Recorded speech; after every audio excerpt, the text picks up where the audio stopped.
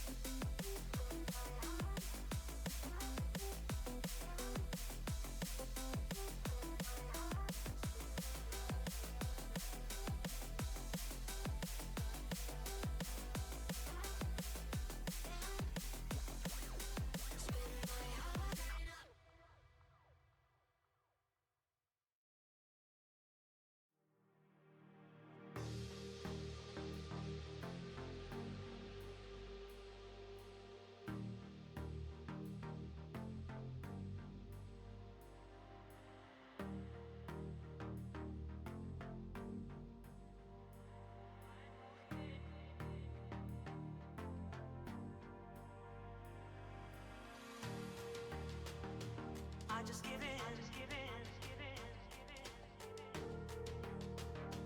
Never calm down. I just give in. Never calm down.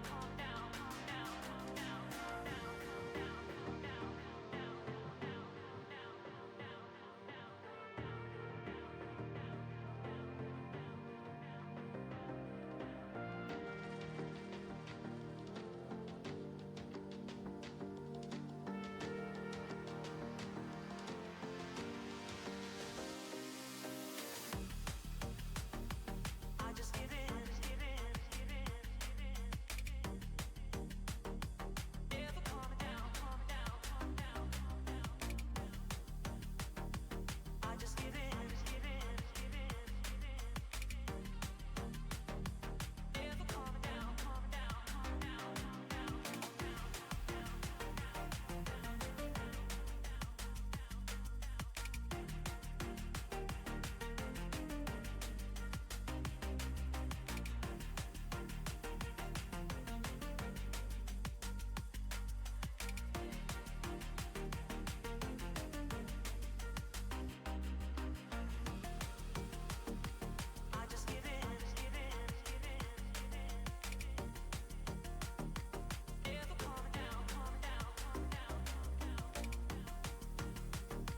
I just give in. Never calm down. I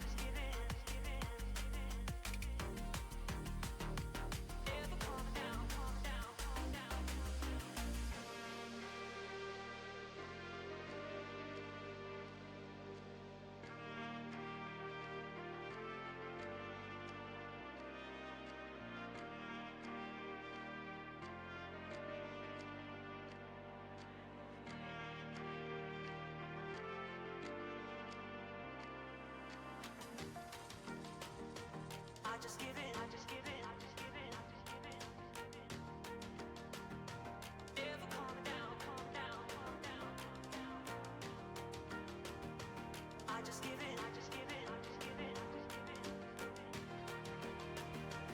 Never calm down.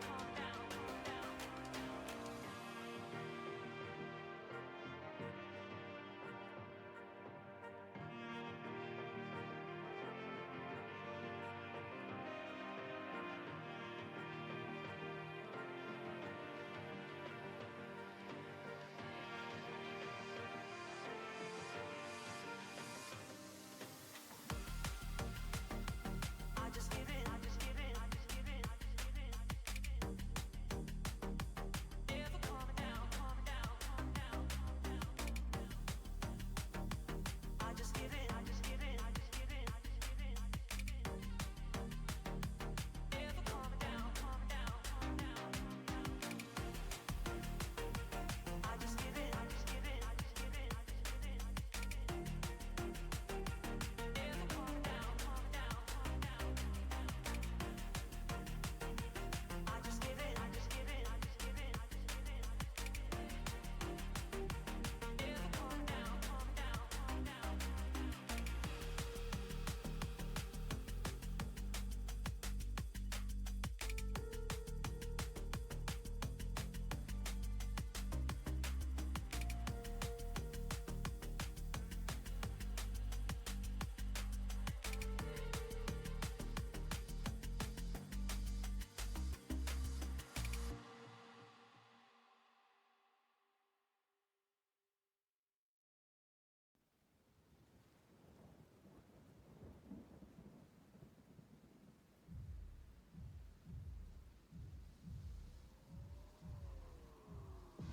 O'clock in the morning and my mind it starts to fade. I don't know if you're coming, but I'm always gonna wait. Give me all the reasons. Are you losing feeling? Are you gonna be there if I'm falling? Heartbeats a moment, lost in your own head, trying to find the strength to keep it going. Heartbeats alone then, forever lost.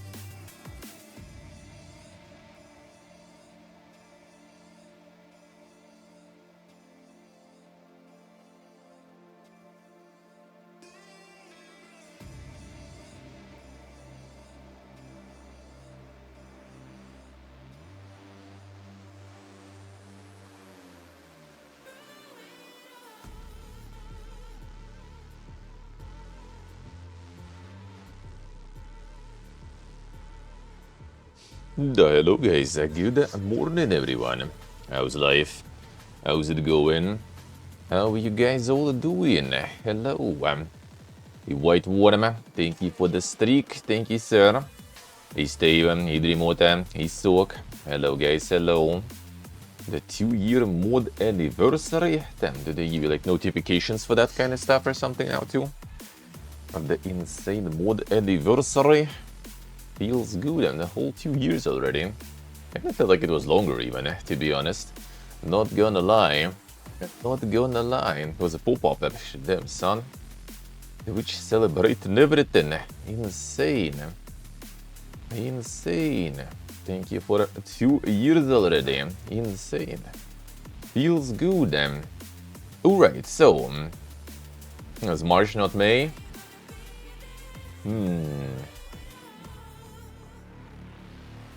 Yeah, I kind of don't actually remember exactly when it was. Like some events around and it just kind of like happened. It just kind of happened. Actually, yeah, it was. It was actually March. True. It was March. So yeah, not sure. Not sure.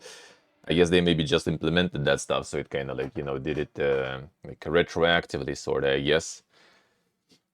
The one that it skipped, sort of. So we'll see, maybe next year it's also gonna be like in May or something. Yeah, it should be. It should be March indeed. Alright, so yeah, we're gonna do some Mechanicussy for a few hours, and around noon we're gonna be switching for the weekly gaming news recap. We're gonna do that.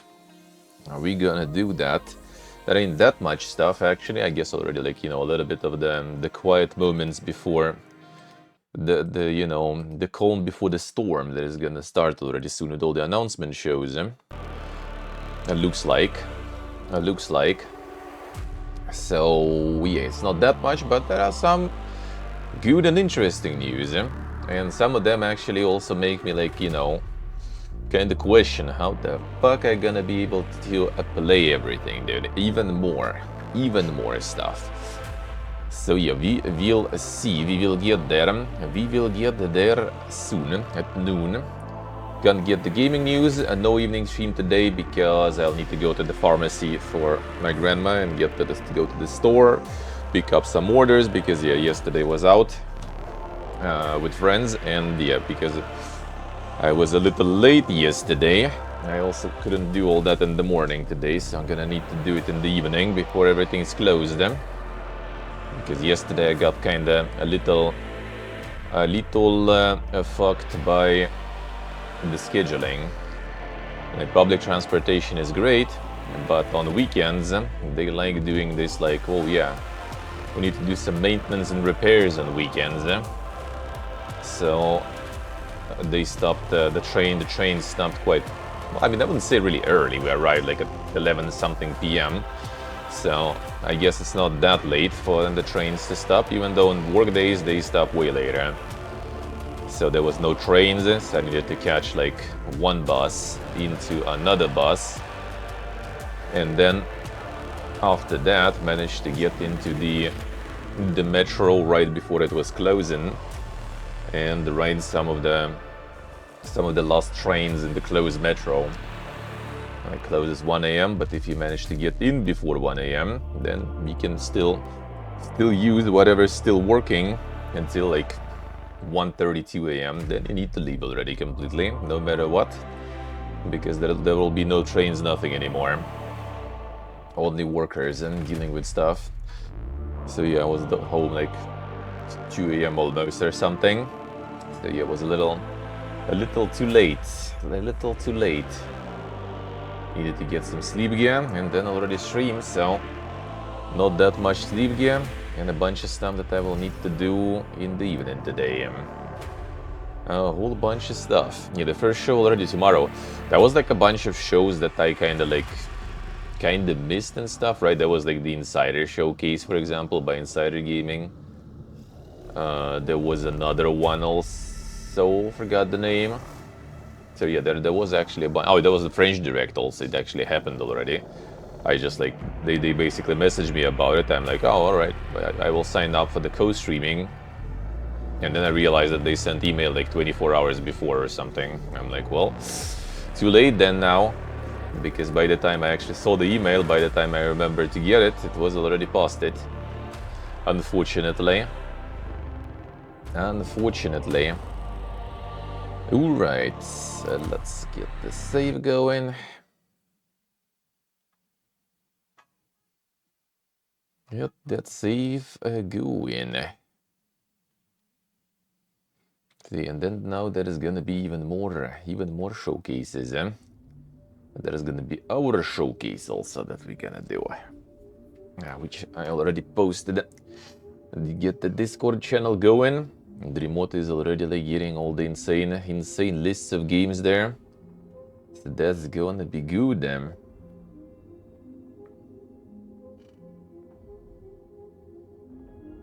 Four out of 5 shows have the wrong time, I see. It's gonna be fun catching everything up. Trying to make sure it's all at the right timings for everything.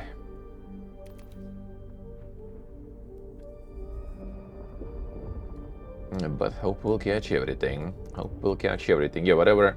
Like the main shows I will do obviously on the main channel, not to mention I'm like official co-streamer for the Summer Game Fest and like the main events and shows of them. So like the Summer Game Fest, Day of the Devs and that kind of stuff. And also Xbox stuff too, I guess. But other showcases, we'll see. Other showcases I might do on the second channel then, if they're like kind of later than my usual stream time. I will probably do them on the second channel.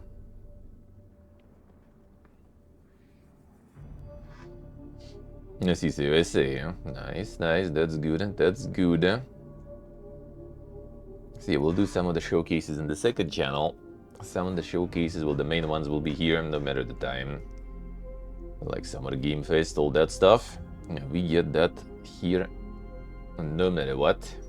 But some of the other ones will be on the second already. They will be on the second, then we'll see how also the schedule will go. I need to figure out when exactly to get that day off, because apparently, did they get actually the Steam page for it? I just like read the news when I was gathering it, but I did not check on Steam.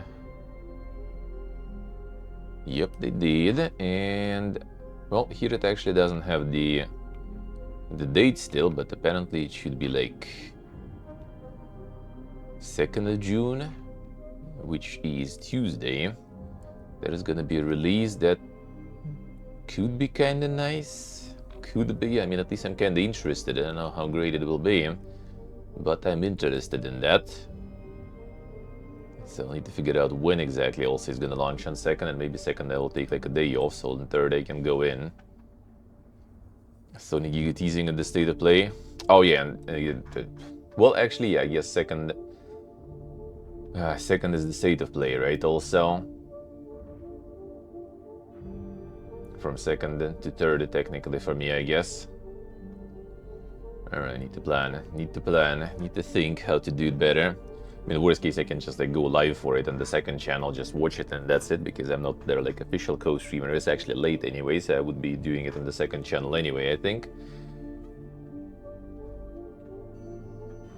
The live viewing in some cinemas, I see. Huh? Will they actually finally drop some games? Pog. Finally gonna get some games. Yeah, I'm thinking who would be better with all the dwarves in there. Well, we get all the priests, that's for sure with Vidix. Absolutely. Magus Faustinius, the Omnisynod has reviewed the strategic value of the Osirian. It is far too critical to entrust it to an uncertain ally. You speak of the kin. The Osirian would be in Necron hands if not for our alliance. They have proven stalwart and dedicated fighters. But for what do they fight? The kin have their own objectives, Magus Dominus. Coexistence is a fallacy. Thus their proclamations of mutual benefit ring hollow.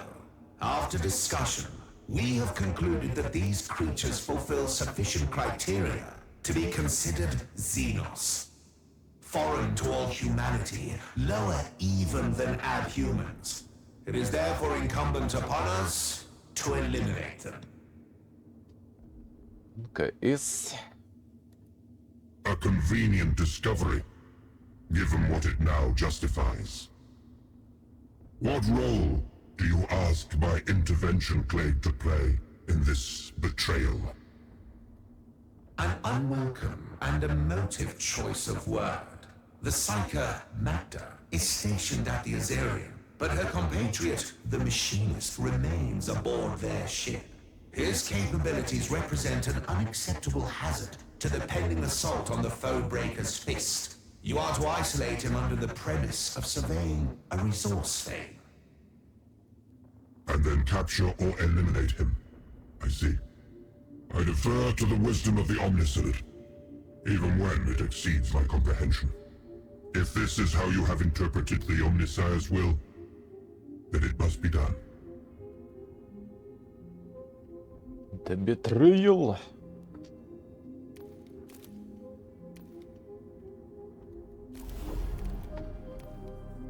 Okay, we get all the priests, that's for sure. What is this one? Oh, the aura, alright.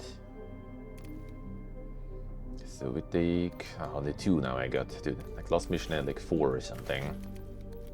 Now we got only 2. Well, let's see what I already have. And the Mega Doge. Alright, belly guys will be nice, I feel. In general.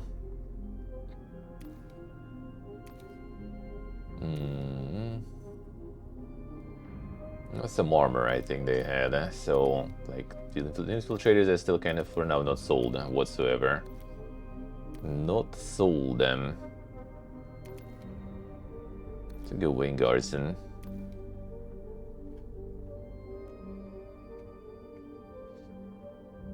Yeah, people getting mad about like some mentioning about the platforms, the multi-platformness and everything. I feel like they kind of like the new CEO with all her like, you know, statements and everything, just kind of like waking up, you know, a bit of a dormant, a bit of the dormant, you know, console warring again. And the show's EU friendly. A bit of a stretch. Not all of them. Summer Game Fest is basically like what? 11 PM, right, or something? State of Play 11 PM European time.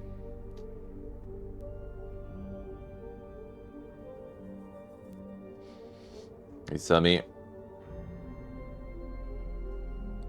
Yeah, and 1 AM and stuff too. Into some more. The Lost Lemon Roll.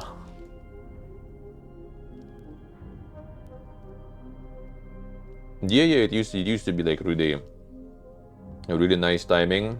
But the more Geoff is getting his stuff into the, you know, live audience oogie woogie stuff, the more it all kind of shifts towards the US times.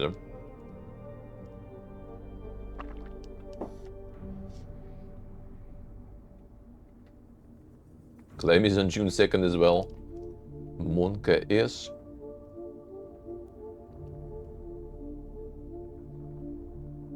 Yeah, when they had like the no audience, you know, just the digital showcases and stuff, it was fine. When the audience started getting involved and rip.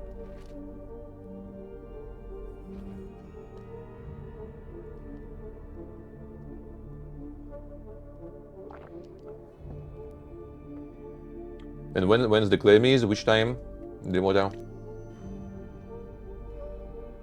Clemmies usually is not that bad, but usually it's still kind of past my stream time, so it might be something for the second channel.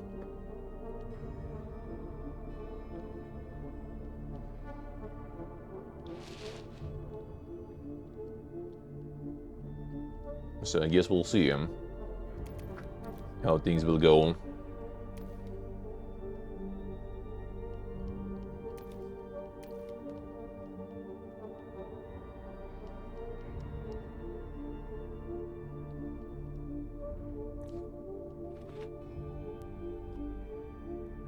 Let's see, so I see. Gonna be something nice, 5 p.m. Alright.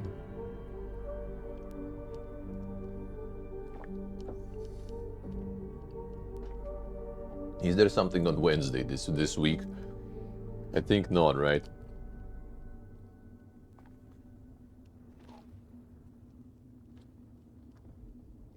But then again, I don't want to take Wednesday off because, you know, Tuesday is going to be released, that I would be probably playing on Wednesday if I'll be playing it.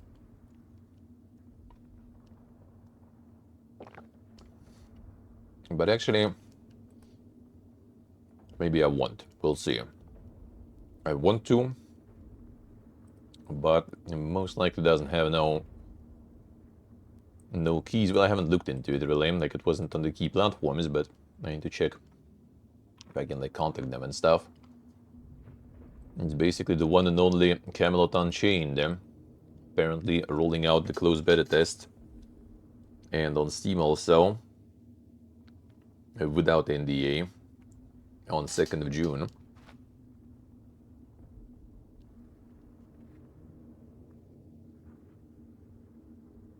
Hey Nick, good morning.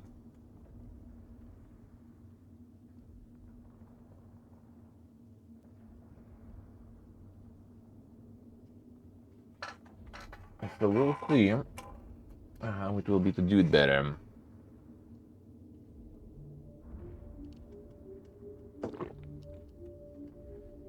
Technically, irradiated is not that crazy important.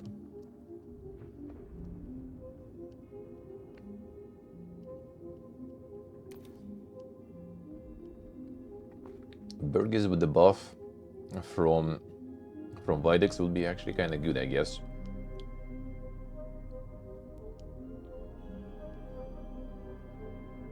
You can do like all the fire stuff and the melee attack twice, basically. Then that is pretty good.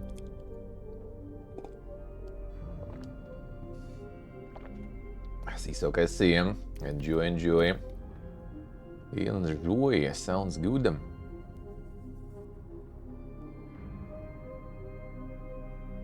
Because Rangers are kind of nice. No more Rust Stalkers.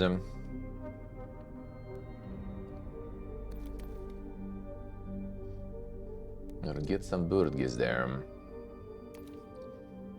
And get a bunch of servitors. Rangers are kind of nice with the ability though, with the Canticle. 2 shots. Plus 2 cognition that way also. Oh, you know what? Yeah, I could probably shoot him. Need some cognition generation after all. These guys only generate on kills.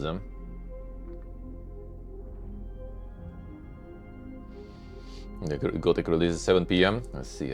I hope they will start already the review key application soon. I hope I'll be on the board then.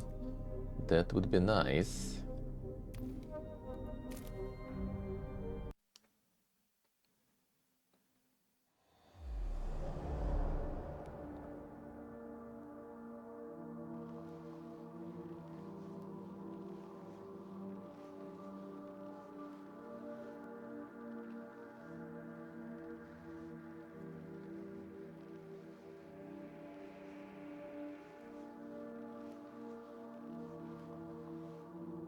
Multiple hunter clades are converging on the Foebreaker's Fist to begin a coordinated breaching operation. Let us hope that we can occupy Anenvir until the ship has been secured.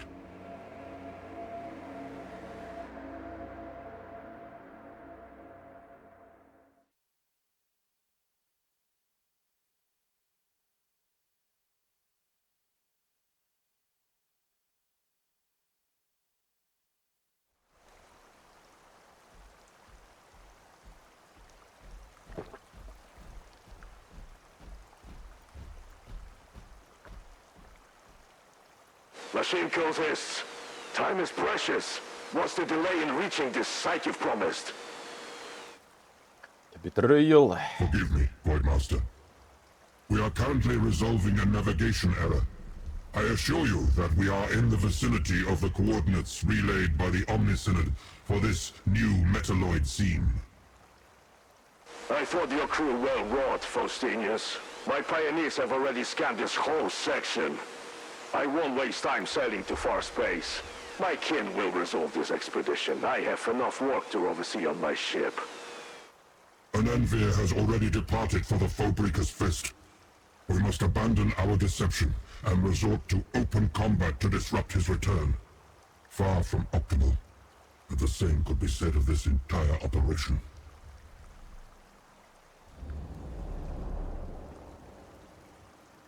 Faustinius smells like heresy.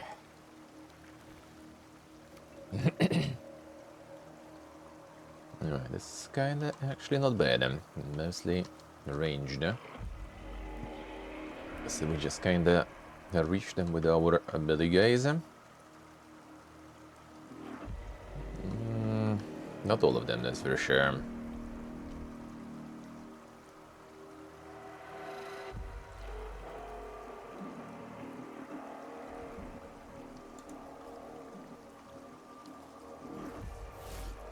I think taking damage is also not very good. So maybe we just ranger it up first.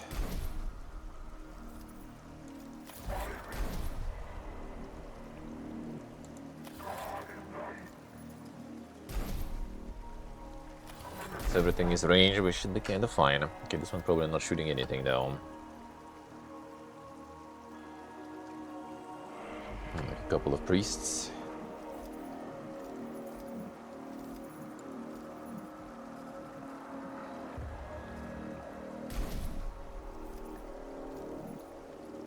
The melee priest then.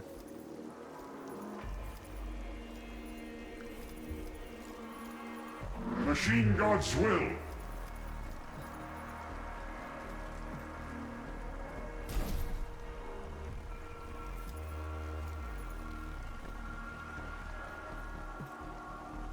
Obedience. Get here.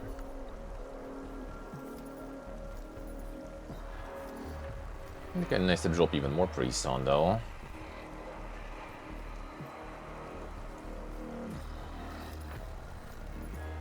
So probably can get shot though. If I drop him here.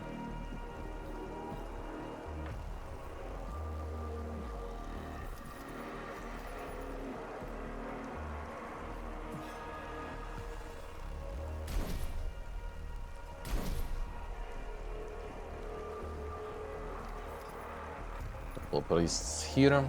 Another ranger maybe here. By the Machine God.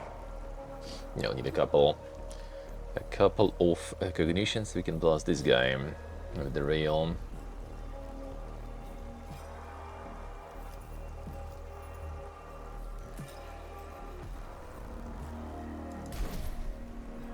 So maybe like one.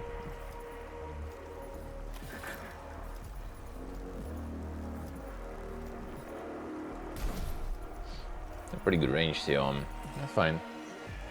Let's see. Revelation.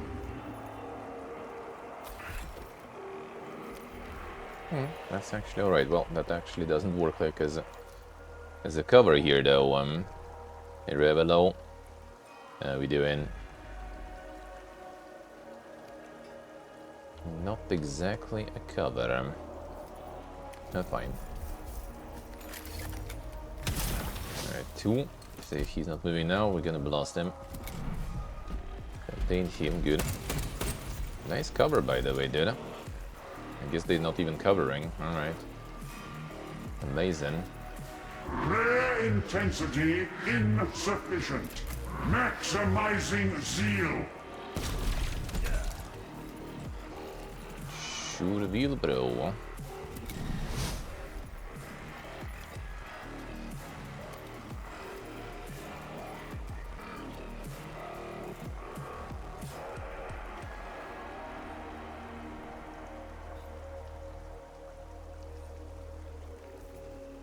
to get him to take less damages. On the other hand, this one already was. No, actually, wait. One of them was already moving. This guy was, right? So this one only left. This one is kinda away.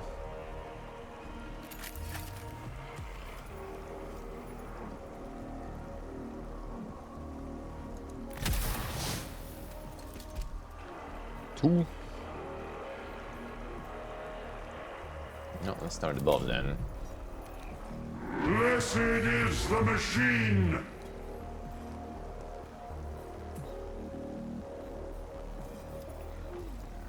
Enjoying Path of Exile 2? Damn son. How dare you? How dare you?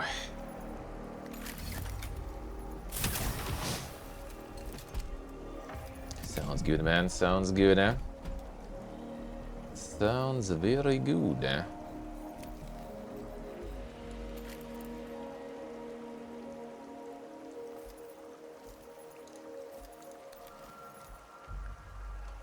I guess we can start going in.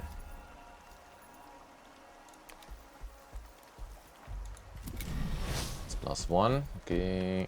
Didn't reach. Nice.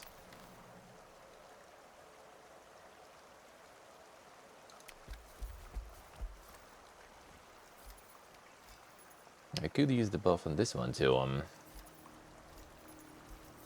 think I'm gonna save for the Magna Rail. Or? What? Let's go. Fine. Buff. Blessed is the machine! Alright, who first? You. Okay, we need to cover you then. Ah, I have to have the opportunity attacks for this shit too. Even when you're going in.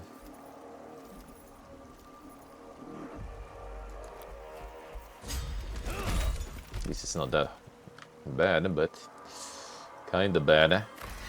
Especially since he's not gonna die this time.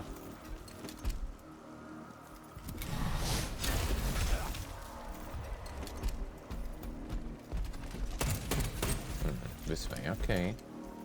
Obedience!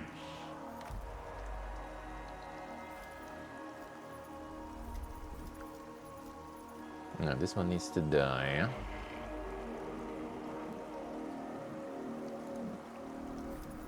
Can't use this one yet though. I guess we shoot this way. And then I have 2 shots from this guy. And potentially that will be enough. Shoot, now we'll need to get lucky though. Blessed is the machine! Did you get buff? I got 3 already.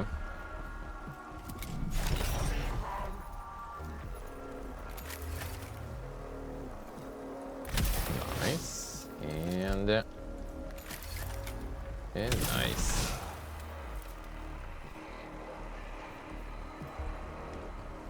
Okay, this guy we need to Magna Rail. And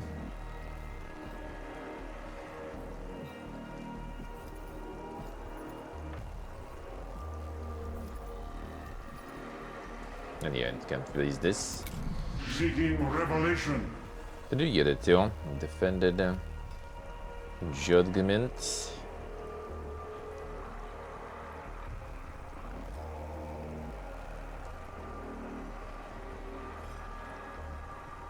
Doesn't seem like it, and I was supposed to kind of get the buff. I guess not.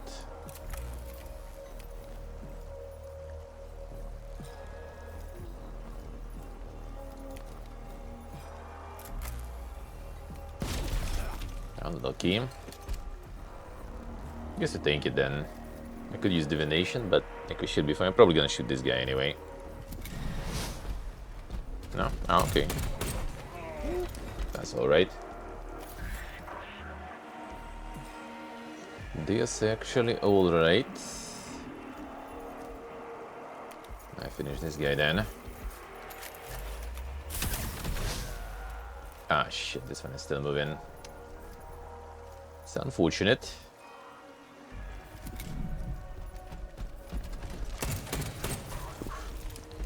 close even.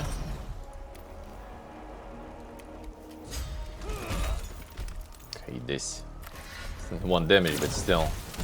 Bonk.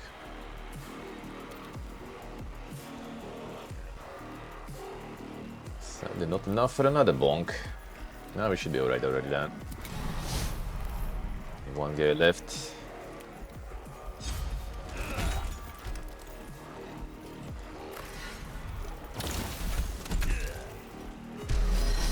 Good, eh?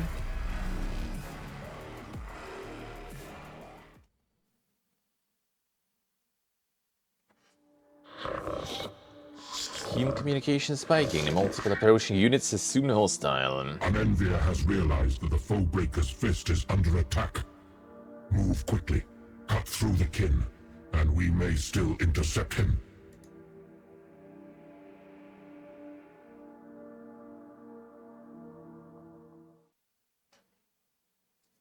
Yeah, Monka is... Took some damages there. That is not very optimal. Right, some melee guys this time. Oh, maybe we must reach the destination. Oh shit, okay. It's gonna be fun. For the Omnissiah!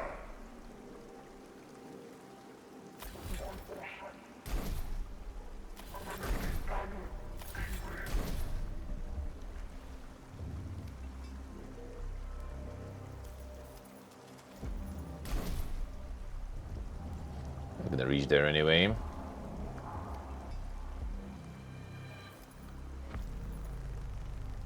Maybe just even more rangers. Again, do want the priest for the cognition generation.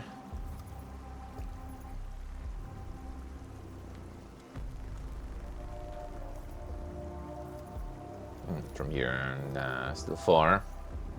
What do you have? 7? Oh, 8 actually.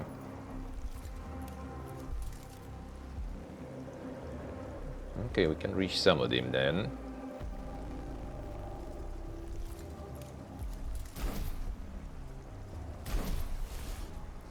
Try to go ham here. Have the Giga Dodge too on. Maybe that will help.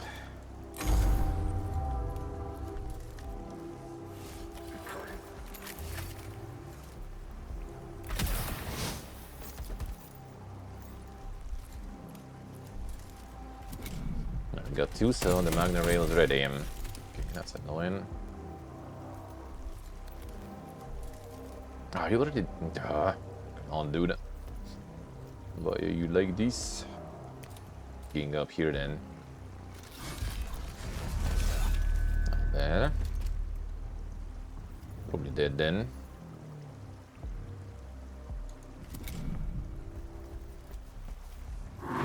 Intensity insufficient. Maximizing zeal.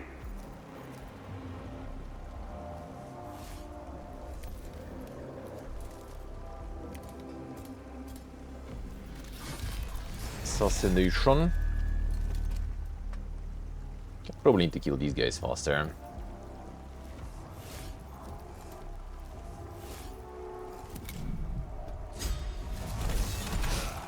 Awaiting enlightenment.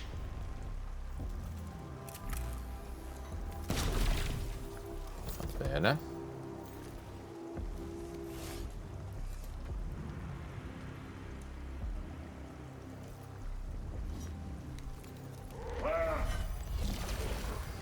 Energize it.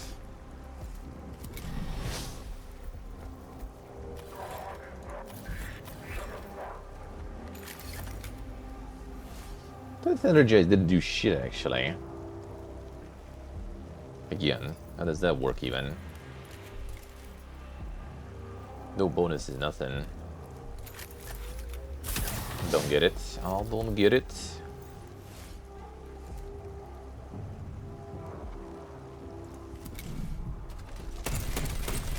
You dodge, please. For a change.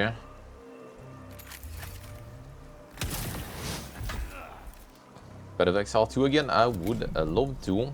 But yeah, I was kind of thinking about doing it this time, but yeah, there is just way too much stuff.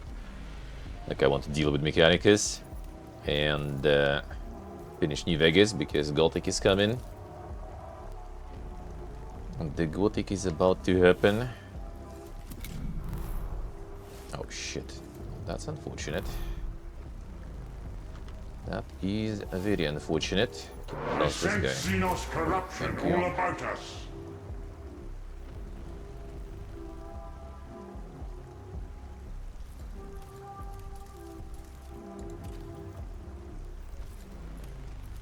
Yeah, my ranger here is locked, so I kinda need to kill you.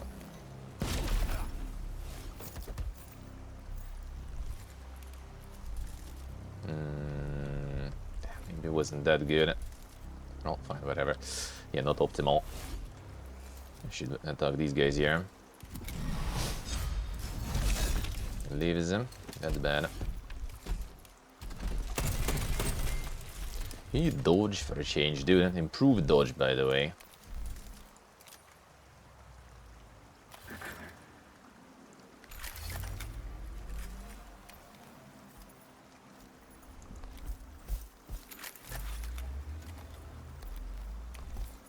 Actually, should be careful with moving.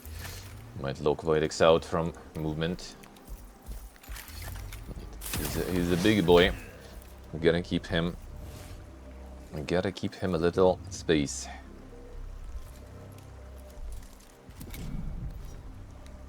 Blessed is the machine!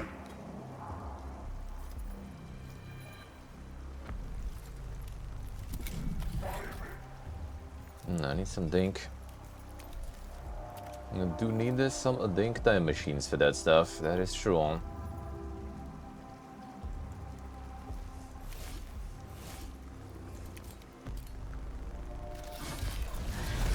Okay, good, this guy is dead at least, that's nice. Good RNG.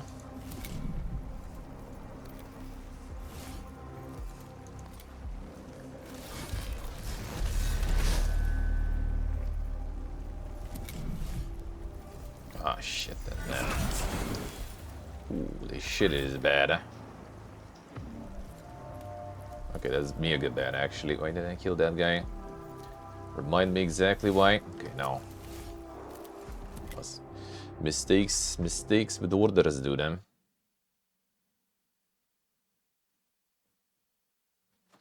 Yeah, the Gothic, and then there's also the Camelot Unchained, which I'm not sure if I will be doing, but I would kinda love it to.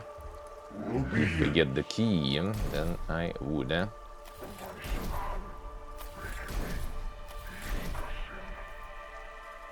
Yeah, it all was fine, I just was messing up with the order of things, so let's try.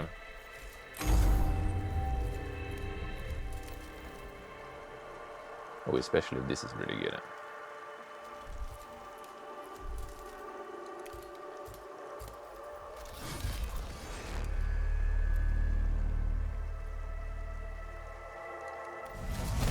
Oof, nice. Very nice. Omnisire, bless our weapons and curse our foes! We'll try to gang up here then.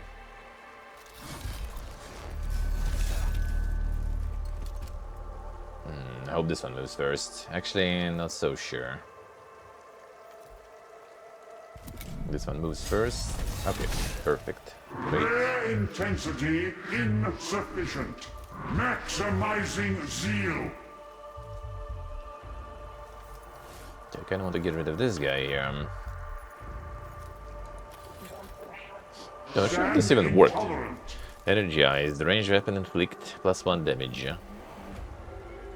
To an allied unit. That clearly didn't add anything. And that's clearly the range still.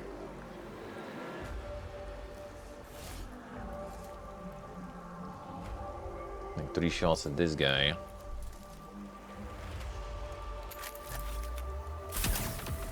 No cognition though, unlucky. There is 3 shots actually. Straight up.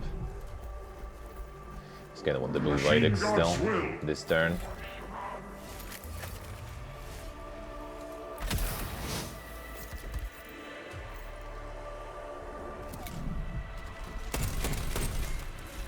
No dodges here. This one is dead at least. That is really good. Bless our weapons and curse our foes. Buff.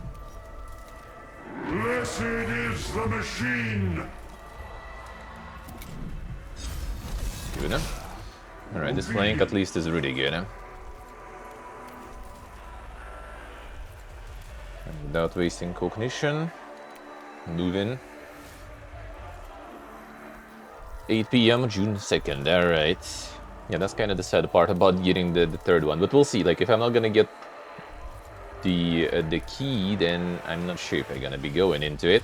Maybe I'll wait, see what people have to say. Because it's still kind of question mark, you know, what it's gonna be. If I get the key, then yeah, I will do it. I'll get to it. Need to check if they probably have something like content creator program or something like other MMOs. I'm not sure if I'm down to kind of, you know, go for that kind of commitment. No, only 2 shots on this one then.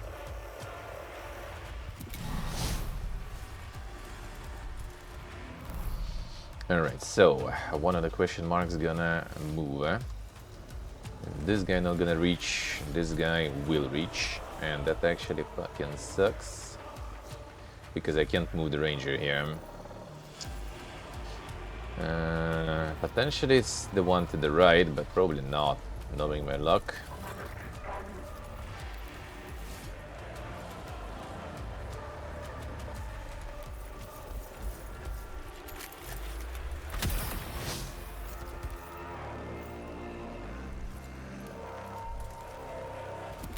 Yep.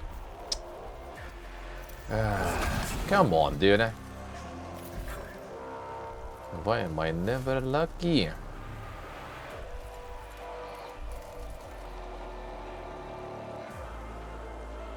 need to blast this dude too. I sense Xenos corruption all about us. I guess we'll do it this way. Move in. And I still should have enough range for the Magna Rail there, right? It's still not gonna one-shot the guy, that's the problem. But they just bookied it there. Nah. Yeah, Oxer low. How we doing?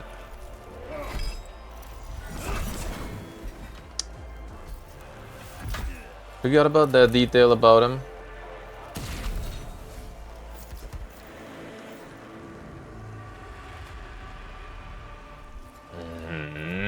Do better then.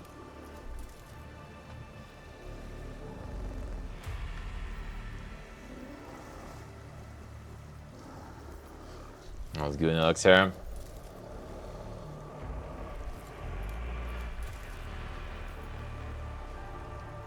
Yeah, I should just range that guy then.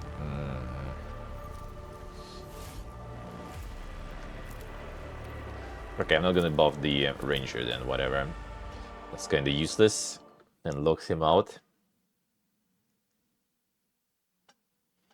So do the same start, but we kinda do more active. Move actively. Hey, Karakula. How we doing? Stand intolerant. Another option is to actually get you here. Insufficient. Maximizing zeal.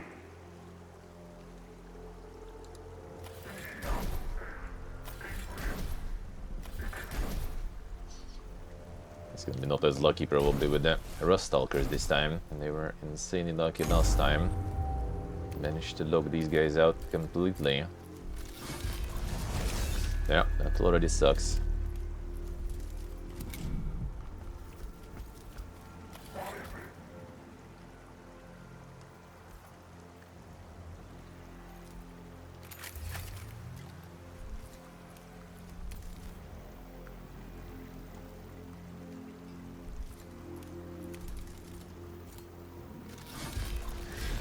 That's better though. That potentially is good. But last time was like super clean here. And this time we get lucky with dodges? Probably not. 30% chance, by the way. By the machine god!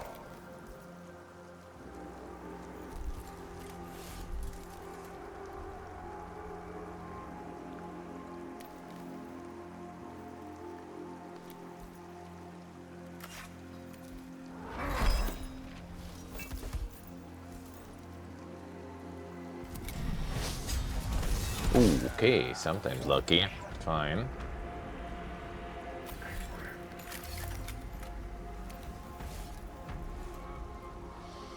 What if I try to move you? I guess a little. This way we still get the cognition point. That was lucky though with 3 damage. Which is kind of fine. I need 1 shot anyway. Actually no, otherwise I would need 2 shots, so that was kind of lucky I guess.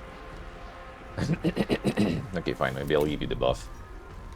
Like in this area, I don't think anyone gonna reach him here, hopefully.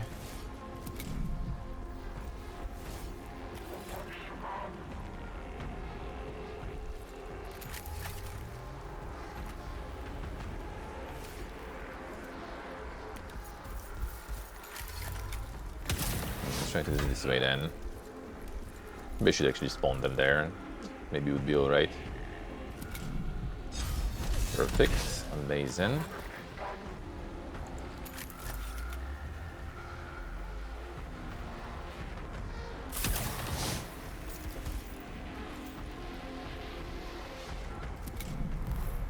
Now we decided to spawn them this way. Let's see how it is. Well, at least they're not moving anytime soon. We will have time to move this guy out of the harm's way. So, first things first, this guy. Okay, this guy is gone basically, so we don't need to move this one yet.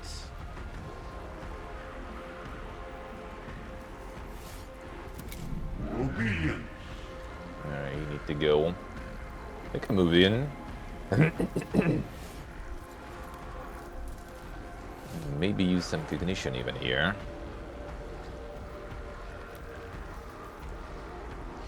Do the melee attack, we shouldn't get any retaliation if he doesn't die, so we're good. And then we shoot, and before that we'll still prompt him to attack me. You know what, I'm gonna just do fucking divination just in case. I do have cognition to afford. Nice, perfect.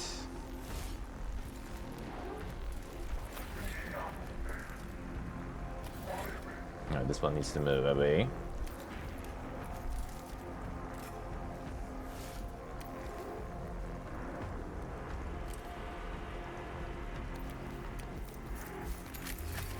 Good then.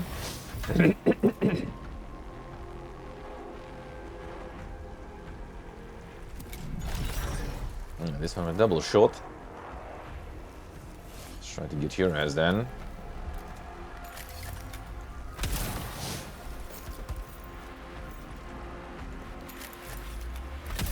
Damages. I guess we buff you again, might get +1 heal next turn. Probably not though.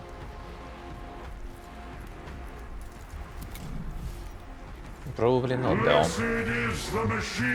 Especially if they spawn like the shooty boys now. We'll need to peace out as fast as possible.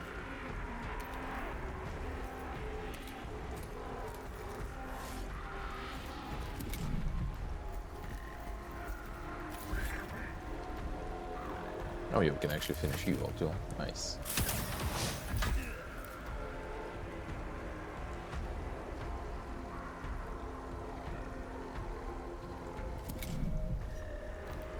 Blessed is the machine!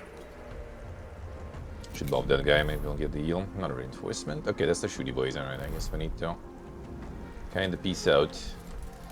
Stand intolerant! Let's go. Off we go.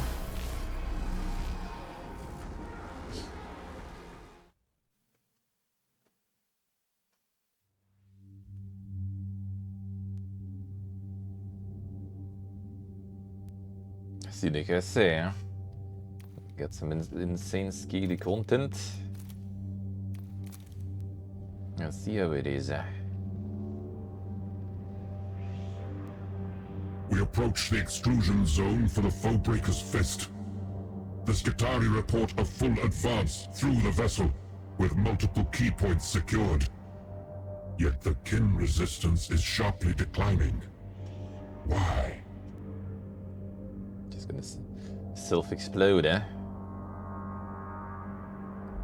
Peace out through the portal or something. My merit of need, traitor. The need to keep what is ours from your plundering hands. I should be aboard that ship, but I will take my vengeance where I can. For now. Hostile comms activity receding, elevated isotopic plasma levels detected. Warning. The reactors on the Foebreaker's Fist. The kin are destroying their own ship. Fall back. Get to safety. Monka, yes. Levels increasing. Unsurvivable red saturation point evident. This is madness. I have witnessed the kin's devotion to efficiency in all things. Would they truly engage in such monstrous waste, simply out of vengeful spite? Or was there something aboard that Unenvir needed to keep from us? A secret the kin would destroy themselves before letting us learn. Multiple plasma flares detected. Minimum safe distance revised upwards. Once the reactors on the Foebreaker's Fist go critical, this whole area will be obliterated. Keep moving, and do not let the kin slow you down. Monka is.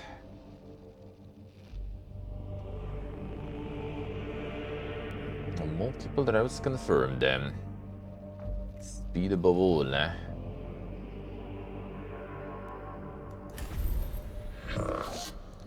Multiple rat burn casualties confirmed. Automatic systems engaged. Without leadership, the Force suffers. Focus, regroup, and lead them out of there. Nice, real nice. Doing some feasting there.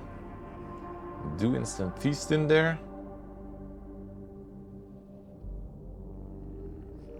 Focused and accelerated. Battles irradiated and burning. Alright. Monka. Let's see what I say. Huh? Sounds good. Huh?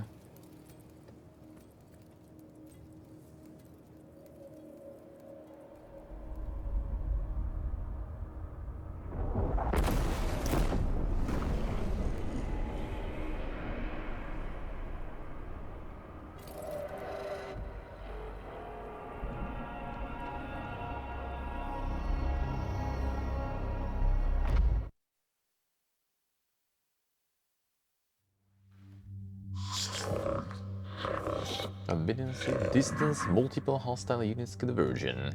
This region would be deadly to unaugmented humans, but the kin do not flee. It seems they would prefer to ensure we die alongside them. Voidmaster Unenvir, we have abandoned the Azirian. You must fortify the Foebreaker's Fist against Imperial attack. A broad-spectrum transmission. Exposed, but sufficient to punch through the Omnisynod's vox jamming. It seems the Lord Grimnir escaped our Skitarii as well. It's too late, Magda. The machine cultists already staked their claim. The ship is gone. All that remains is to settle our debt with these old breakers. I'll see they don't escape. Not one. We've lost too much already, Unenvir. Vengeance now would be a prize for an orc.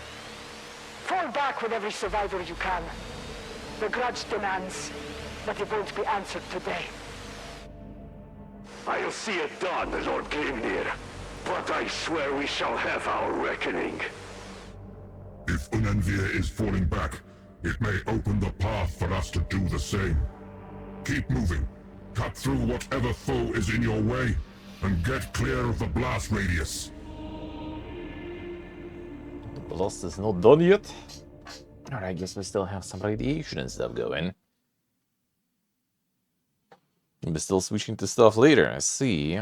Not committed to feasting? What is this, dude? What is this betrayal? Alright, survive, reach destination again. Everyone's burning.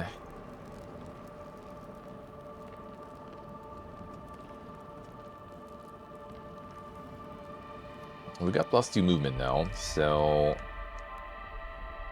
we could actually go ham here. Probably will. Just need to go forward. I lost encounter, so 2, 3, 4, 5, 6, 7, 8. Okay, we can get this guy. As the berserks though. Why would I do that? These guys though.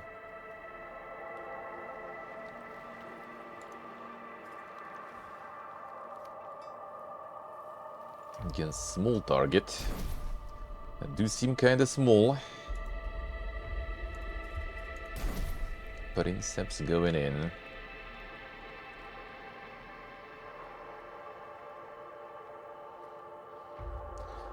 The rest I guess we can't really reach, actually. Not really.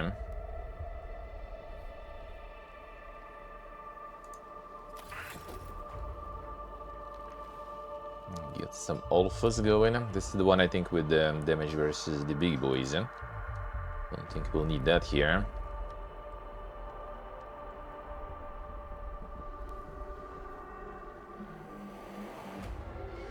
Drop a bunch of priests then. For all the cognition points possible.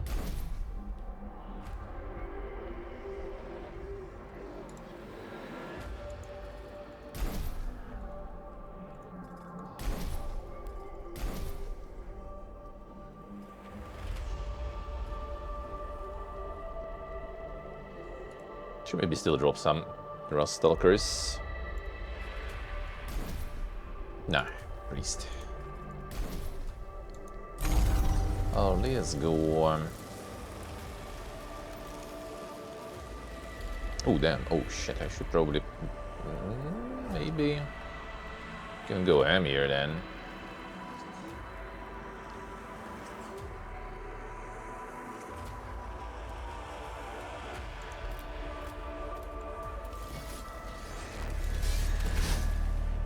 Fucked.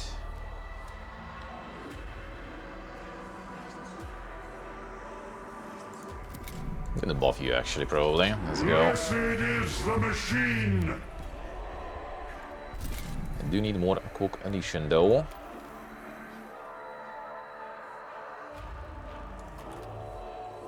Ooh, perfect.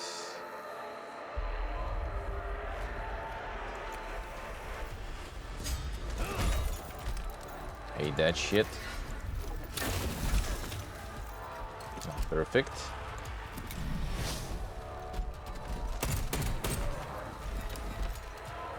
We'll need to move Vitex faster.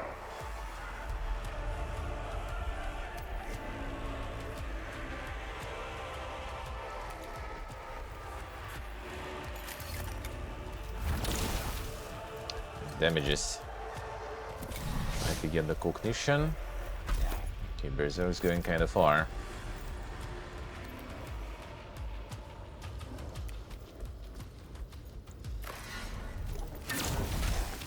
Alright, this one dead then.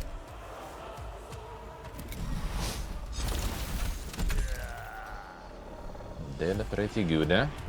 I sense Xenos corruption all about us. Opportunity attack is not fun.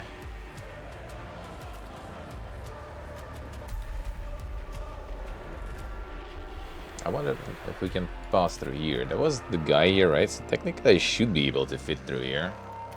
I think.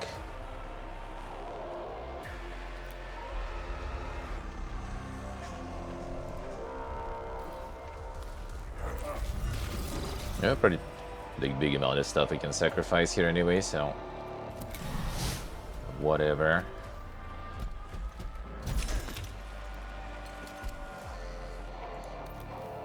The opportunity attacks indeed.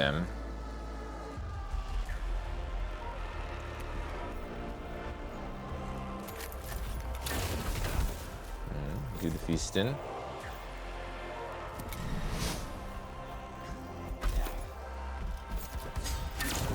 That was questionable decision, bro. Huh? Yes. I really wanted to get in that cover.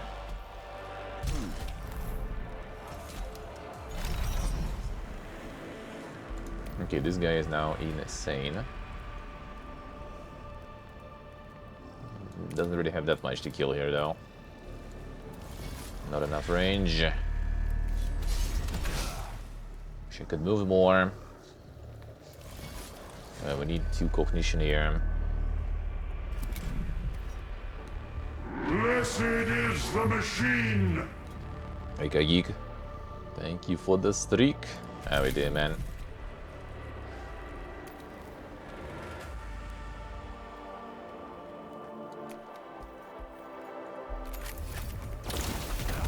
Should actually finish that one off. Oh yeah, they still do the attack after.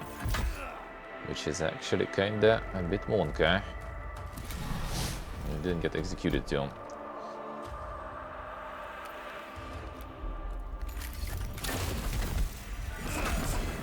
So strong. But that's okay.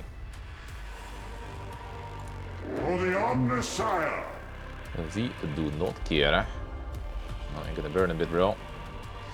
Unfortunately.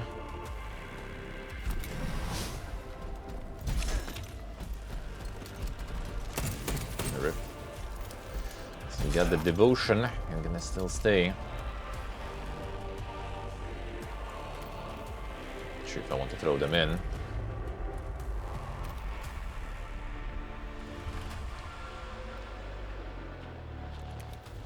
Stay here.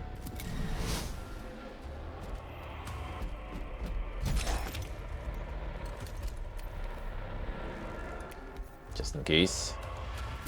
I think we don't really need that, but still. More reinforcements. Our own reinforcements too.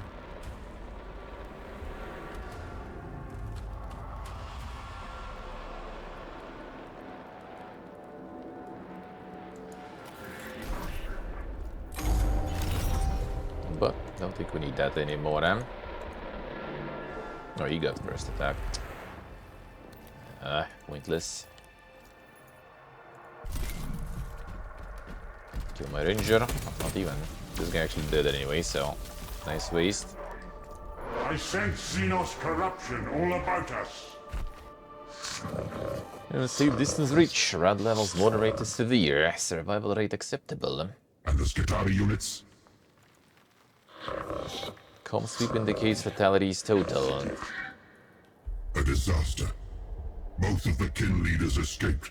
Our Skitarii were ravaged, and Unenvir chose to strand his people on a hostile world, rather than letting us claim his vessel.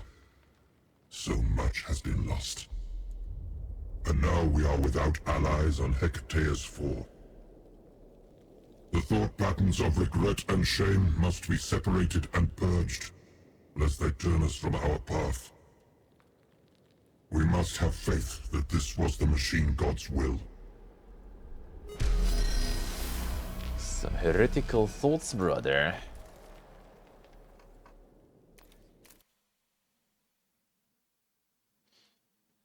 The betrayal. The dwarves fucking betrayed.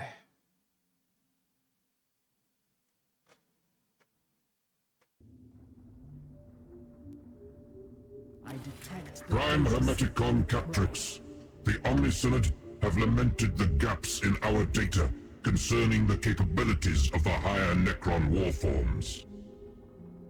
Lord-class Necron leader constructs. Prime targets among Xenos warforms.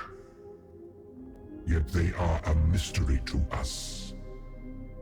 Your expertise is ideal for tracking down these Necron lords and bringing back observations concerning their combat capabilities and the means by which they command their troops. Multiple target elimination doctrina accessed. To hunt such exalted quarry. is to express the superiority of the human. For once, elimination is not necessary. Your orders are to observe and report back. Will prime target of opportunity elimination result in admonition? So long as the primary mission is not jeopardized, you will suffer no sanction for destroying the target. The hunt commences, Magos. Action is coming. Curses honor him. For the data on Necron lords and their combat capabilities, and that's what upgrades again. Caprix also getting healed. Nice. Not sure if it's that needed. But fine, a sign. This brother man still learning, I guess. Should be one more turn.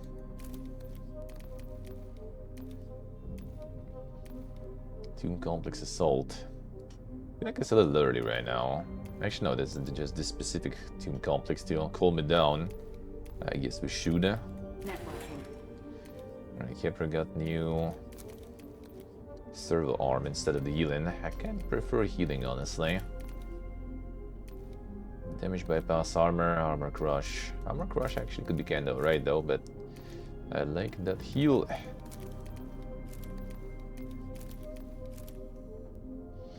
And the different parts changing.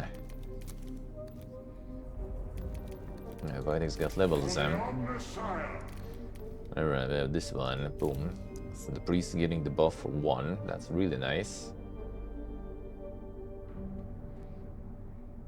Oh, that is very good then. Energized after completing a ritual. That's actually pretty nice. Let's do it.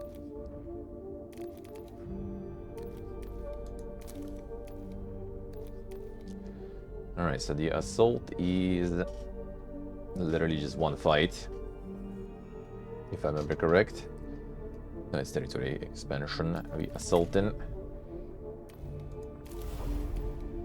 Still no level 4 though. Come on.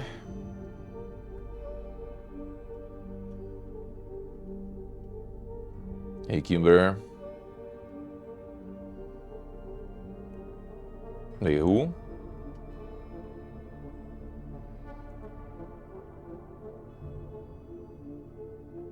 BA? Who?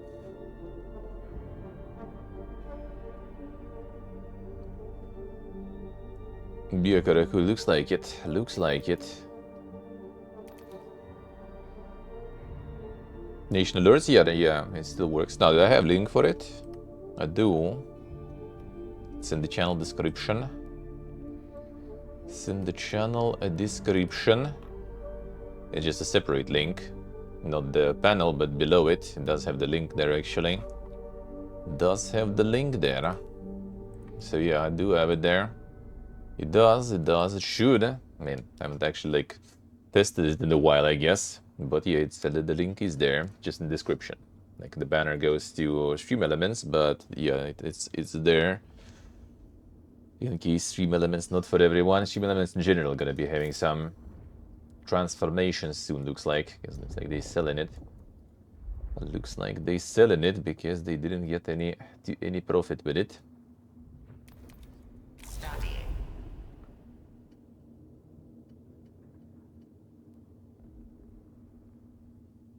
Alright, let's see. Let's save first.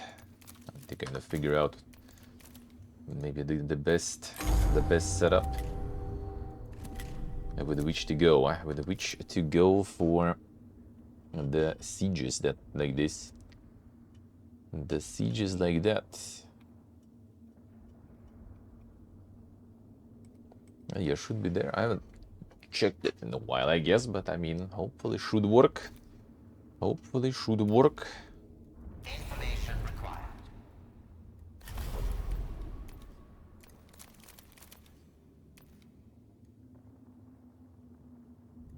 Go ham. Let us see. -1 damage from range attacks. Not too bad. Sure, if I want any infiltrators, I'm still not really that impressed. Priest for sure. These guys for sure. Huh? Get some Mechanicussy.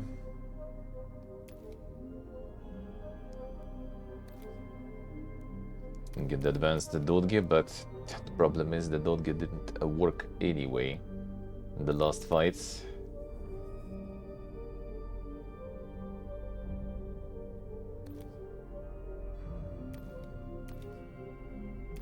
Our Rangers.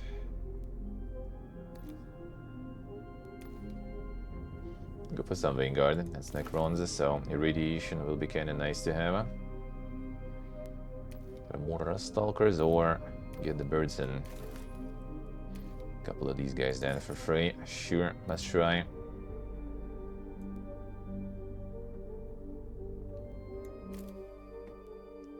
Well, let's see.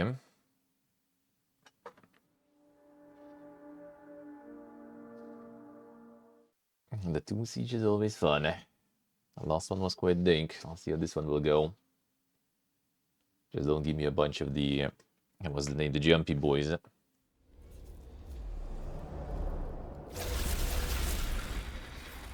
At least no jumpy boys. That's good.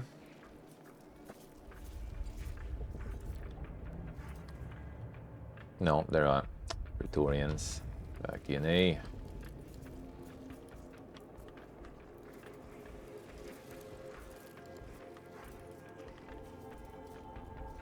Yeah, how do we deal with you? I think we can get some birdsons here. Ooh, actually, this guy has the cleave, so that's gonna be potentially like triple. Let's get the cleave guy. Bird. Maybe burn them also on top. We'll need the priest too. Maybe even... here maybe even. Actually, wait a second, let's do the rusty boy here. I can go from behind and get like triple. Well, actually that's so close, huh? Maybe Electro Priest here is also good. That's also AoE with Bouncy, that is good.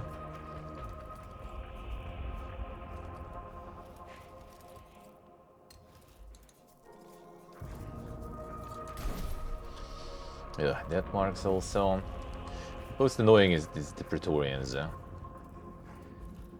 Hate these guys. There's 3 of them also.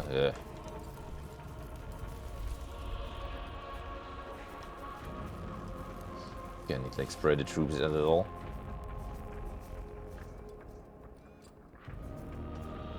At least all this stuff should be done and gone very fast.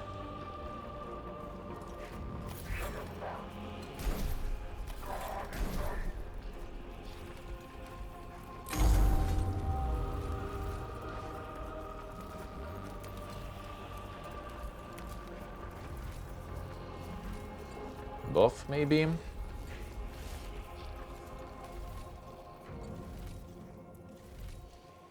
Oh, I'm not so sure. It's gonna be again the fucking explosion happening here. If we kill them, actually, they're gonna explode them. Hit me also with that shit. I don't like that.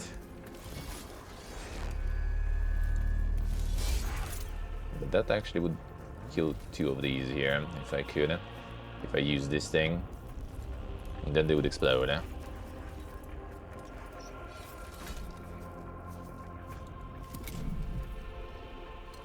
we go with the Praetorians. At least none of them gonna reach me yet. No, except for that marks. Yeah, these guys gonna be already getting pretty close, probably. That's annoying.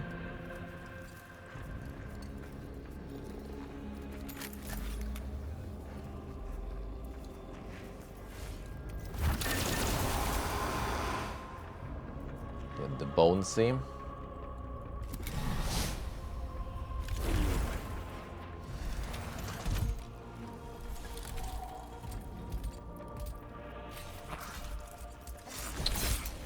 Stop it. Building my bird.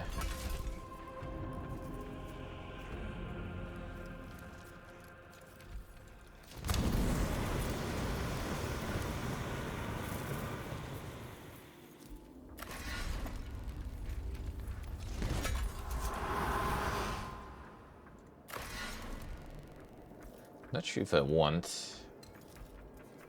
Actually, I guess it's fine. I'm gonna move them like this here, probably. To avoid the burn.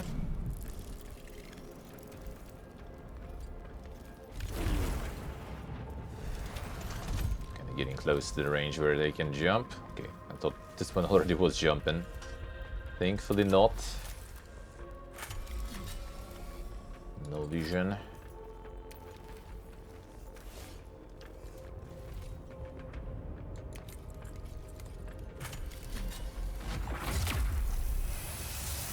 No damage. Well, at least it burns, that's good.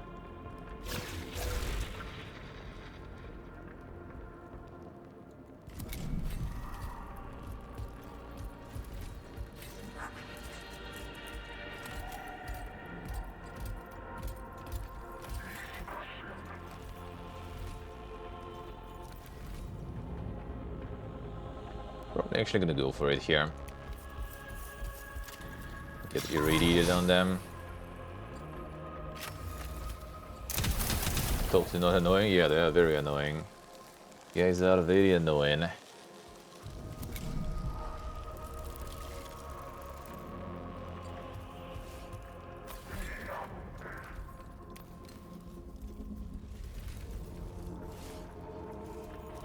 Let's start with this then. More cognition.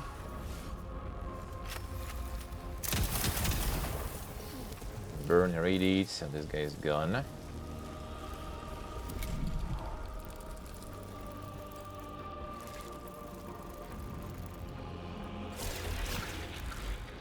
Yeah, and they also have insane range. Nice, thank you. Burning his gun.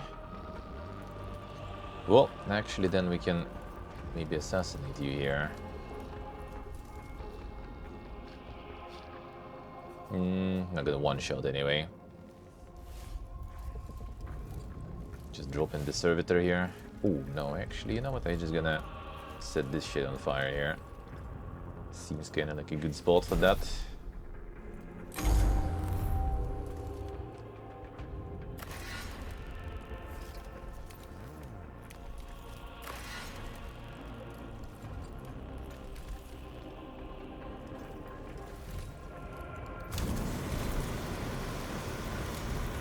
I think we can go ham here, eh? At the same time, I don't know if I want. Could just like fly in, hit this one a bit more, get some melee damage still.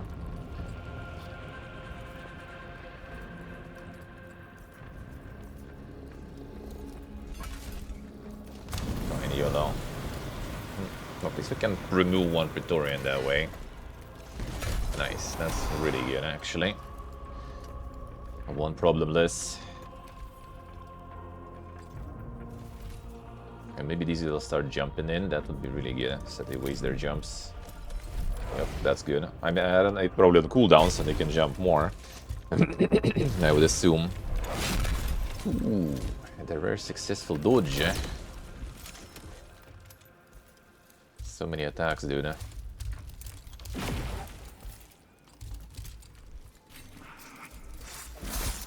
annoying. And then he's gone. Nice. Okay, to get rid of these guys before they resurrect. I guess we'll just do the cleave again. Oh, that's actually 3 ignition. Okay. And I might want to maybe back off a bit. Guys, too valuable. And here? Okay, that's fine. Even though this guy is gone now. Hate these dudes, eh? It's not even like backed off them. Smart. Smart. Ripped Bergia.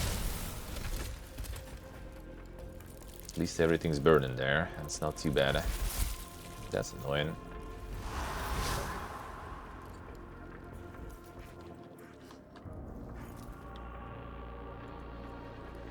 Let's get it ran out of the range here. Smart.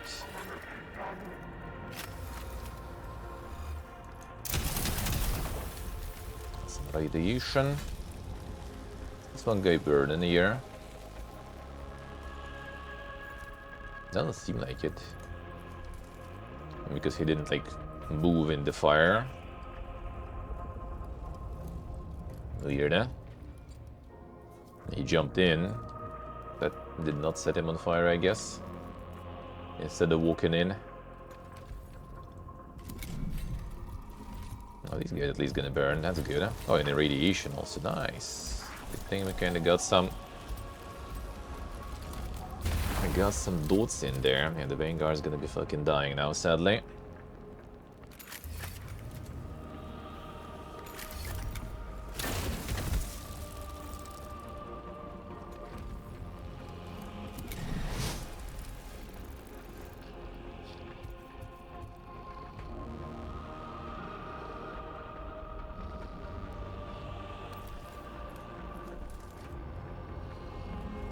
Guess we should both here.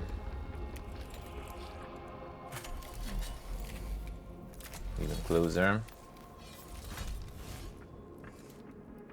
Kind of dangerous here though on these guys. Maybe I can.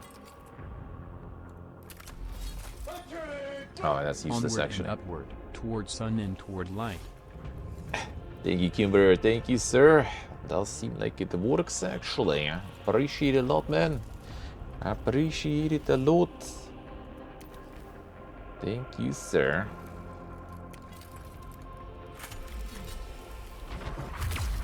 Hope you're doing good, man. Hope you're doing good. And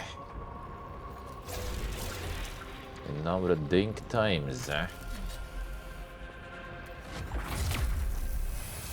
I wish I could just finish you off with this shit, but can't. Well, even if I would reach because of one armor, they're just not gonna do shit here. Unfortunately.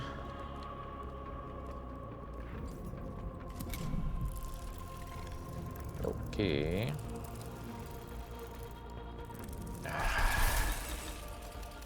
That's fine, but as long as the rest can do anything. Oof, nice, survived. Our reinforcements. So this one we can now assassinate though. Maybe I shoot them.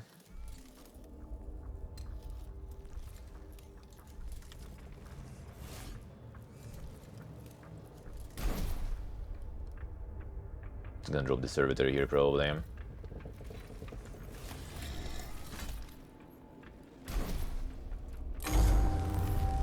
Servitor, I'm gonna get some beaten. There should be a couple of hits at least. Yeah, and the pistol.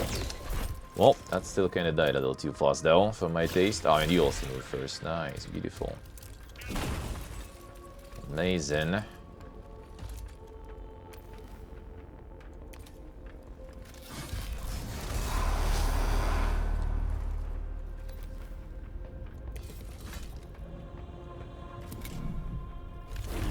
Oh, this one's still moving. Shit, that's actually really bad. And the pistol. Holy shit. At least he died after, but oof. Dangerous, dangerous. Okay, we still have devotion, so this guy gonna take at least one more hit. I think I'm gonna keep him actually. Well, I mean, I could use, but then he dies instead. Well, oh man, that's actually kind of good to use here though.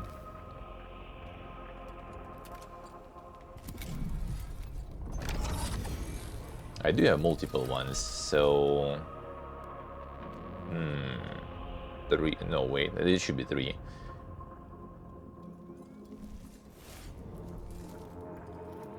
How much can I pump in?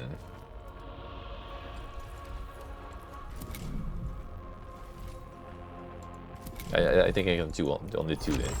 Multiple use one, it was right said. So, yeah, that's over. Alright, that's still fine though. It's gonna be massive AoE. Not bad. Not bad at all.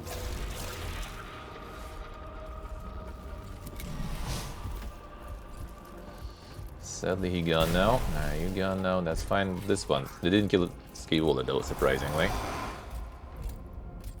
She's really low.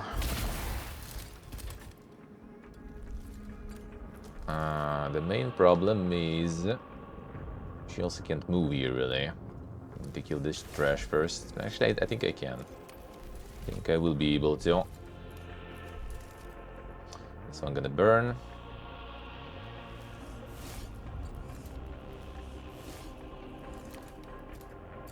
As long as she leaves him, it should be fine.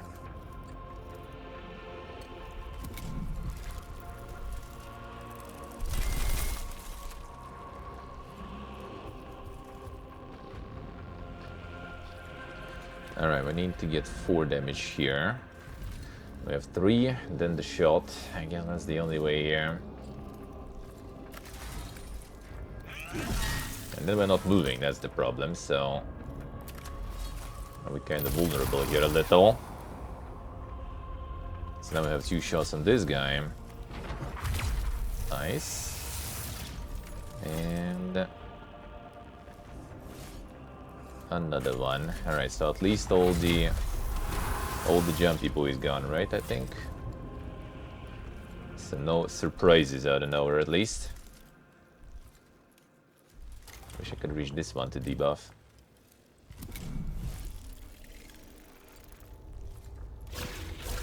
Don't.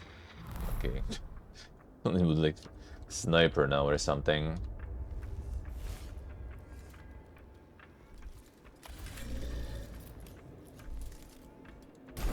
Melee.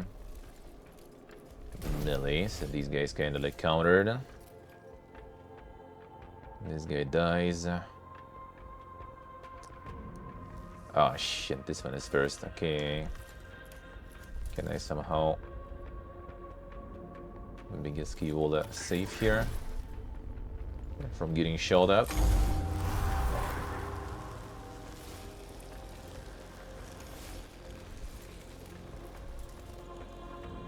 And this guy here is a little unchecked.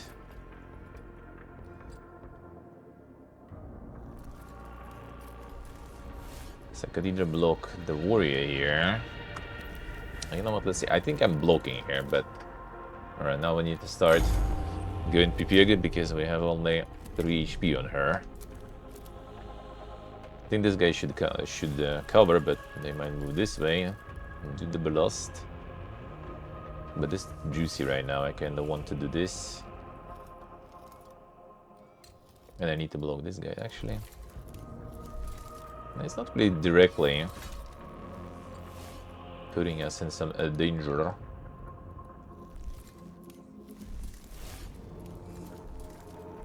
Okay, why can't I target this guy? Bruh.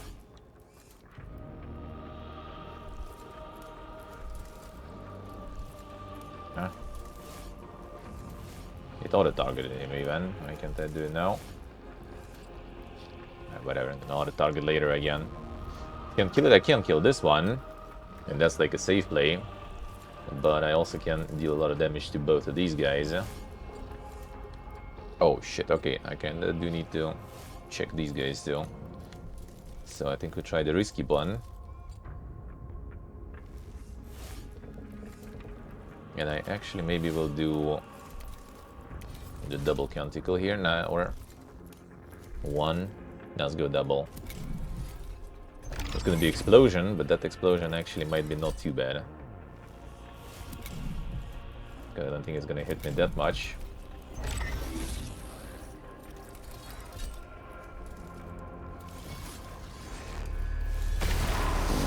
Well, that did hit me a bunch, but we killed so much shit though, actually, with that explosion.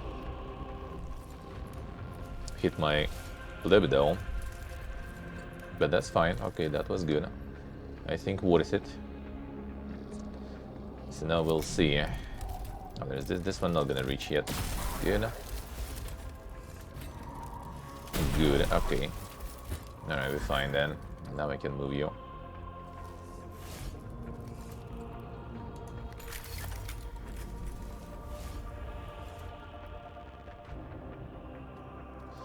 So we need to radiate you then.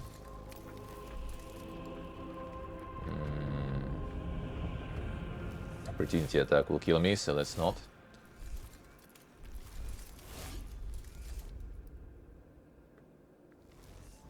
Yeah, let's still go in, whatever.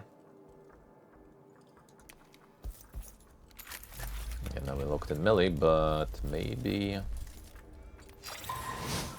if I kill you, this radium pistol would be better because it would die. Well, it will die anyway, fine. Ski Wolf and now safe. Unless this one decides to move. But then it gets opportunity attack and probably not enough damage to kill her. Easy clear.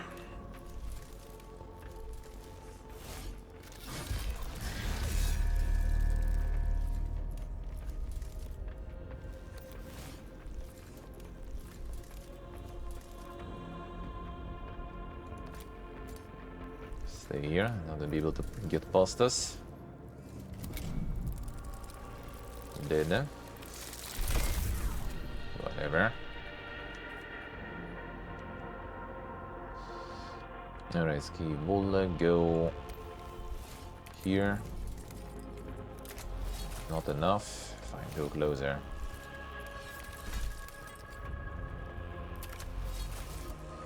Don't really need it, but why not?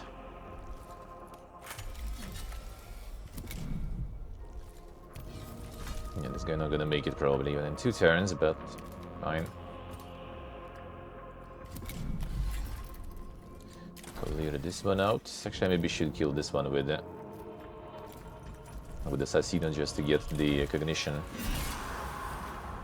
Fine. Can you reach? Ah. Well, this guy can though. But this guy's not gonna deal enough damage. Unless... And the double empower is pretty good, but yeah, the explosion is a bit of a dangerous side effect. It's nice when you have a bunch of range shit though. Yeah, this... Oh, 7 damage from just pistol alone, what the fuck? Holy. I guess it should be plus 4 total, yeah. Still even seems too much. 7 damage on that. Nice. Cool. Good, we already have enough to empower even stack. Yeah, it does, yeah. That's why it's nice, you get double. And you get 2 litanies. Get the double empower, and I already got the passive. I think that 1 litany gives 2, not 1. So I get plus 4 basically. But it seemed even more, I feel like. Magos, I return from the hunt. And were you successful? Target location operation conducted. Full Skitarii support. Across rivers of blood I waded, and through the ashes of the incinerated dead. And your objective? Multiple Necron war forms eliminated. Necron Lords prioritized. Picked grab and combat data confirm Necron Lord destruction. The greatest of their kind. Marked for their authority. Marked for the kill. Your mission was to gather combat data, Prime Hermeticon. Not to leave a trail of the dead. Observations collated into data packet and transmitted to Omnisynod. Majority bandwidth devoted to Magna resolution pics of the target's final moments. I trust that will satisfy them. Good work, Prime Hermeticon. Got him.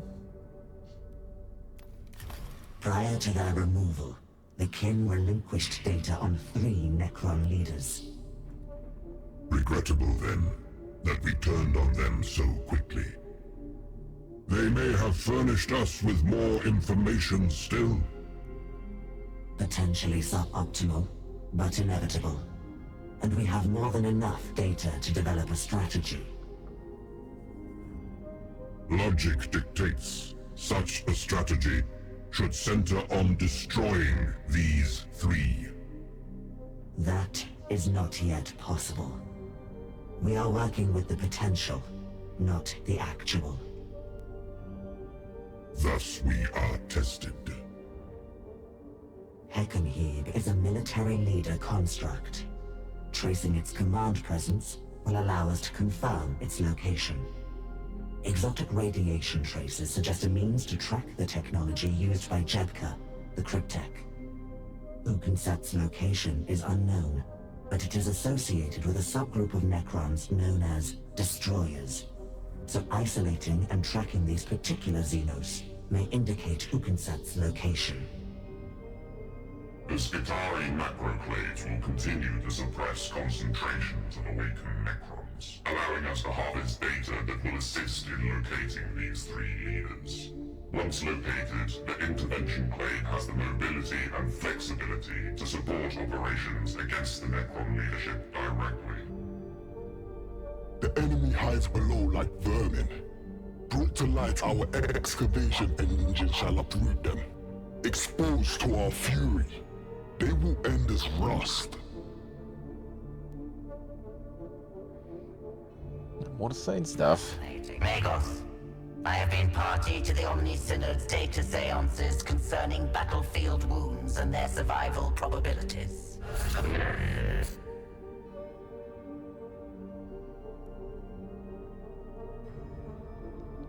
Human musculoskeletal integrity. Most industrious tech acquisitor. Call it a personal interest. Unfortunately, the Omni Synod has only a basic working knowledge of Necron Gauss weapons and their effect on biological matter. I wish to propose a more thorough examination of the matter. I take it this will involve close examination of the various wounds suffered by Skitarii in the field. Indeed, Magos.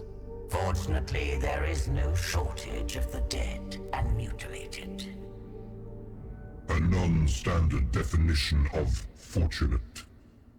Nevertheless, I believe a greater understanding of the capabilities of Necron weapons will be beneficial.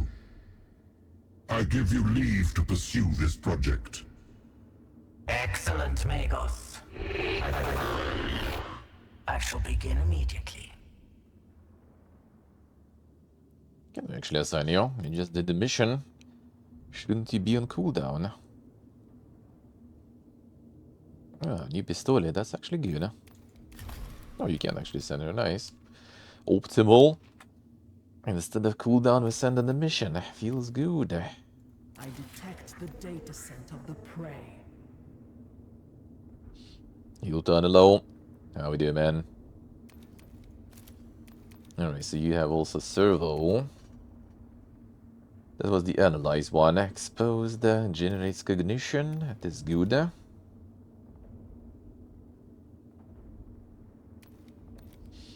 rest is not that good though.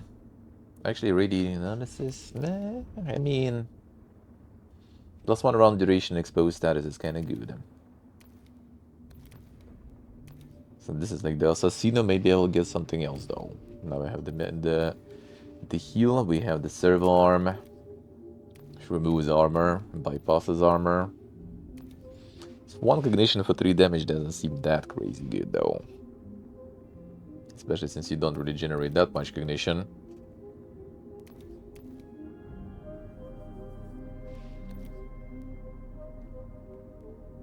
Silton I see.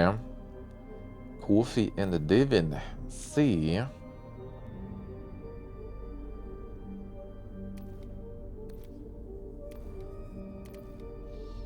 You haven't leveled anything on her? Oh yeah, I guess a little. Oh yeah, the Gigadol, yeah.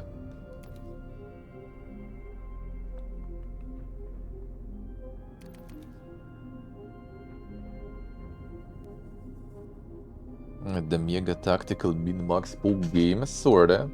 More casual. Depends on the difficulty, I guess. Like on hard, you need a little kinda, you know, attention to pay. Min-maxing though, for sure. Like I'm already a victim of min-maxing here. So like mostly running like two of the heroes that basically generate you more resources, and I already have a lot of it. And I already got a whole lot of it. Assassinating. That's kind of nice. Like I want to run these too, but For now, we're still grinding. Like as soon as I get the 4th tier, I'm fully completing 4th tier instantly. I have enough points already saved. And I will have 4 left already for the next year also. So, we've been min-maxing quite effectively. Quite effectively, actually. Any more forge temples? Do we have another one? Oh, construct a forge temple. Hell yeah, that is good, alright.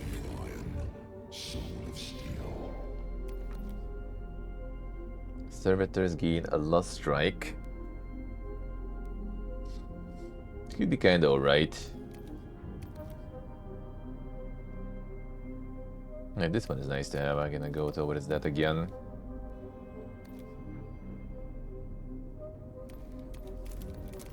Let's try this way for now. Like I'm gonna be using him anytime soon, or really. Chain matrix explosions. Now chain could be kinda alright, even though kinda a bit less control on that, but I like that, I like that. See what I say, eh? Damn, inspired by Oblivion. It's quite the inspiration there, quite the inspiration. Oh yeah, we're gonna unlock it after. The Giga Pistole, that's good, eh? Maybe Giga Pistole will be nice, actually.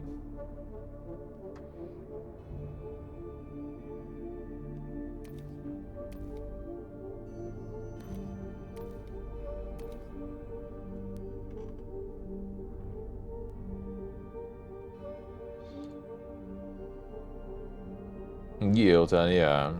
Some caves you clear, then you need to return after the quest. Before you get the quest, you don't get shit.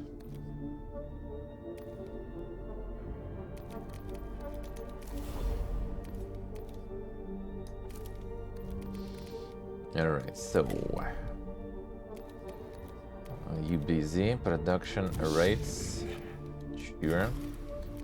Construct Forge Temple. Now that is very important.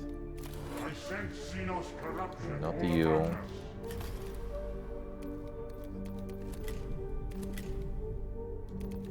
Alright, everyone's busy. Territory expansion with the Voidix then. Patience.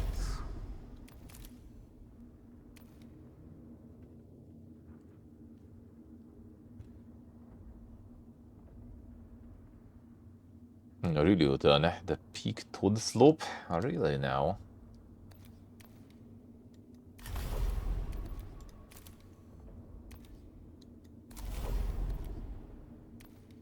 Ooh, Giga Priests, let's go.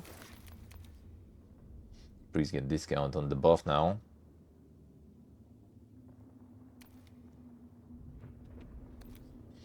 Start to really like the Rustalkers, not gonna lie.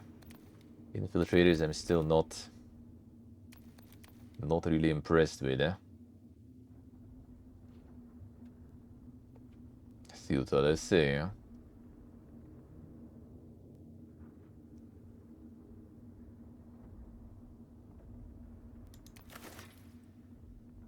I'll get the Rangers,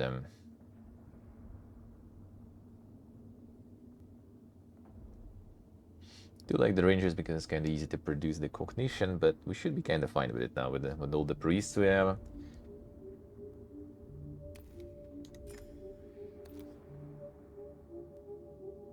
And Rangers only level 1. And I know we have the 3 stack. Maybe not bad.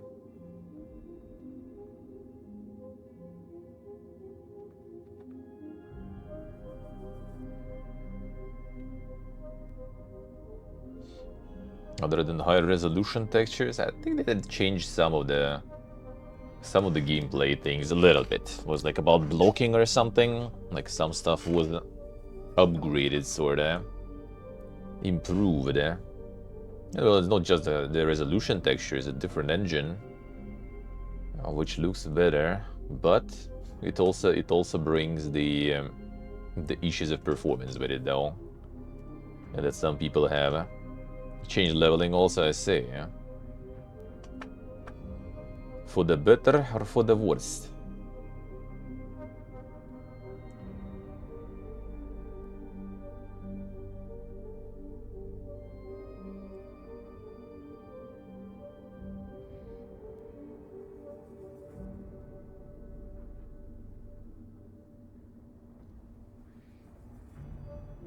Abandoned how the studio was fired, I see.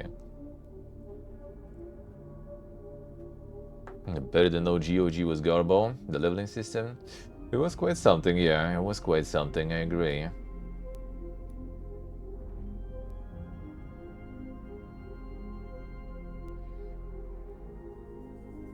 Let's go Wingard, fine. You're a low, eh? Everything in Doji was garbo, damn son. Talking shit. Slightly better, but not too different, I say. Talking shit much there.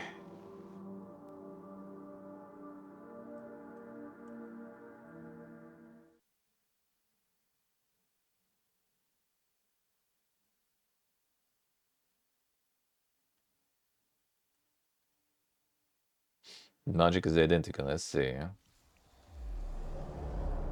Monka is...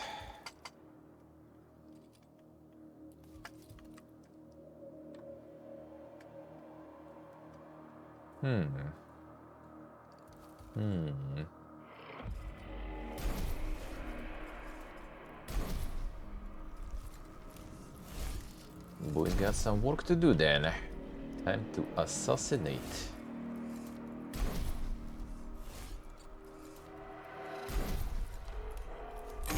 Fuck off, dude. Why you like this?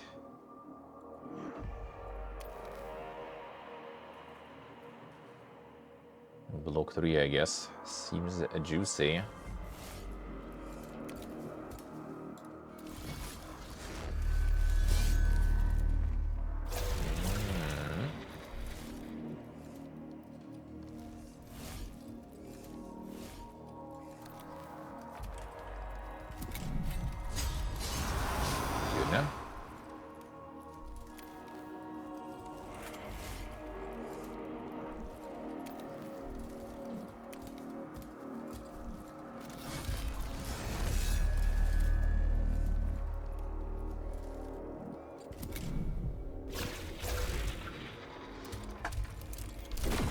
Ever dodge baby rage?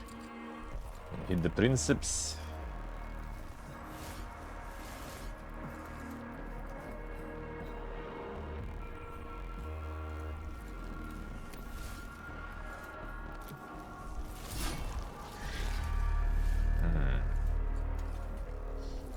Gonna let him do the opportunity hit, or he's still gonna shoot me. Do the focus attack here.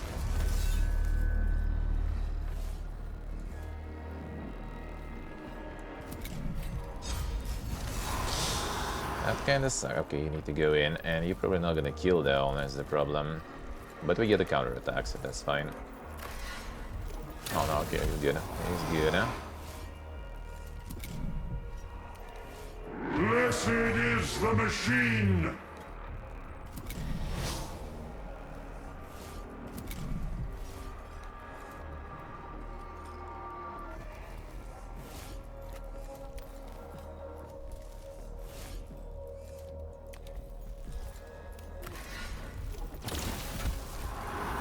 This one gonna get bullied a bit. Blessed is That's the the tool. machine! Brother, what is this shit?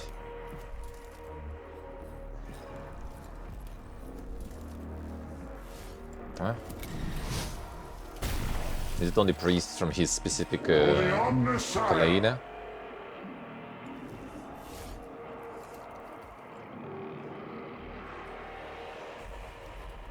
You're supposed to get like discount and do it only for one. Why are you like this?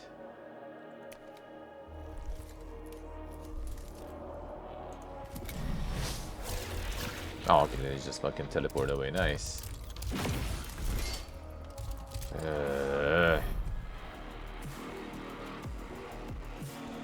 Principes. Done. Gone. I need to hunt the plebs there also. All over the map.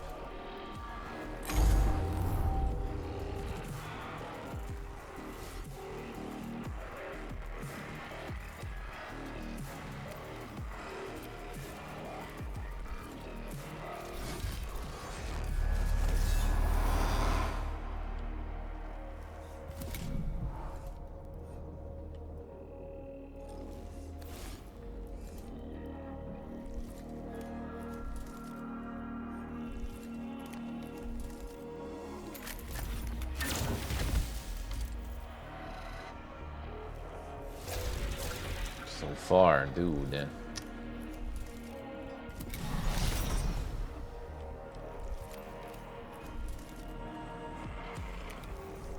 He's so annoying.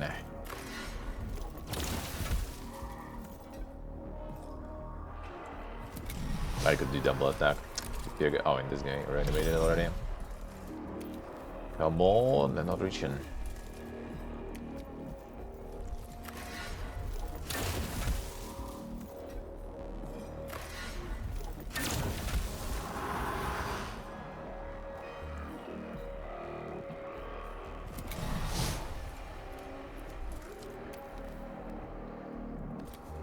Before killing someone else too. Fucking hell.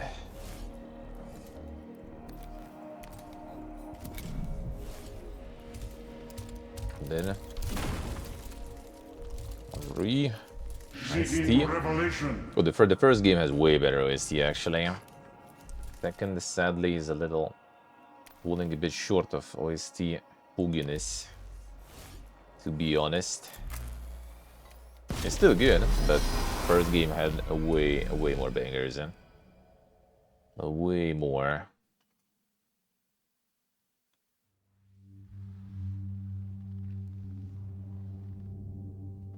Alright, 3 Unitus.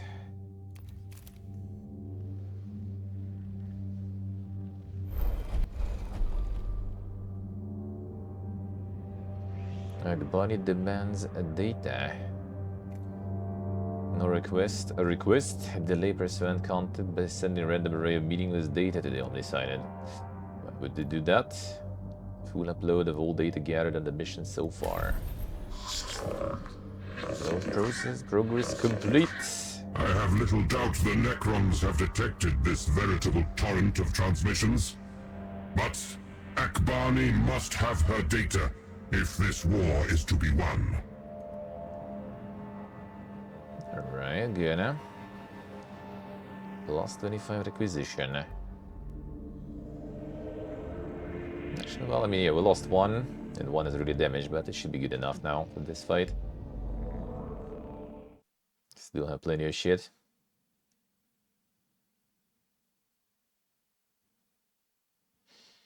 The Skull Reditus, yeah. The one and only. Big boy. Ugh, Praetorians, man. Ugh. 3 of them even. And Big boy is actually ironically whatever. It's the fucking Praetorians, dude.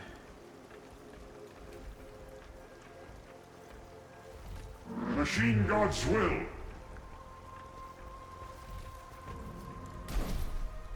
I can get my insane priest out of me. There's like no ranged almost, so just get all the priests out.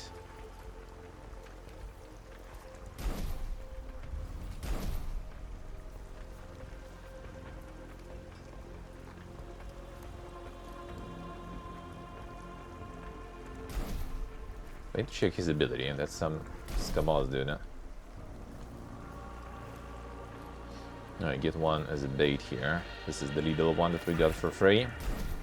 That doesn't have any, like, dang stats, so off he goes, yeah? Actually, no, I guess we wait a little still.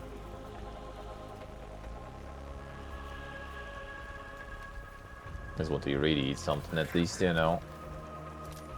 So it's not a complete waste. By the Machine God! fine. Get a divination and chill. Yeah, they might jump here, and that will be actually pretty bad. I hope they're not gonna get that close yet.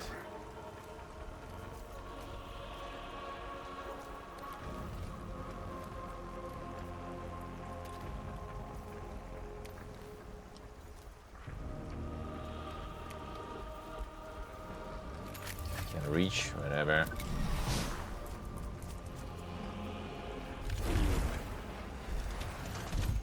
Jump in already? Okay, that's fine.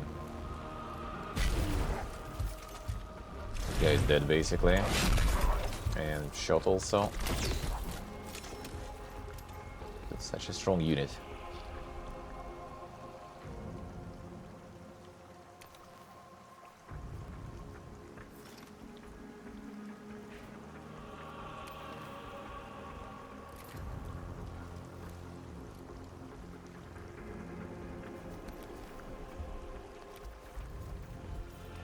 Get the buffs. Just two still. I think it's only like 2 priests that he gets for free on the day you get like this buff, and then it's kinda useless, I feel.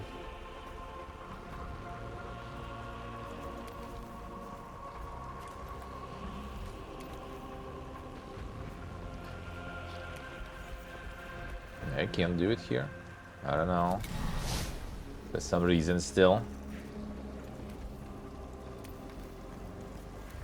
This guy gonna jump if they're gonna be both here.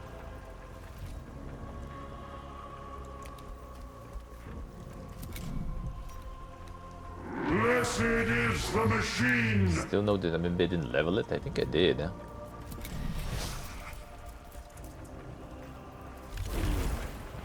reaching already? Yep. Why couldn't you do it before? So I could already hit you with something. Then, okay, again.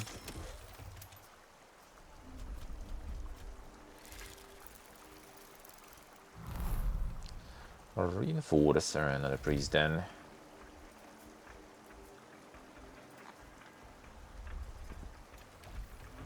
Start going ham the Praetorians maybe. Get some irradiation probably actually. So we deal with them reanimating.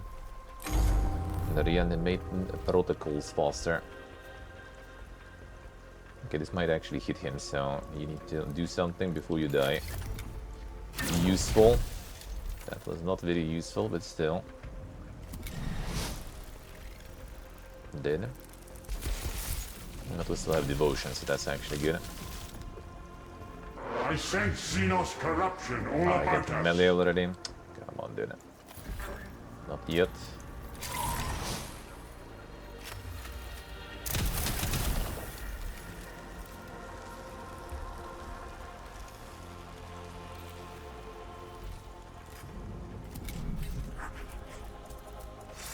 Yeah, this guy is gonna be kind of baiting them still for a while. That is really good. That kind of sucks though. Okay, nice. And these extra priests are also not fucking around here. Like, this guy is gone. Basically. And this guy gonna be gone too. Not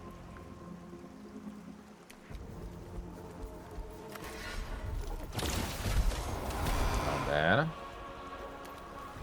She could hit some more, but fine.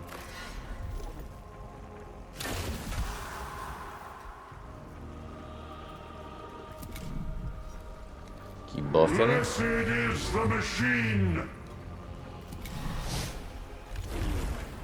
Jumpy. This guy is dead. Well, actually, he's gonna get the what's the name? Get a devotion, so you're gonna eat still all the attacks, which doesn't really matter. That's alright, fine. Seeking revelation. A little annoying though.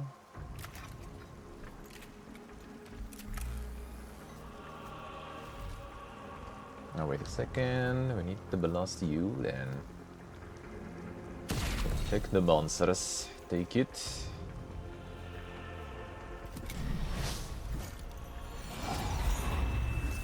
healing. That's alright. I have 2 attacks on this guy.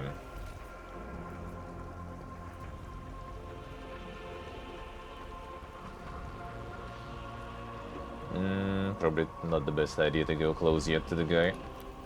To the big boy. Get 2 hits here.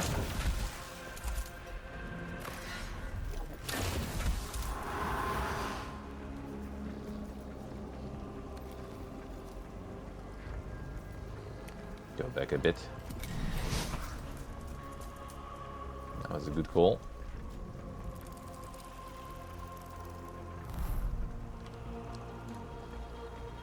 Time for Electro Boys, getting some AoE potential here.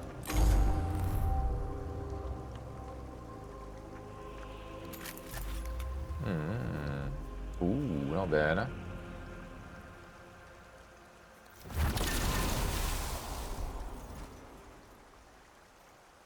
He gone. No, he's not even. Still lives then. Oh man, we have 2 of these guys here. Shit. Need to deal with that, I guess. Yeah, because they move now. Yeah, this one gets for 1. Okay, let's see. So it's like specifically, I guess, the priest from his clade. No, that doesn't seem like it actually.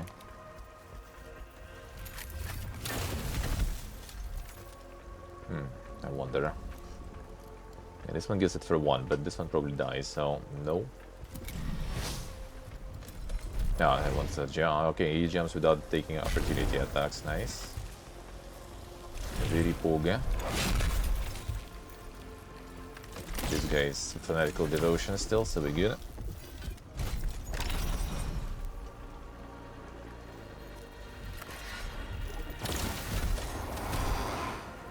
Maybe a good.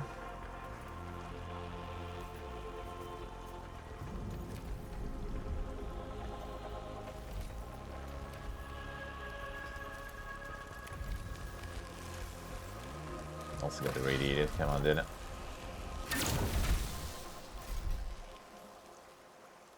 Did it? Alright, unlucky. This one should live though. That's fine. Omnisire, bless our weapons and curse our foes. That one did get cursed. Oh, you got eliminated now. Oof, double shot now. Now Death Power.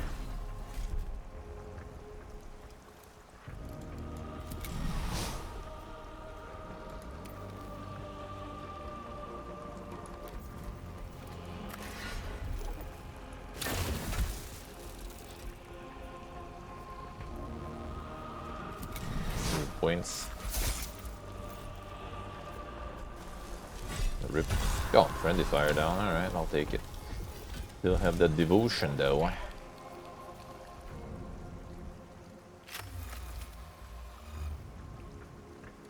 This guy already in devotion mode. I think he's fine still.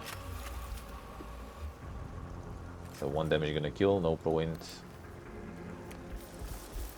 Get the radiation here. Just in case.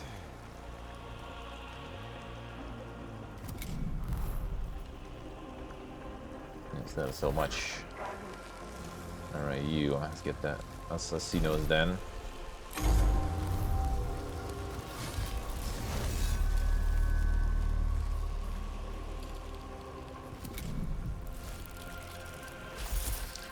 Should use the Birdemon for now to kill. Machine God's will. Just to be sure.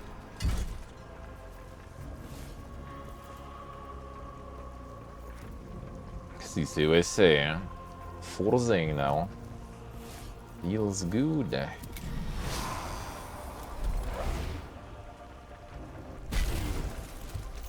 Kill the guy.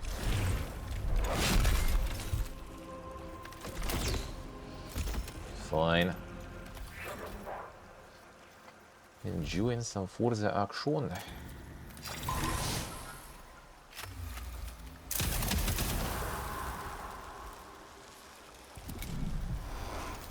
Done already. Then messed that up. Missed that thing.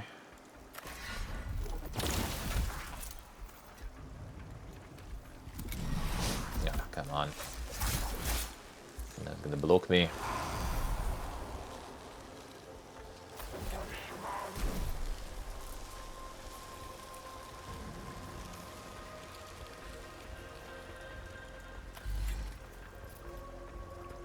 There are stalkers.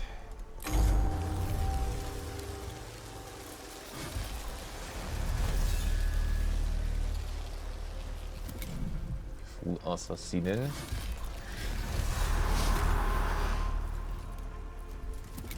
Seeking revelation. The problem here, we can shoot this one now. Unless this one dies. Now we can shoot. Oh, come on. Like, dude, I shot you there, literally. Oh, because this one is covering, probably. Dude. Come on. 500 and low.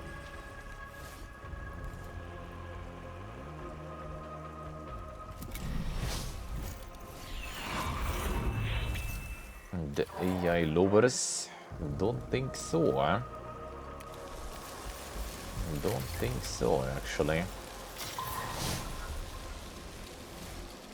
That's not gonna be gone anyway.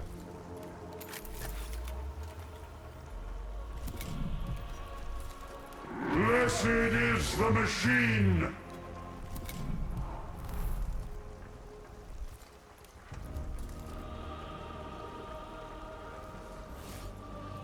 Yeah, it's all about the machine spirits, you know. Machine actually supposed to be just, you know, the mega tool.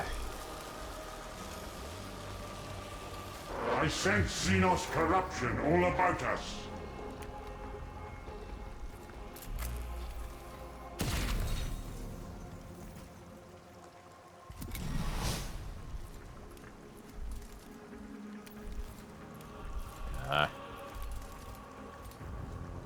The big no-no is where I am.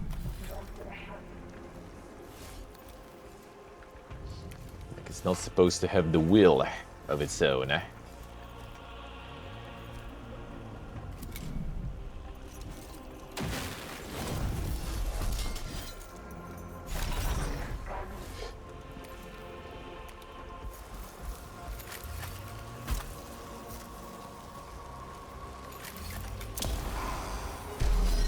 Yo. Nice, Dave. Enjoy. Enjoy.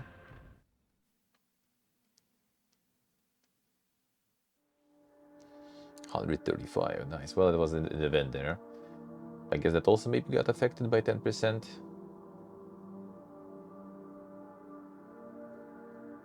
Temple of only Sci-Fi. What was that exactly?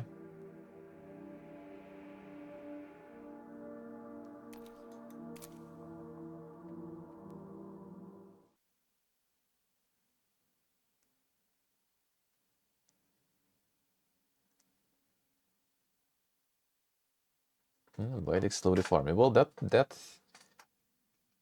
discount for the electric race is kind of dog. Is kind of dog. Same lines here. Same lines for those missions. Are you guys done? My battlefield survey is complete, Magos. I surveyed the war dead and injured in the areas of the front line where fighting was the heaviest.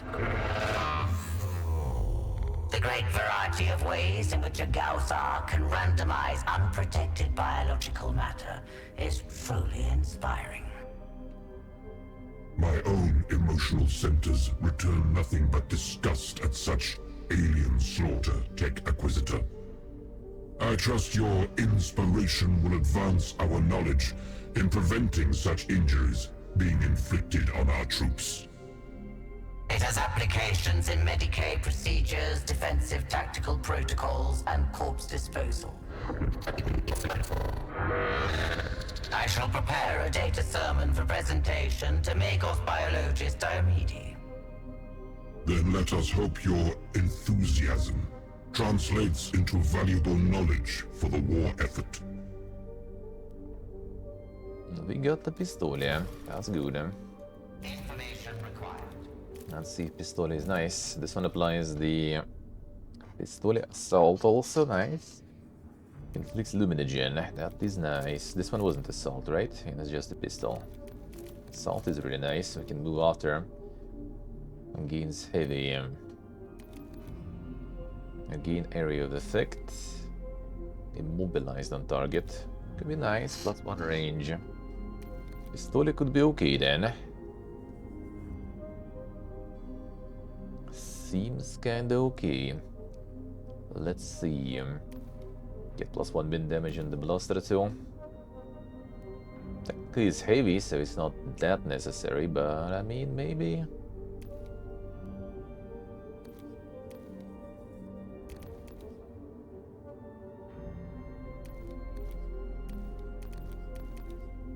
+2 HP is good though. Damage on the Ox. Armor is nice too.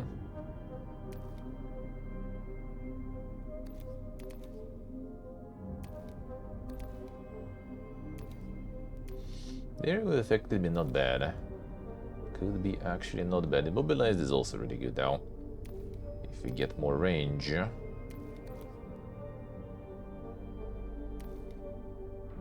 More range in general, kinda nice. How much is it? 6. Volkite is 6 also. Okay, so it's the same range. That's kinda good. Because the previous one was a worse range. It was 5. Much worse, but worse. Okay, fine, let's go.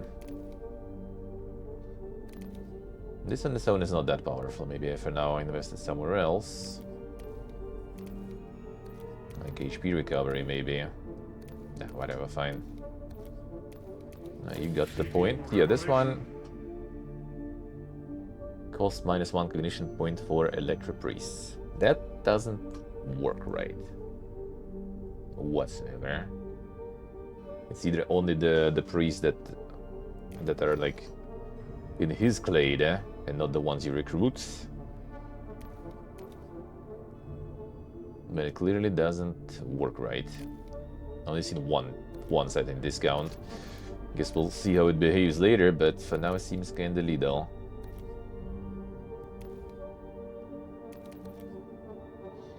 Impeded on targets, exposed on targets. Penetrating line area of effect. I don't know about this one. Remove defense down and defended. So removing defense down is good, eh? But removing defendant kinda sucks because it's all the armor gone. And all the shields, eh? The like line area of effect could be really good though. But maybe not.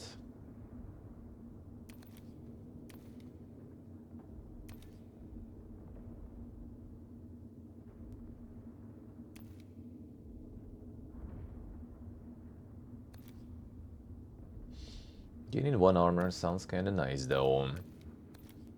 When conducting the ritual though. And I wonder if it stacks. Like if it stacks with multiple rituals, that will be super strong. But I feel like it's kinda a little too OP.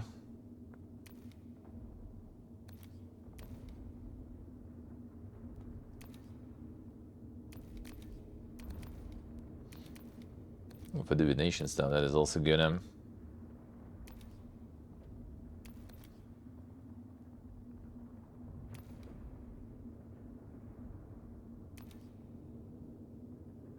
Get the free divination at each skirmish. I get the discharge could be alright, 6 damage and pretty much across the map. But for 3 cognition, that's kinda chunky. I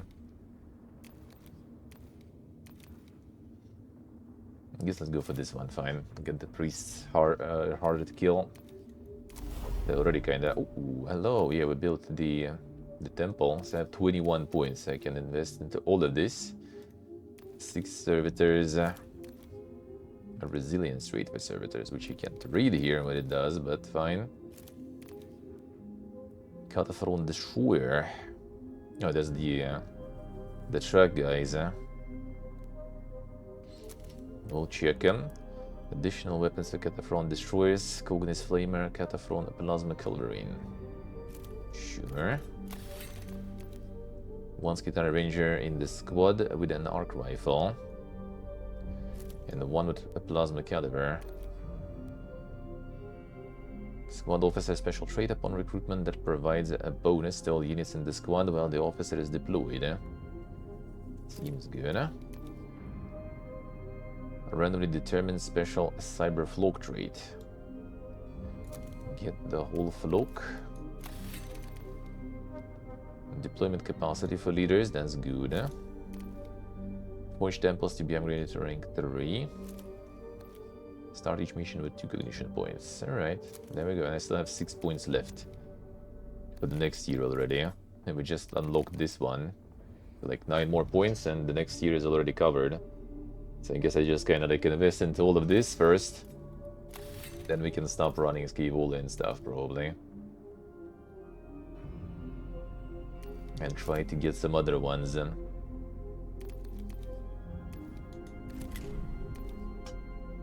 Construct a forge city even. The data set of the prey. Do that, you do that.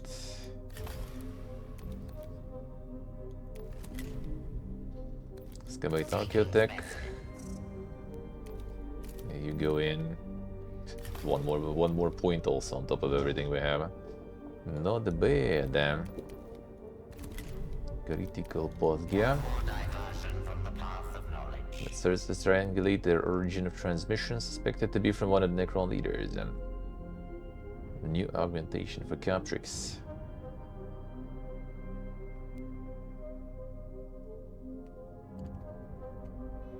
Let's see what I say.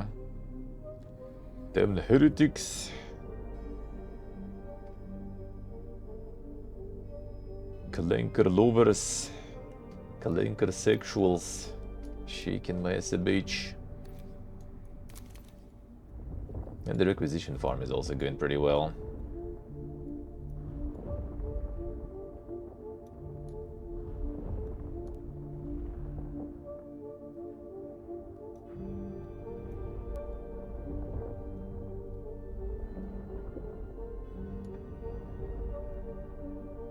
I'm gonna kill all the Giga Necrons.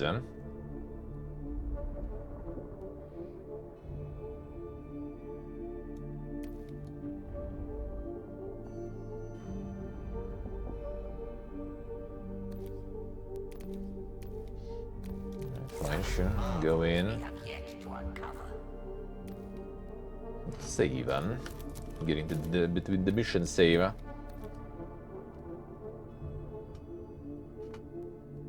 Let's see what I say. That son. Knowing their deep secrets. And no one actually knows.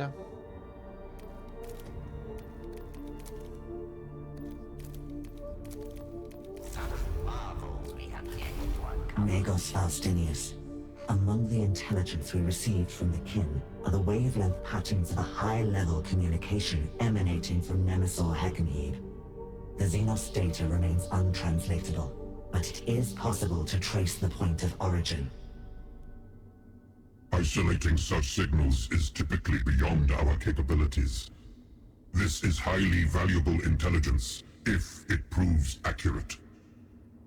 And if we are to exploit it, we must move quickly. The exact origin of this signal must be triangulated before we can move against Heckenheed's location. Careful placement of 2 monitoring servitors would limit the location to an arc. A third would give us exact coordinates.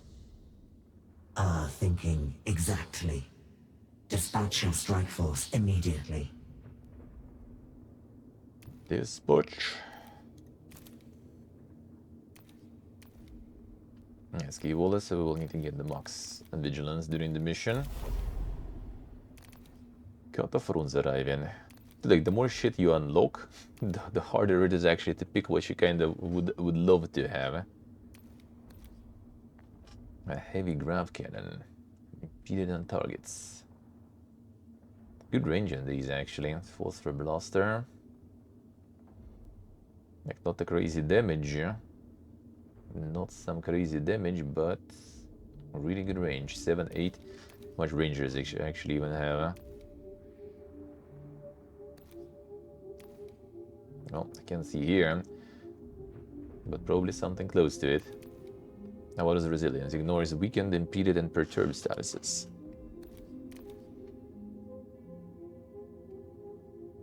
At the end of each skirmish, units in this squad recover 1 HP. Ooh, not bad. Squad member is nearby at their officer, they gain +1 defense. That's the buffs from having like the officer basically on the field. And see if the alpha is out, I guess.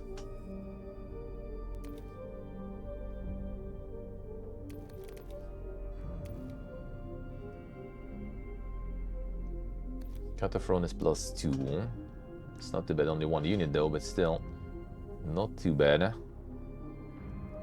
Sadly, the damage is not pogging though. Wait, rapid fire +1 damage on targets within half range. Ah, I see, alright. Yeah, this one slows them. It might be kinda alright, I guess.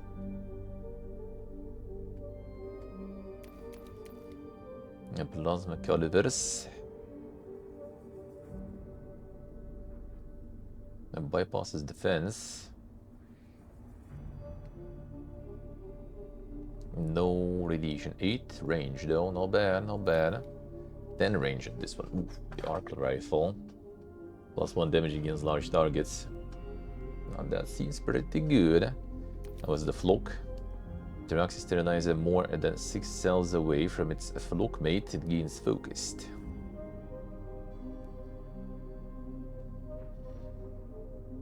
More than 6 cells away.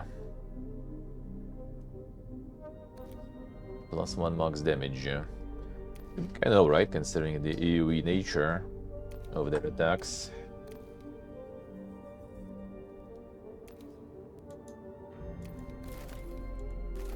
Now these guys I like because cognition.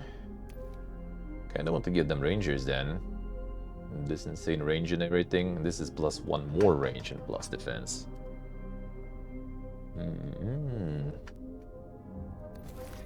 But yeah, also do unlike the Rust Stalkers, huh?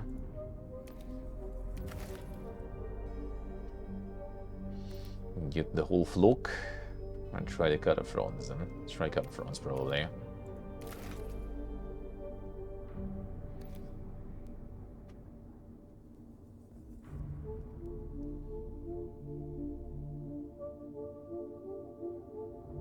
The robot is on it. Oh yeah, and some secrets. Some secrets were there.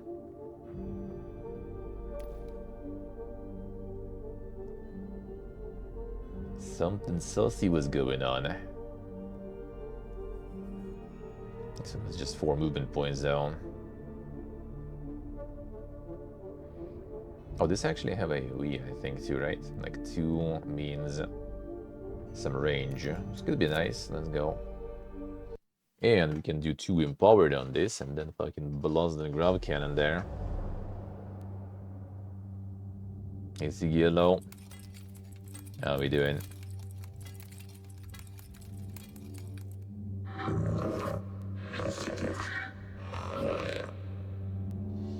Approaching a coordinates premise.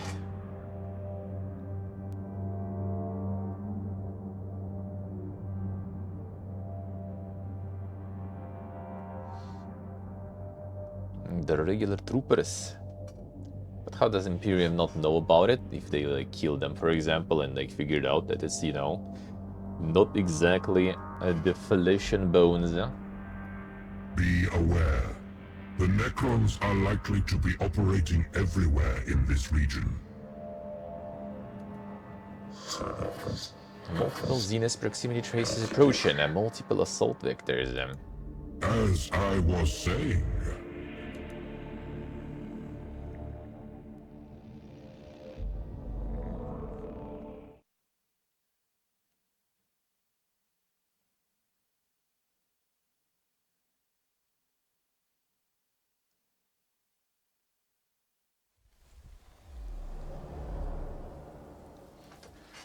All enemy units. Let's see. That kind of asks for some AoE blast in there, eh?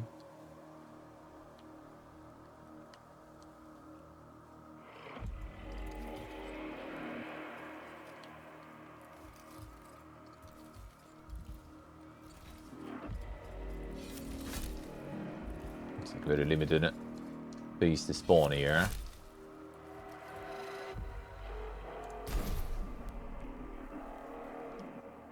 Go for Princeps here, or regular Princeps probably. Just to be sure. Got the Forona.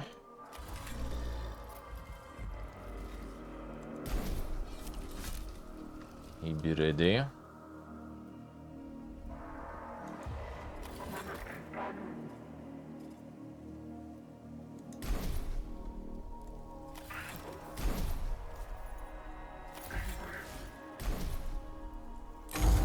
Deployment 6 now. Alright, let's see. Oh, we have 2 also. Ooh.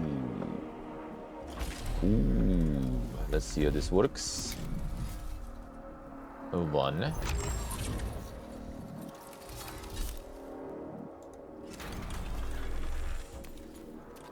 2.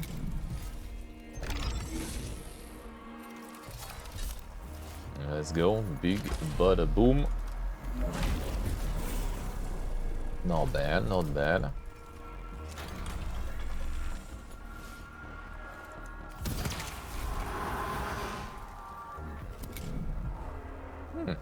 Perfect target also I got there.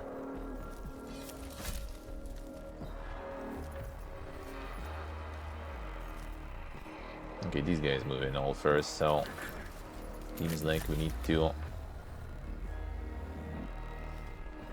do a little killing here.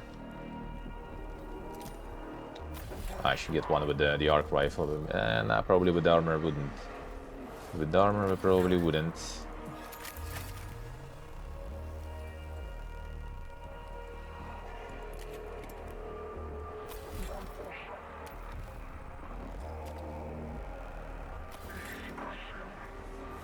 Okay, I'm gonna leave him. It's annoying. Maybe he's not gonna reach me though. I should hear, bro, I would assume. Let's block this one for now.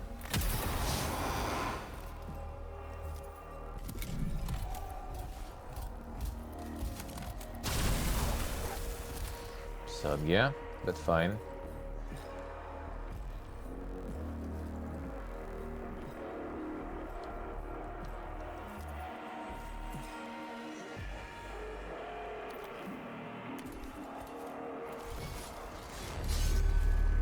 I did him.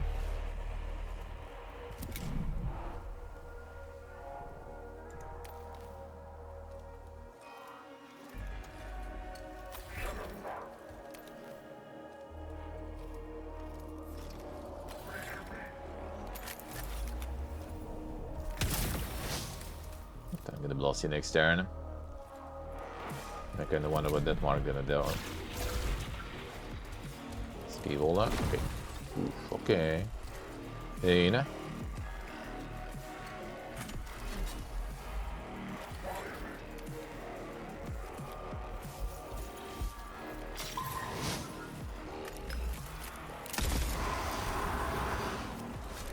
Now we need to catch your ass though.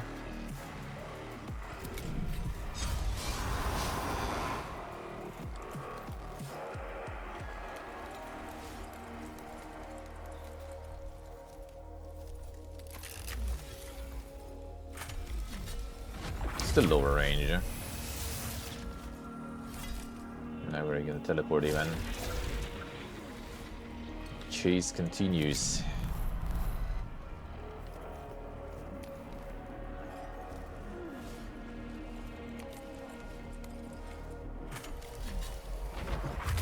There we go. Not the damage and skill there though. Kinda Monka.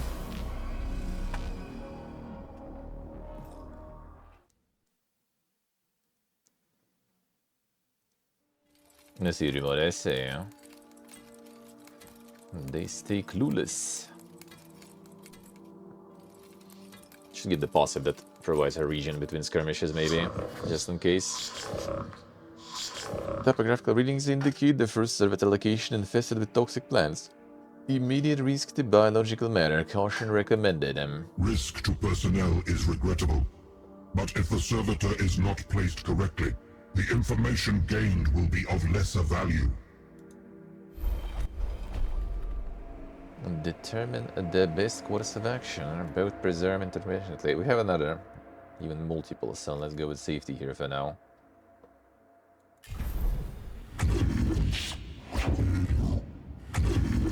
Suddenly forgot the language again too.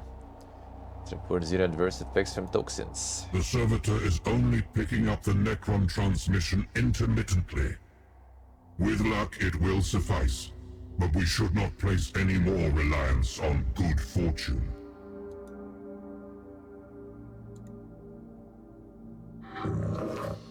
Novelist readings from servitor. Biological cortex repeating existential ponderance loops. It is questioning the reason for its existence. The lobotomization of the original biological cortex must have been less than thorough. It is misfortune that sees it manifesting now. Unlucky. Rectify this issue as soon as possible. And pray to the Omnisire the next servitor will not be as problematic. I didn't lobotomize well.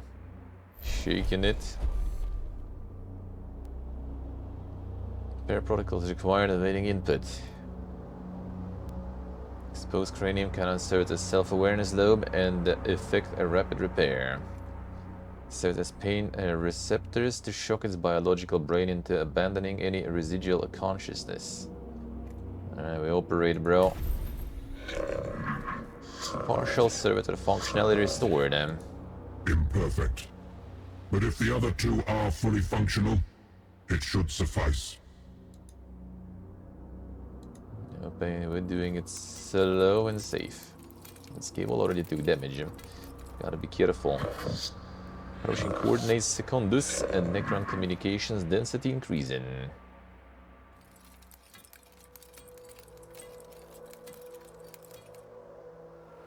Time to fight.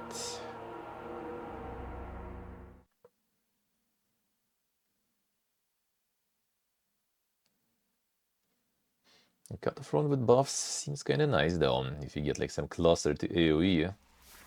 Feels good. Ooh, a lot of melee shit. That actually is kinda bad. At least we do have some melee shit too.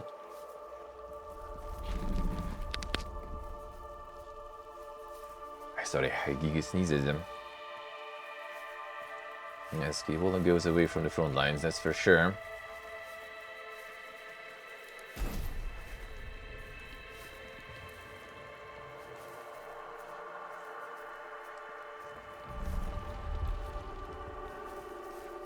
We'll just blast some of them real fast.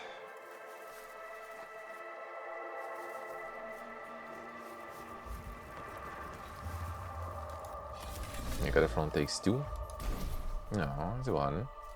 Oh, it is 2 actually. Okay, I see. I was thinking about maybe impeding these guys so they're not coming in any closer. A quick story recap. No, there is only war, man. That's it. That's all you need to know. Everyone fights everyone. That's it.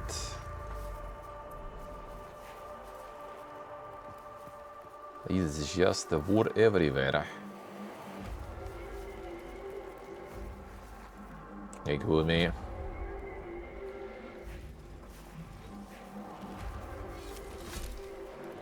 Get some Rust Stalkers maybe. Alright, this one is with the arc rifle. The arc rifle boys are good, eh? Guess we still try to ranger it up, probably.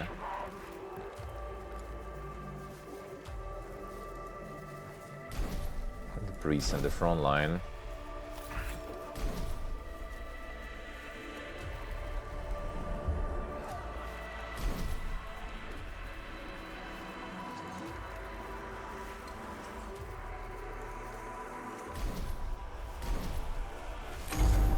Before there's gonna be like reinforcements coming in.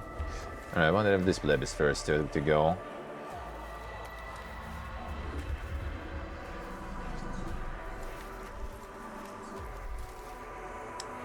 They all can go pretty far.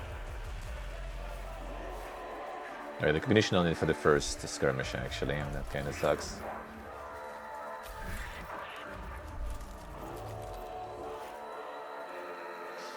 I guess having the reveal passive is kinda not too bad for Skivola.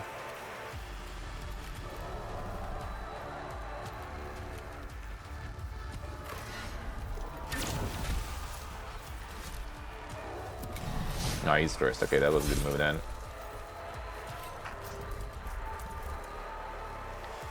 And now, I think we do the same here, basically. No bouncy, so we go in. Gotta protect the... on the sniper bonds.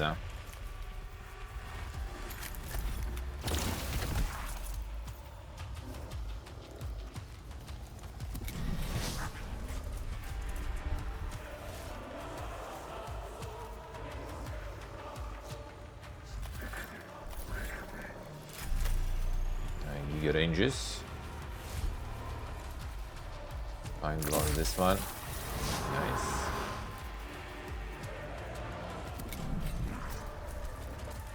Got some AoE material right there. I could get the ranger one closer, but not all of them moved yet, so that might end up kinda bad.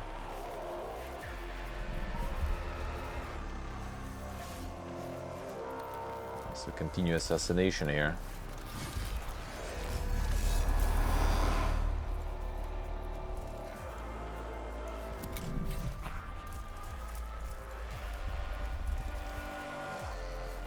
No, we can start killing this too.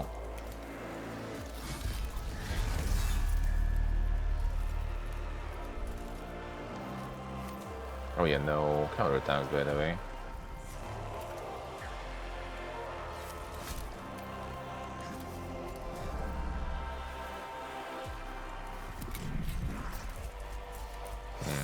Division.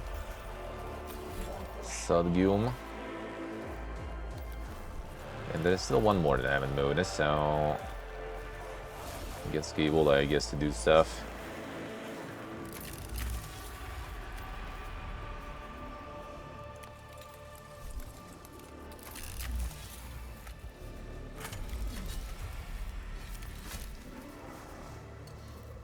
Another time to waste some cognition.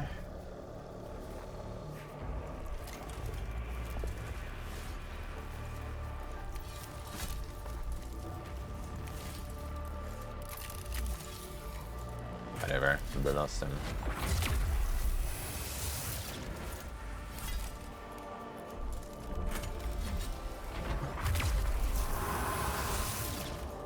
Nice hook, nice. What you planning to game there? I was this guy, alright. That's fine then. Rangermon, go in. Rangermon sucks. And I can't even debuff you, alright, fine.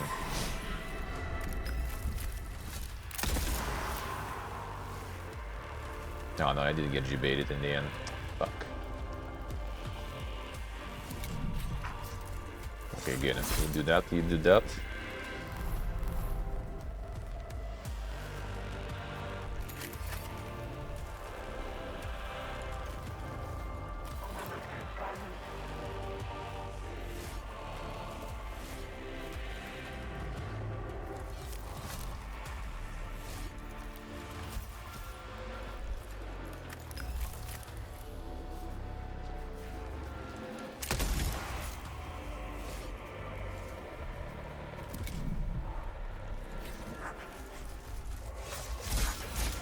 Ah, double attack, of course. That actually kinda sucks, though.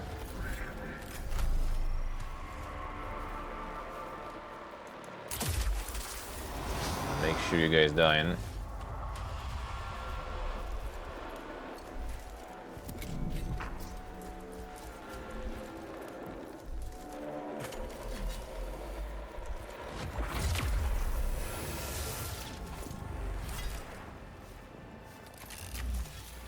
Wrong order, but fine.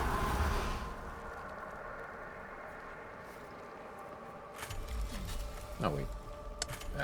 Oh, we do have angle on this one too, nice. Balance the damages in. Reaching already. Fuck off. A ranger live.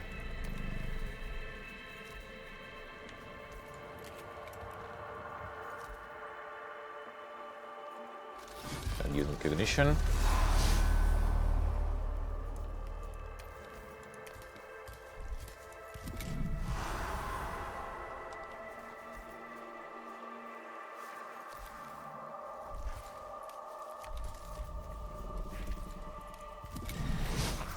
Ranger, not gonna leave him. Unlucky.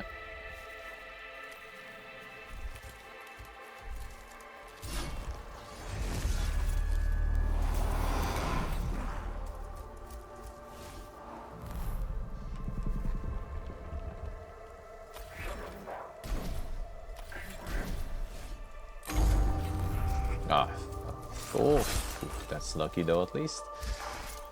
I mean, not super lucky, but kinda. At least we didn't get some health damage here.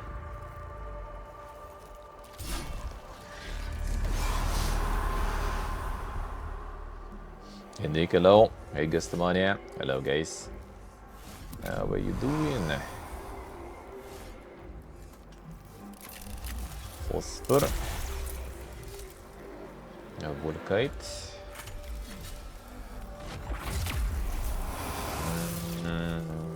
Bit wrong target probably, but fine. We should be fine still anyway, okay. I lost some shit, not very good.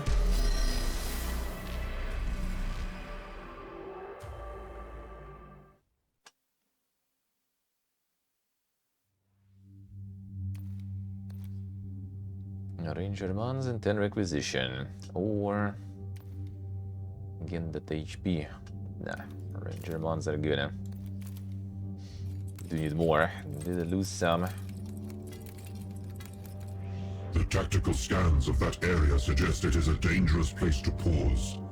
If the intervention clade is attacked there, it will be at a great disadvantage.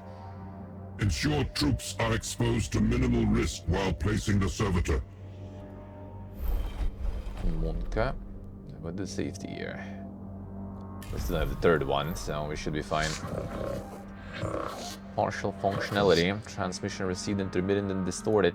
It remains to be seen if this servitor's readings will be usable. Let this mission not be for naught. Deployment zone change next skirmish. Action.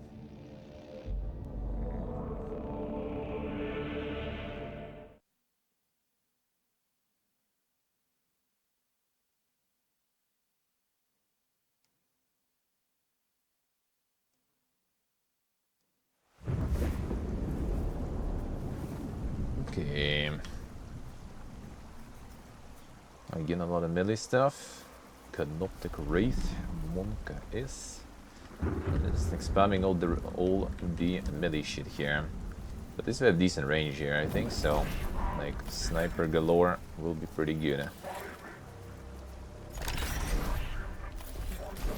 Sniper galore should be quite effective until they start fucking dying, but you know. It is what it is. Maybe we drop Nuke Boy.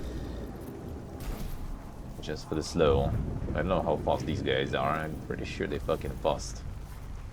They look like something that is fast.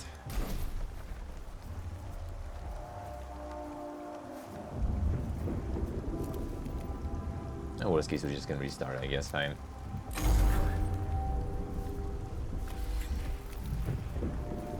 Yeah, from here we can't even blast with this guy yet.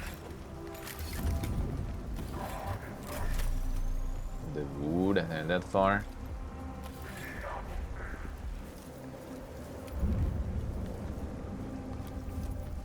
Waste some time. That's better.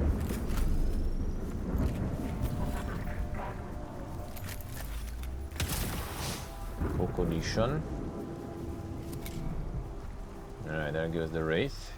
Okay, no range, looks like that's good. And we already can do some AoEing in a little bit.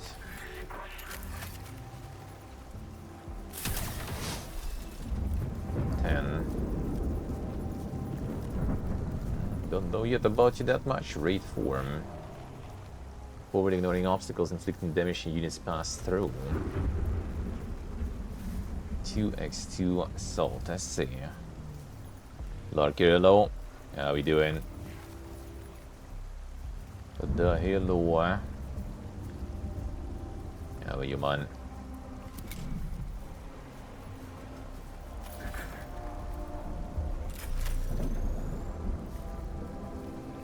But lost this one.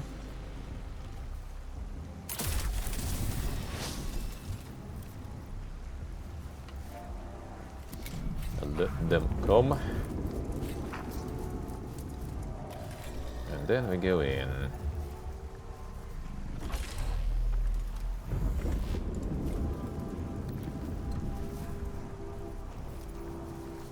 My big boy, show yourself.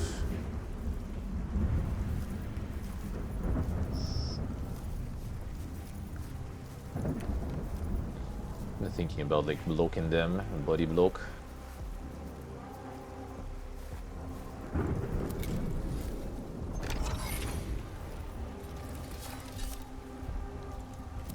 Another one.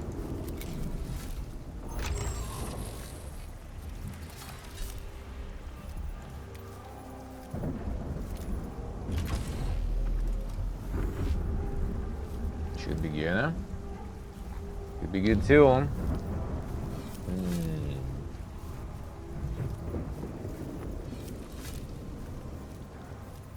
This way I think is better though. But also Skibola should be able already to reach here probably, right? Need to get her some space actually, so maybe I go here and blast these guys then.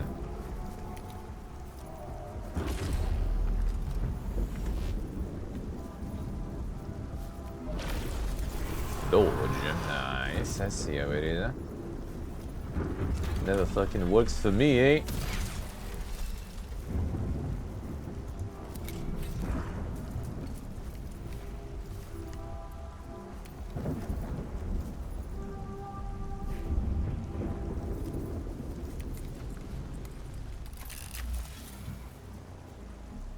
Now we can actually block this one from moving.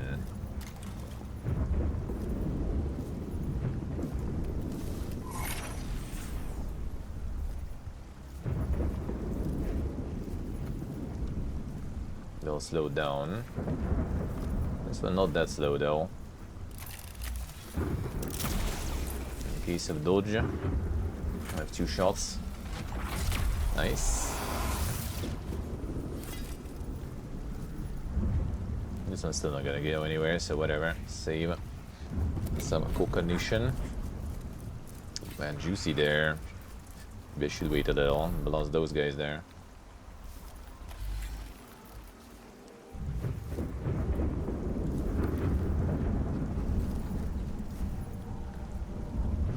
What if now we move back? You know what? Let's get 1 ignition again, so we can get another Giga Blast. Another one. Now that will be Poga.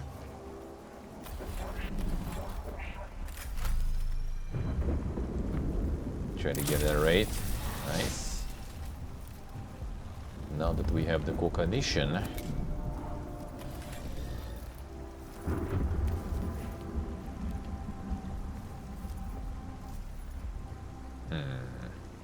Okay, fine. We have 1 more.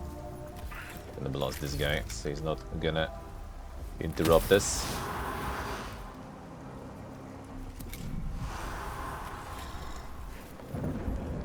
Now we're ready. Buff. And the buff. Maybe I'm a little too far actually. But that's fine. Okay.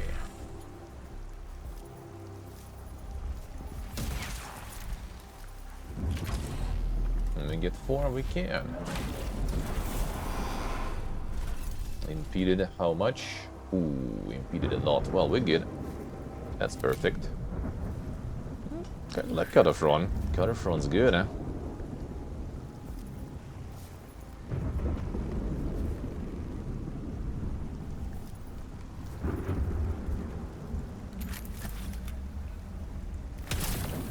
Still alive. Actually, yeah, it was armor. This guy's slow. Okay, I need one more cognition here.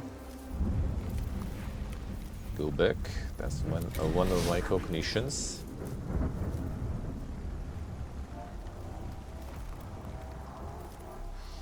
Can blast them with Cataphrone here too, I guess.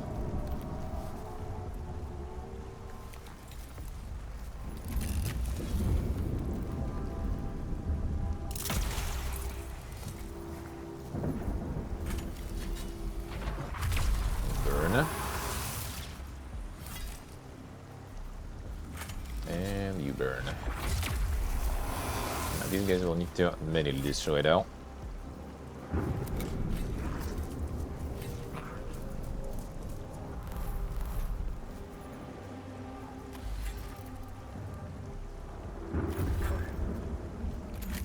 So like this. Wrong one. Okay, whatever. That's fine, I'm gonna die anyway. Ooh, just asking for it here, eh?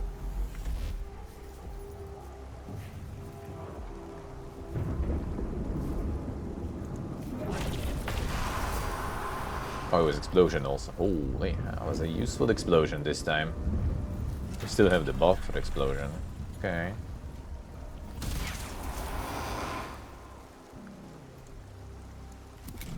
Cataphrone is very poga.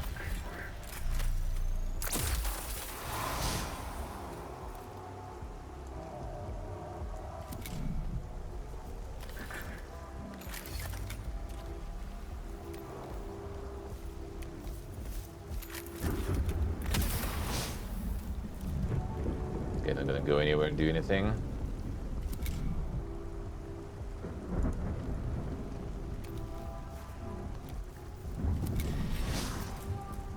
And there then.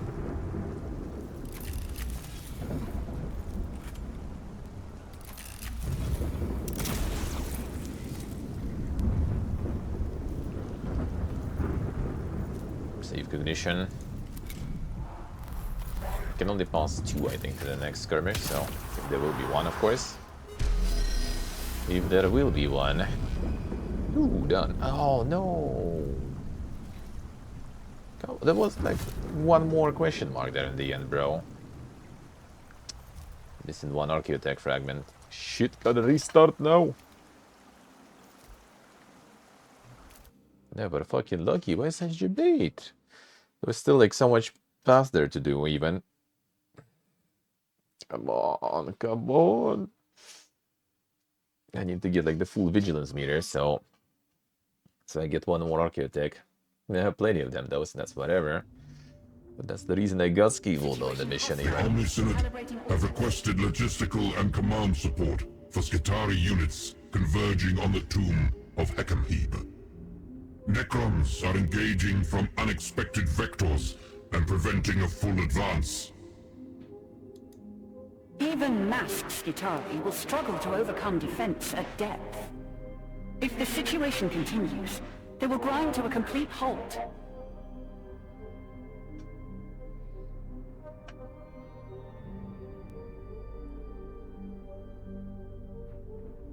No, we'll see, Dick, we'll see. Not so sure, not so sure.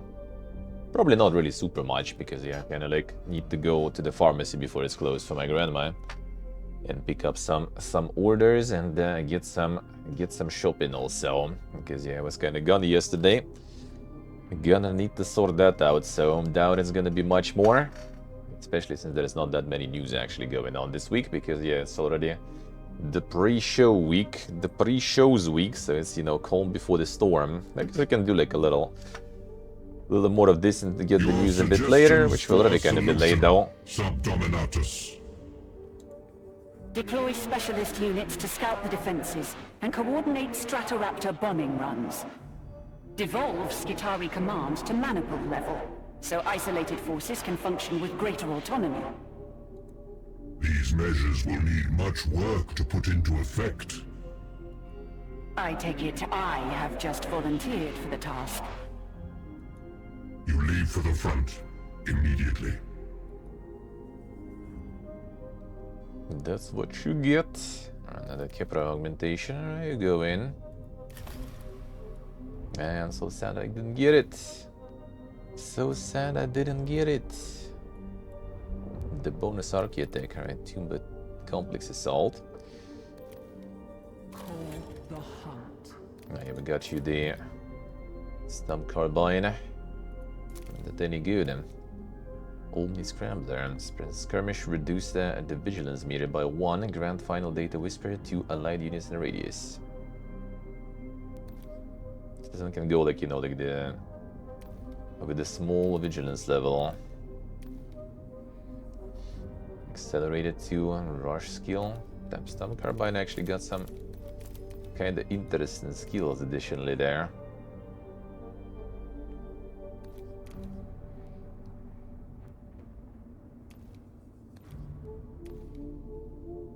+1 damage in melee. It's a pistol, yeah, okay. Flechette could be more interesting though. Sure about the mines though. I guess they're kinda alright, but yeah, like with damage. If we get like a bunch of damage stacks from like the shooting from behind and everything, with the 4 shots, that probably is a really good. Okay, max damage, plus max damage, but then you roll the dice though. Unless you get like a debuff on the enemy. This one doesn't do the max damage, this one just adds +1 again also. Which is again 4 damage from the Flechette Blaster. This could be good. Nice, Kivola got 2 levels. So I was going for this Pistolia now. Area of Effect at 5 Forbidden Knowledge. Problem is we weren't really getting to that 5 Forbidden Knowledge that much now that I think about it. We weren't really getting there.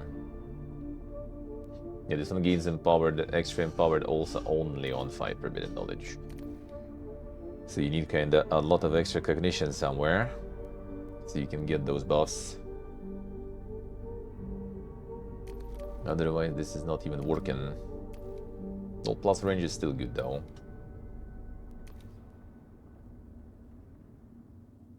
Immobilize is really nice also, I kinda like that.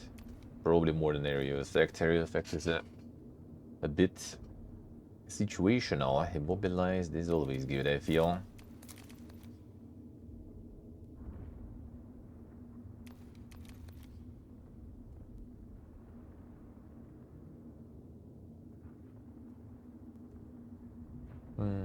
Let's try.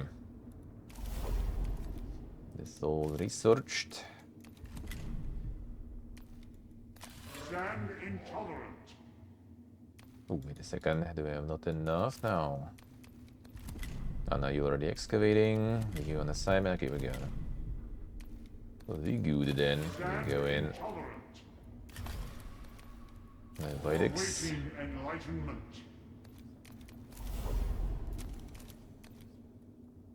Tomb complex assault for Vitex then.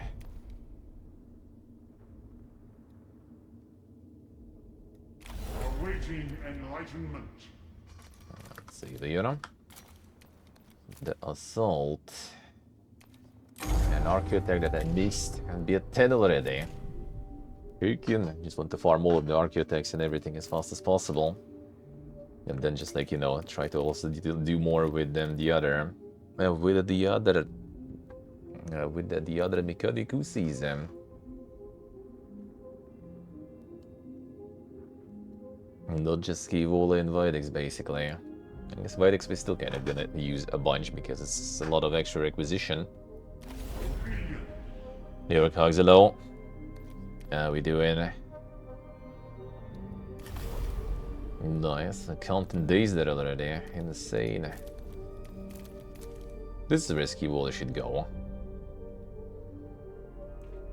full vigilance. Easy life. Maybe I should try to kind of like desync so she can be going to the tomb assaults. Because I think it's always Videx actually. Like tomb assaults arrive, appear, pop up in such timings that it's always him. But now I have also no one else to send actually, right? So it is what it is then. Couple of cataphrons, but not a single priest. Dude, come on. Need Mr. Videx to deal with priests. Squad officer is on the battlefield. Each time squad member uses a canticle, the squad member gains focused. With Videx.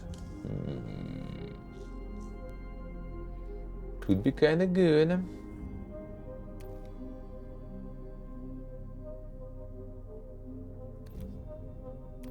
Oh, the different flocks also. Jiraxi sterilized if flockmate is dead, then gains accelerated and focused. Interesting. Permanently? Oh, they're already here. Max capacity 2, so we already have them. We already have them in. See what I say. Easy food. Easy food. Oh, wait, I have also different weapons sometimes. Ah. They have 3 guns even. Cockney's Flamer. Cataphron Plasma Culverin Supercharged. 46 damage at 8 range. And I assume with some AoE also for it. Now prevents any attacks being made with this weapon next round. Okay, I see. So we can only do it once.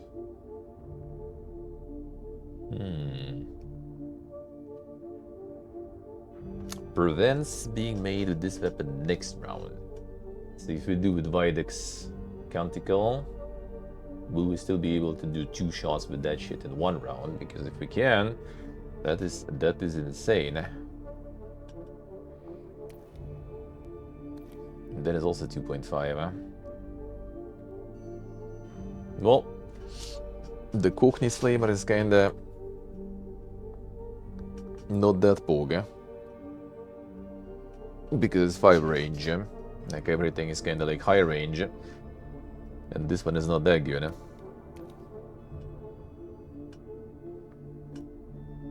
Also I wonder, can they do it in the melee? Because they kinda don't really have anything for melee. I don't know, maybe they can.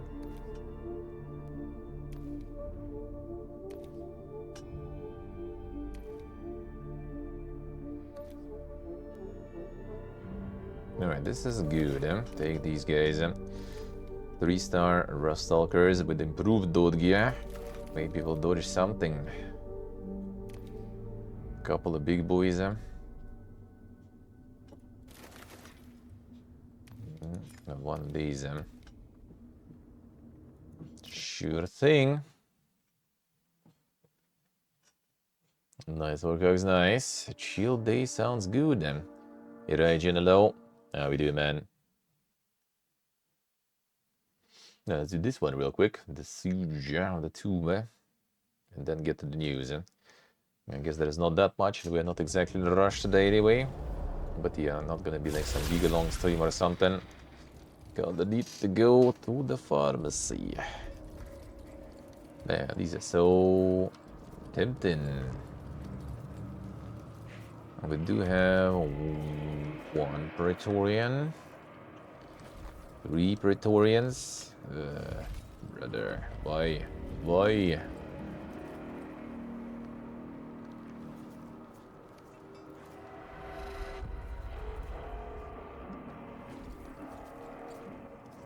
Yeah, I wonder if I should start with Cataphrons. It's 8 range is... that's probably you can shoot through here anyway. So obviously it's not that much. And the problem is it's gonna be like, some will be slow. These guys will be kind of fast and gonna end up in melee range pretty much very soon.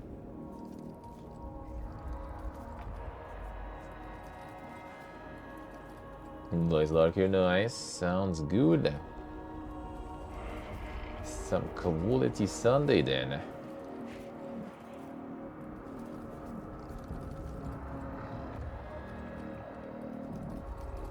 And the Praetorians are the main problem here.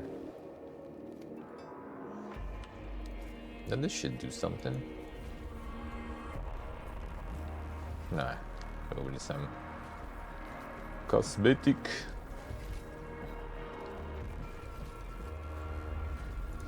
I think I can do some sniping through very massive ranges, yeah? These guys in covers though. Not that massive actually. Oh, wait a second, we can do this. Oh, hello.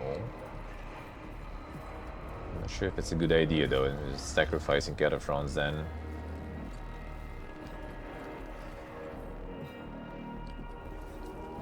Maybe I just get Vidix here and we just kind of like blast someone already from the get-go. But now if he's alone here, he's gonna get fucked probably. Like, priest go in for sure. Prayer intensity insufficient.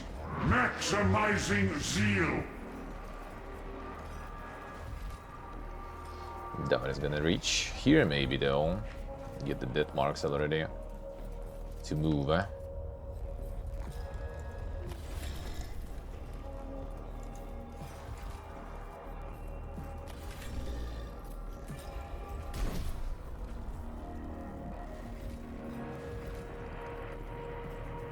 Go assassinate this dude, eh? Nah.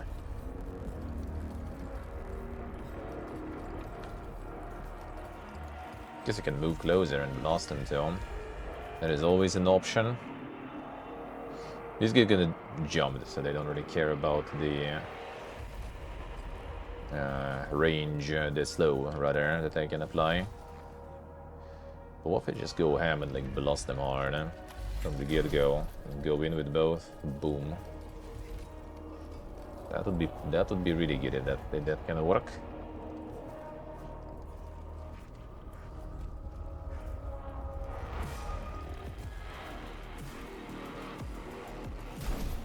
Stalker with 7, right? Okay, Stalker can just get that mark out of the way, I guess.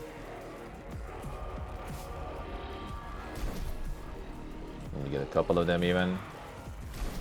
Keep the Princeps available still. Let's try. It's annoying. That's AoE at least. Oh, he already start. Oh, cool. Dude, really? At least it didn't jump, so that is good. This one will jump probably. Yep. Dead.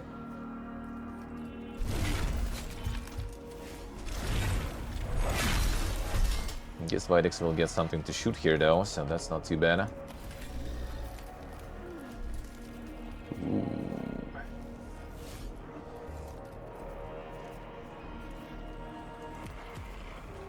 Let's go. Big. Ooh, hello. That's really good. Wish I could rebuff you somehow too. Ooh, let's go. Ah, yeah, now next turn. Okay, I see how it works. It's connected one. Okay, supercharger or regular. Alright.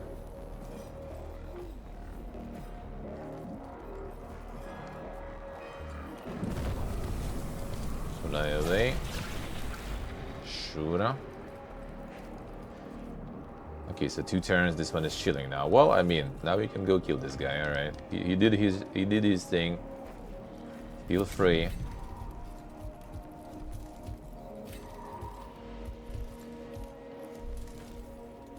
This one gonna jump on him. And they jump into fire, they don't burn actually.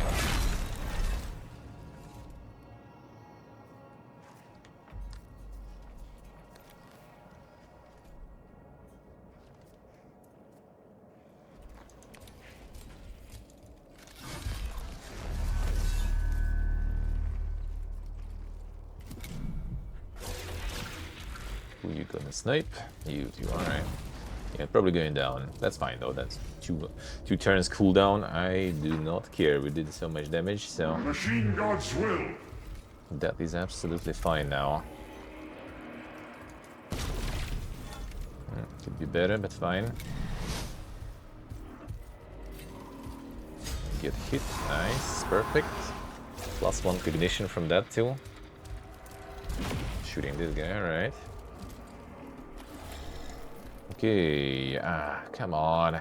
Can't really get some like dink shot here. I'll try. I'll still try. Okay, I need to get rid of you, brother. Cool. He's not burning still though, so I'll need to finish him off too. Get the warrior out maybe. He did shoot already, I think, right? Or not? Get him. Alright, now you get the canticle. That might be very effective. Is the machine. Canticle here.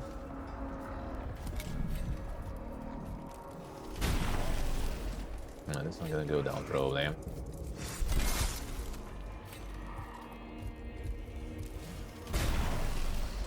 Keep tanking. Okay, I'm gonna shoot this one, alright, fine. Ooh man, next turn you will still need to survive until you get the turn. It might take some time. Ooh, the dodges, let's go. I mean, we do have the advanced dodge on these guys, so they should be like that.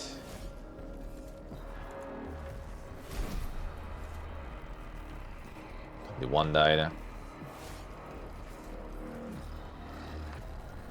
Fine. Ooh, dude, let's go. So lucky finally. Okay, that's bad.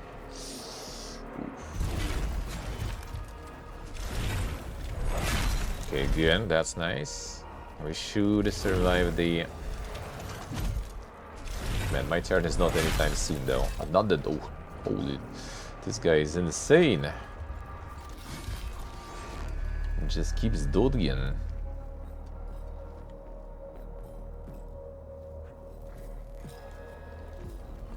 I think I'm gonna do this.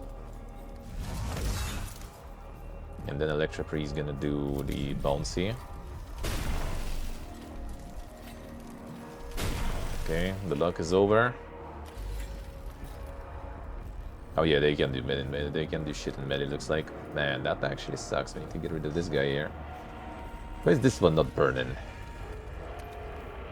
Can we get the opportunity attack? No.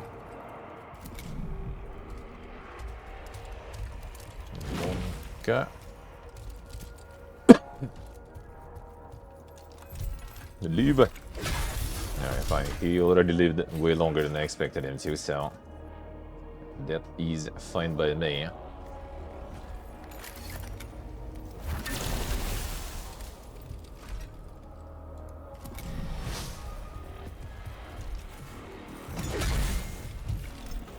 Oh shit, I should use the buff now. Okay, then... sad. It was a bit of a waste of canticle there, but we're good.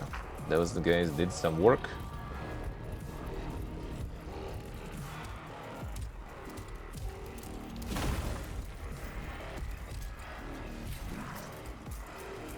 By the machine god! Ah, come on, alright, find divination then I guess. I think we're gonna fall back a bit. I love you guys. Back off. Ah, shit, Siggy. Thank you for the gift. Thank you, sir. Come back, guys. Appreciate it, man. Very nice of you.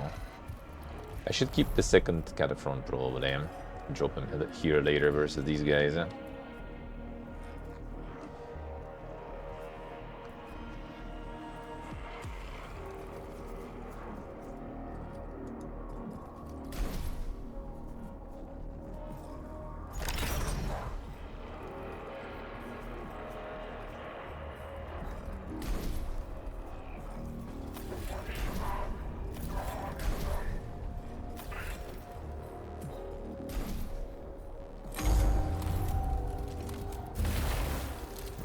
least will do some work. They can tank pretty good. Well, except charge again. Oh, this thing. Alright, fine, sure, do that. Devotion is on. I will YOLO this one. He's dying anyway, so.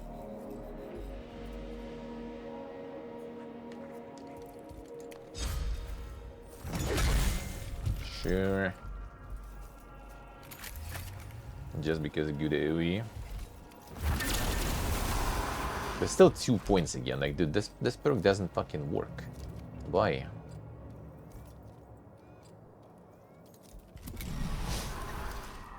God, fucking reanimating started. Oh, that's really bad, actually.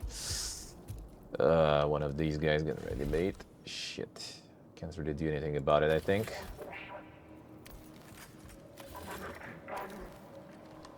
That sucks. But I guess we need to roll with that.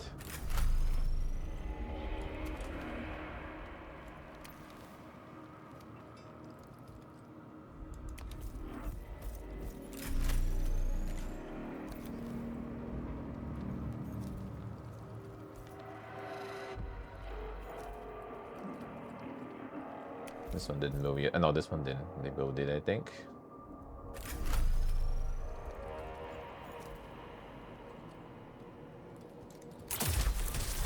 Dude, what the fuck is that damage? Holy. Absolute dog. Blessed is the machine!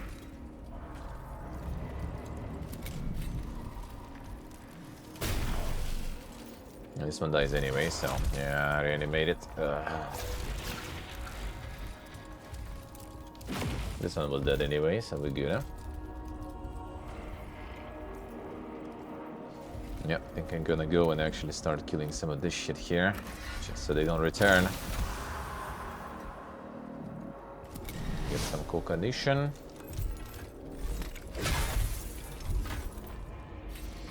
And the sniper is gonna get... Oh, nice. I'm gonna get some extra turns. This should be good.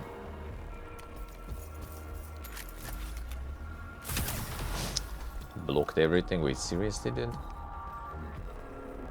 It's 2 to 3 damage. How did you block everything with 1 armor, bro?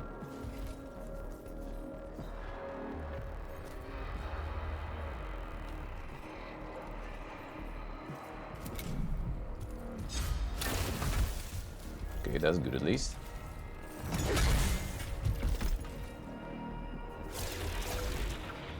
You get counter snipe? No? Nice.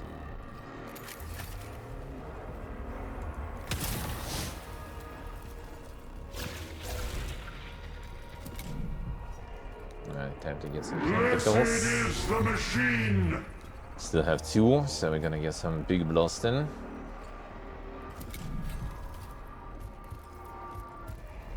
I guess the Ranger Alpha will go in.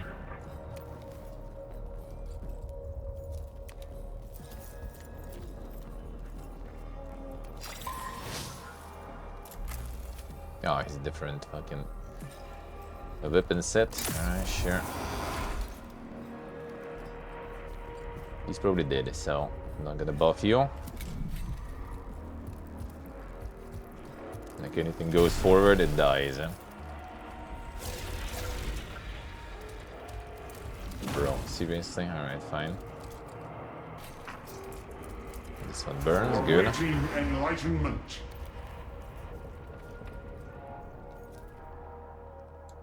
No divination, so we should be alright. Alright, who we blasting? This would be nice when if I had the AoE here right now. That would be so nice.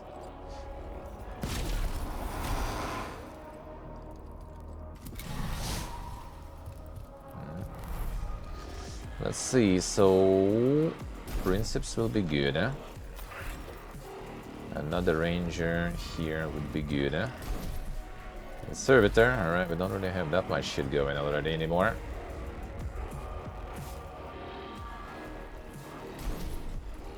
It gets kinda wonky here, huh?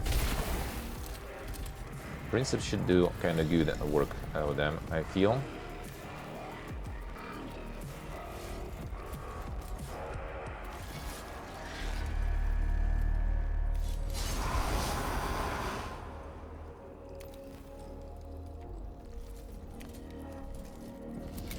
hope he will also do some magic with the Dodgism.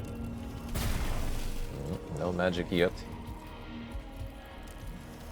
No magic yet still. Alright, that's our double sniper.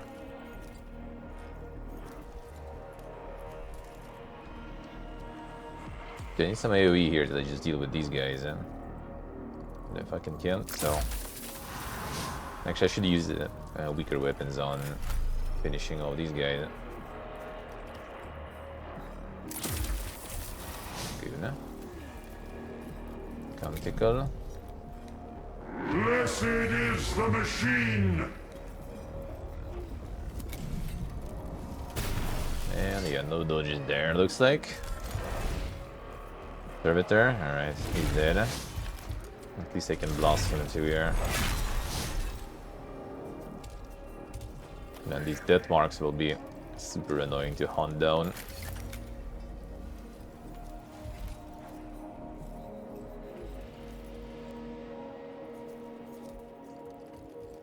Two turns for now, we can live with that.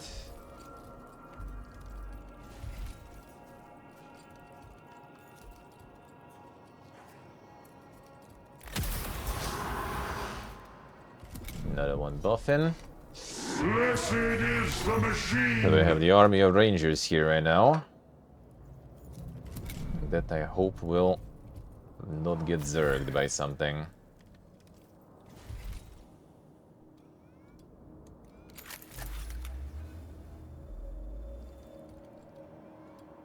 That's this turn. Okay, this guy needs to go. No, we still have... Okay, it's not this turn yet, so we're fine. Get 3 damage here. Get 3 damage here.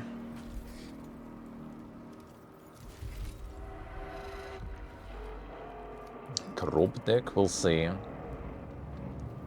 Demos I prefer to keep for next fest.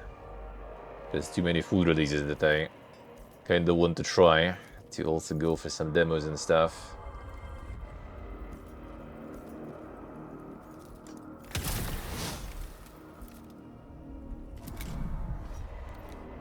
Blessed is the machine!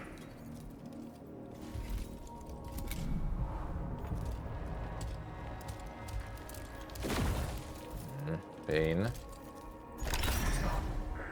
But we got 2 shots right now, so... Oh man, I will need to move actually.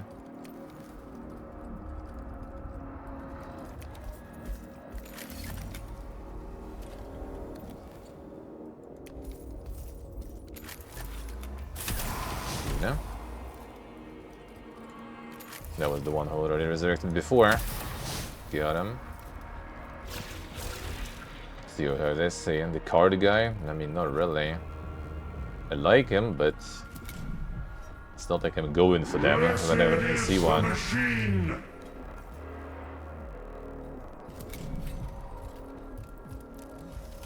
Okay, good, go for him. Machine God's will. This guy I need to get.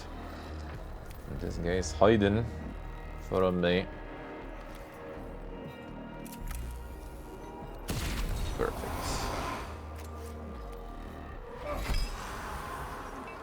Restore the divination. I think it's kind of worth it. Yeah, like if you can go on the hunt for all the card games, there is like endless amount of that shit. Like you're not gonna have like all the time in your life probably to play all the card games.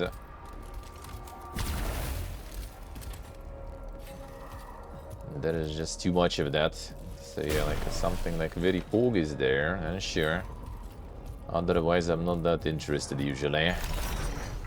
Still plenty of other things to play.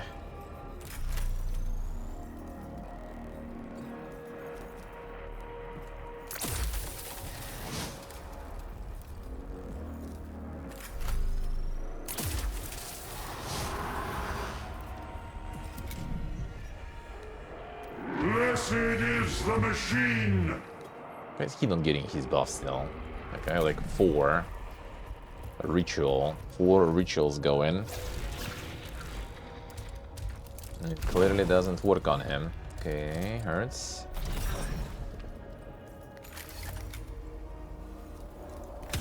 Nice, start clearing.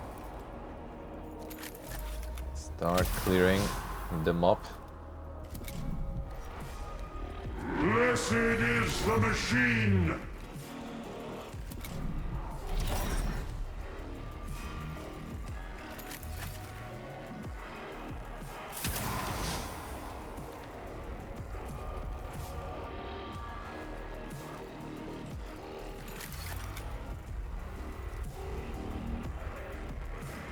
And kill this guy instead, probably this time.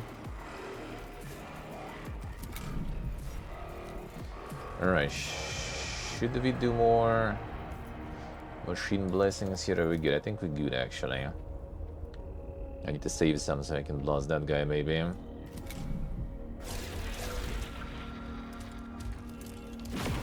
Alright, still living barely, but hello. Enough of your shit. Still alive though. This guy's so annoying.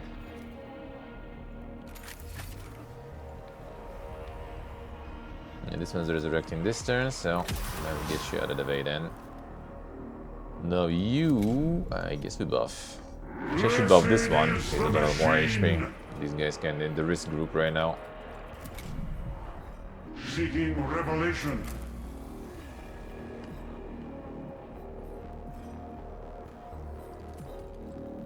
I just blast this one, I guess, fine. Why the fuck not? Okay, we can tank, no problems. Dead. Shouldn't buff him, should buff this one.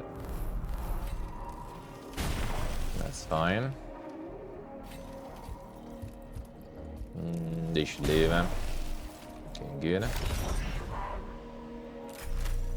Let's see. I think we'll move you. This one is not heavy, so we actually kind of go and shoot some death marks. I don't think I'm gonna reach that one though.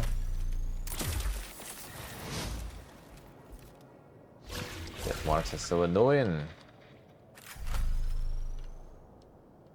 Okay, who's returning there? This guy. I need to get you then. Still kind of on full HP here, so I guess we try. Blessed is the machine! That's okay. There's not a death mark though, I need to deal with it. I sense Xenos corruption all about this guy. Worth for one shot here, I would say. Okay, then. Oh, this guy. Alright, sure, you do that. Give me an opportunity to kill you here. I need to kill this guy. Now this one next. Okay, he's gonna resurrect though. That was a mistake. Fine. I need to kill this one. The other thing is we can just kill... two, no, not gonna happen. Okay, this one gonna get the machine blessing. Already reanimating too. Shoot. No, what did I fucking press? That was bad. That was really bad.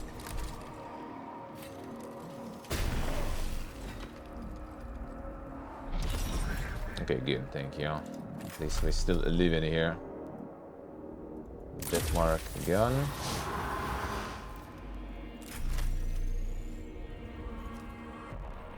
I need to get rid of this guy here.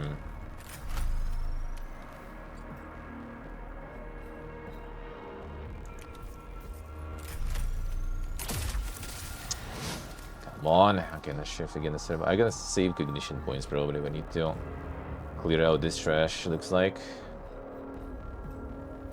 Oh, I can still move at least. Oh, you know what? I'm gonna hide you then. Okay, that's good. Okay, fine. We're hiding you and then we're buffing you. Okay, this guy is still for now helping us a lot. That is good. Okay, more resurrecting though.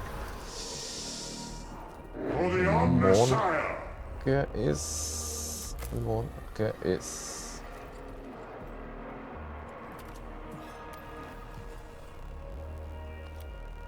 Time to use you to the full. Kill. And kill. This one already not returning at least. Divination. Just in case.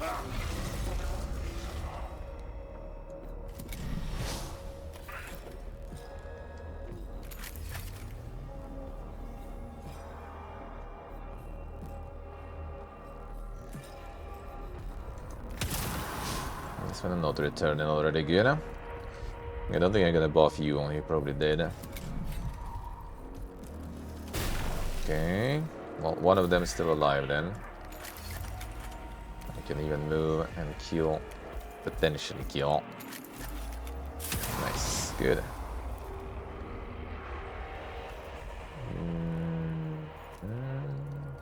I mean, good then. And we only have this one to kill now. Well, actually, yes, some of them I guess return, but not gonna be a problem. As they both die.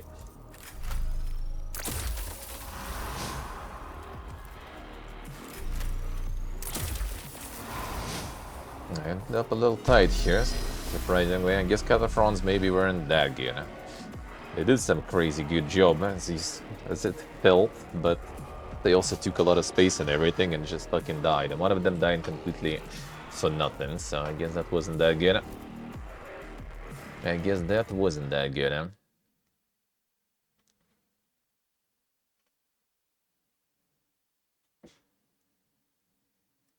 You'll need to try to like desync the tomb sieges.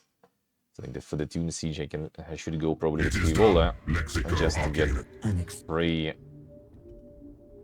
bonus points. The forward units effected a breach in Necron lines, which allowed a breakout of the trapped Skitarii. Resistance was extreme. There were heavy losses among the vanguard. I can permit a few moments of regret before partitioning my emotional outputs. What is the situation there now? The Skitarii are regrouping for a concerted push against the tomb. The adjusted command structure is proving effective in repelling Necron counterattacks. So far. Then the sacrifice is justified. Return to us, Subdominatus. We will likely be part of the final assault on Hekemhebe. And she done. Another pistolia. Self-augmentation. No one's self-augmenting. And roll goes in again. He does get Cataphrone actually boosted in. So let's go. We still have territory expansion to do. And then only the critical path. Ready. I get the point.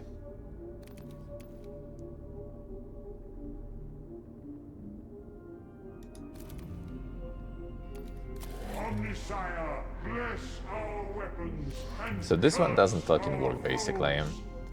I think it worked like once, and I'm not sure if it's actually even that good. I think I literally just get this. This is nice. Healing is kinda okay. Yeah, let's get rid of these probably too. This one doesn't fucking work. I don't know why. I don't think so, huh? So I could just get this one fully finished.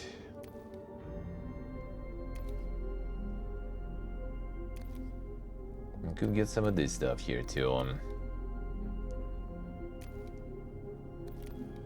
Conducting a ritual. Technically that should be done, right? Canticle is it? Canticle and ritual. To get more recognition again. I really would love to have that.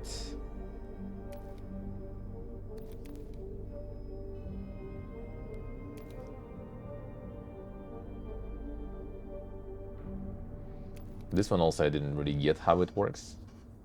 Like you just waste your defense and get energized on the allied units. I tried it. They didn't get shit actually. On Rangers, and they didn't get no energized, so I feel like there might be some, you know, some skills and stuff might sometimes not really work. Could get this actually though, but yet recognition seems kinda a little expensive to me. There's always positives obviously too. Sadly, you cannot be able to replace this one with something, because yeah, this one seems kind of dog. So far, at least.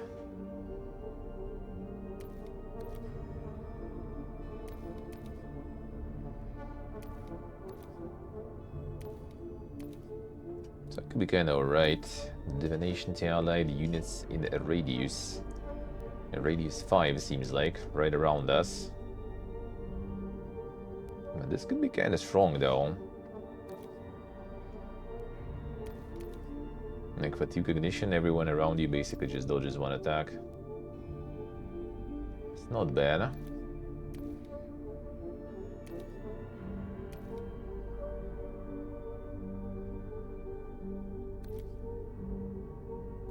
Let's go for this for now then.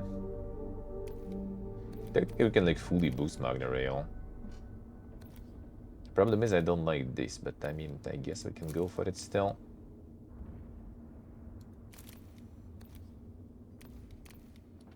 Can work without it, I feel. Then get this and all those, I guess, too. This I kind of want because recognition is good.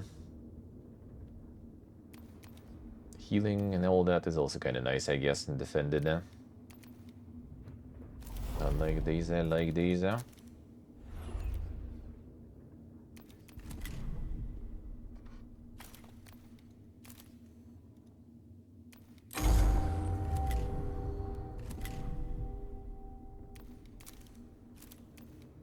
Then just expand the territory.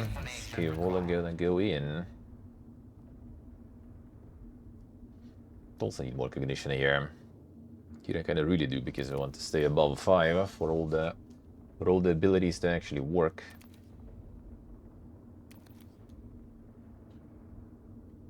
And that's kinda tricky to do.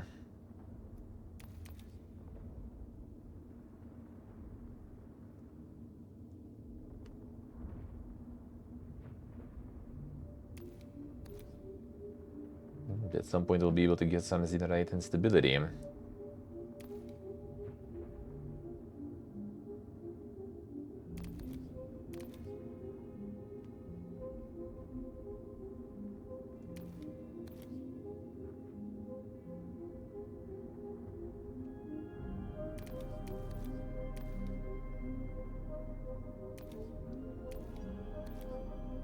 The peak push, yeah. Exactly, exactly. Fascinating. I need to get her the Architect fragment and more vigilance meter. Well, that's how we get cognition. That's how we get some big damage.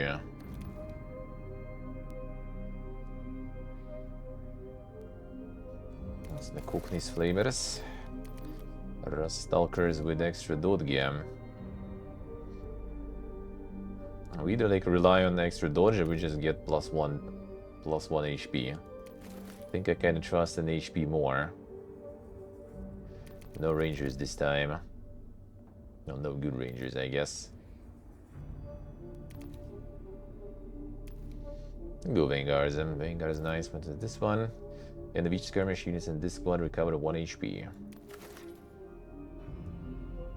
Squad officers in the battlefield, yeah, they're focused. If no squad member is killed, all squad members gain focused.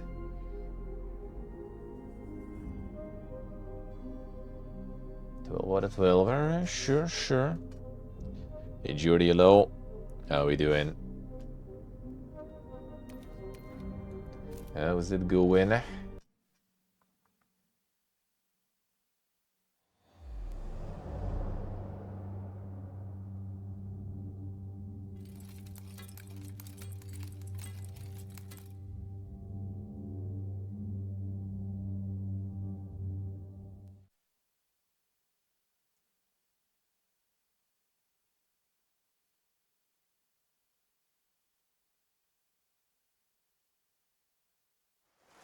Get the game and news going though.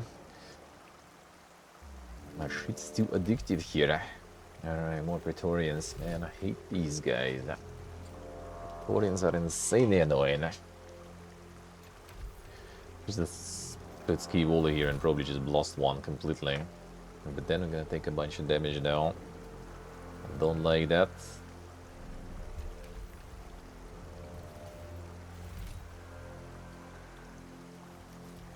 I really don't. Plasma caliber is there.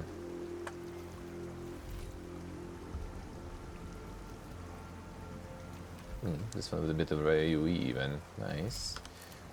Be nice to get more melee here, but actually with Praetorians, I don't know. If we want some, I guess we can actually try to... No, that's not gonna work. Can drop the big boy here though, I guess.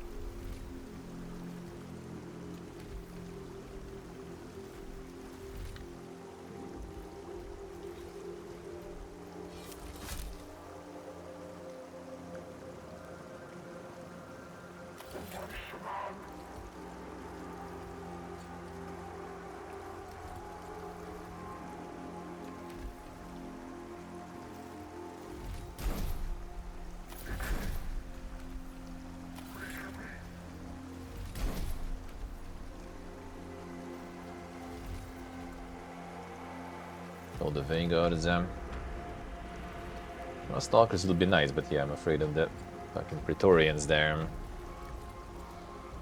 I could go with Princeps actually, I guess. Go here. Go here. Go this way too. And here, just don't even go, whatever.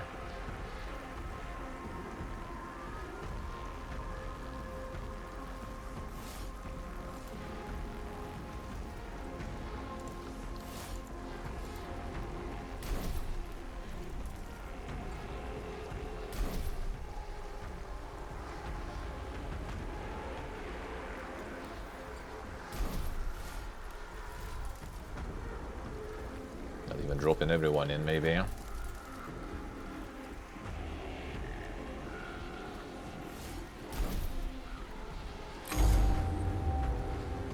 More. Of course. At least that wasn't an AoE, but still.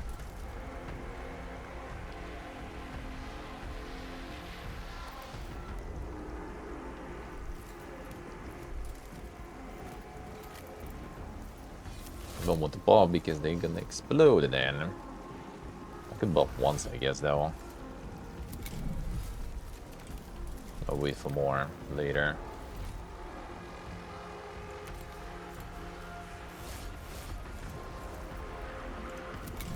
Go for 2 buffs even, fine. Feeling it, feeling it.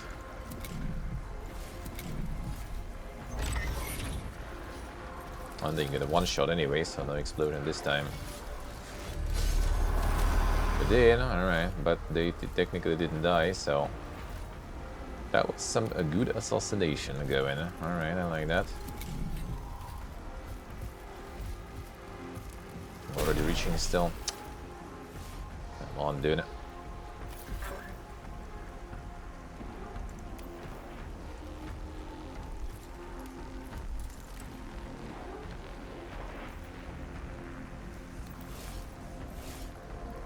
Baldur's Gate 2? Nope, I have not. I have not.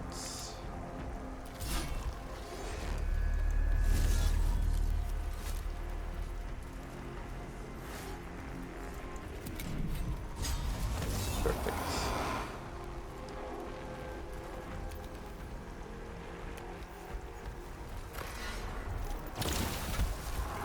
Perfect. Oh, this guy might be dead though.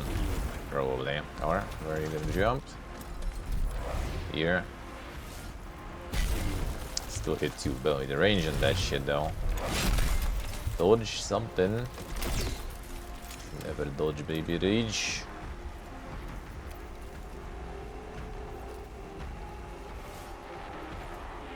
Okay, I don't want to go there because there's gonna be even more damage from the jump then. I think we go in.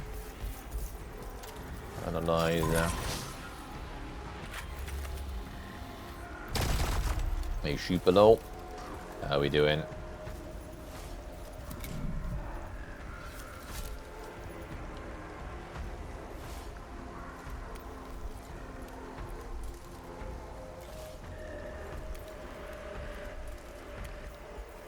actually bad. Fine. Gonna jump here. Okay. Good cover, by the way.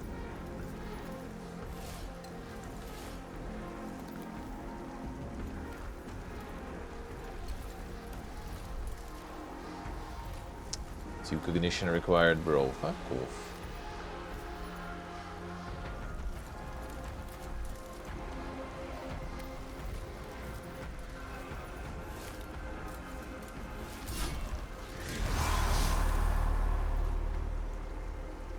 Oh, now I got the cognition though, at least, and that's fine.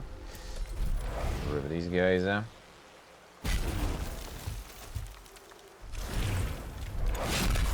Oof, that's lucky. Less lucky, but I'll take it. Please, plasma guy alive. Finally, you down. Most annoying one's down.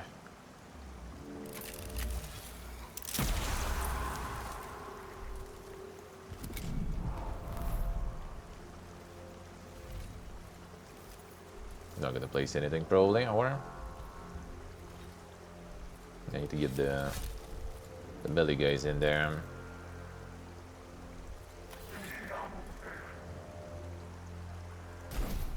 Fine.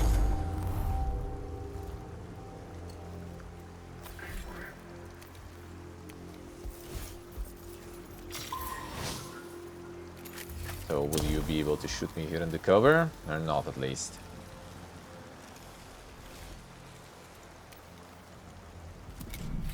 These guys shooting here, I think. Okay, that still kind of sucks though. Doing so much damage. Oh shit, okay, we have 2 turns to kill this guy here.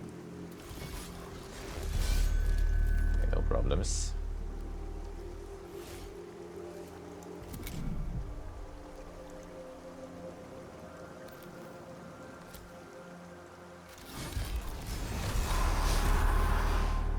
Perfect.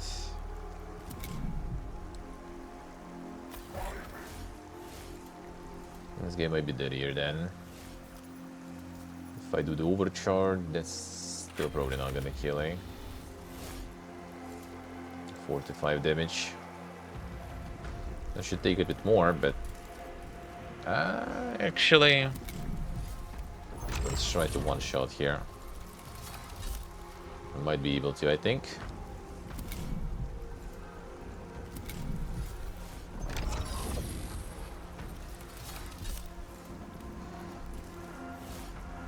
Let's see if I say the teenage room mode. I mean, why not?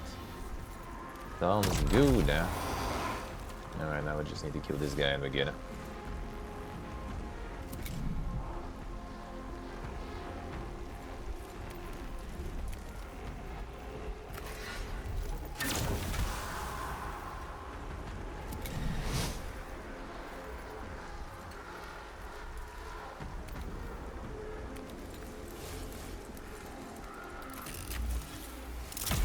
Still alive, dude. Come on.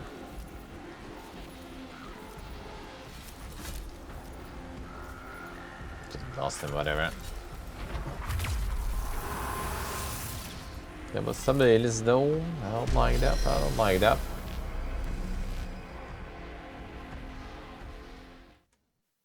The second monitor has to be on the wrong side. Oh yeah, it happens. I know the feel. Always the new places to move them. The monitor switching places there. I know the feel.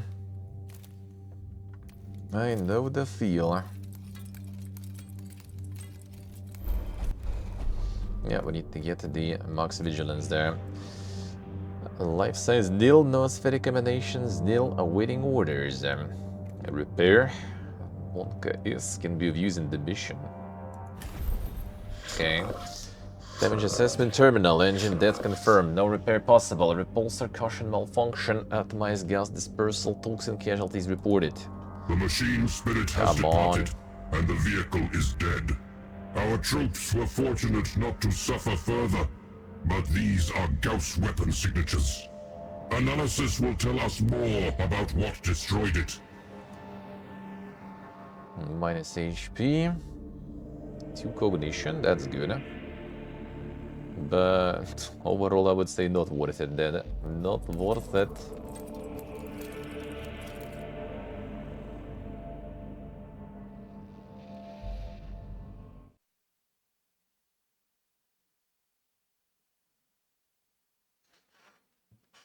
We'll see, Darker, we'll see. I still have the first one to play, actually. Still have the Rogue Trader to play.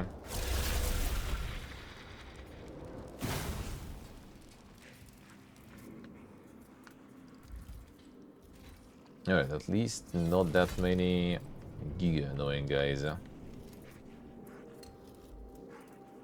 This crowd here could be kinda annoying though, not gonna lie.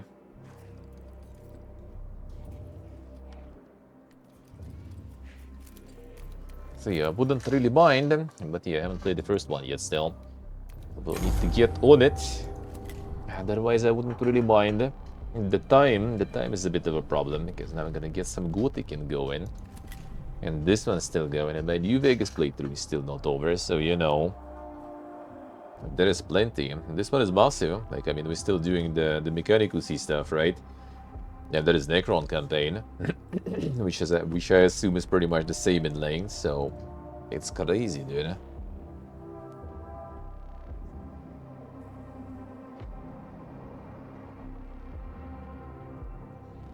See, so say, many good games, a little time. Yep, not enough.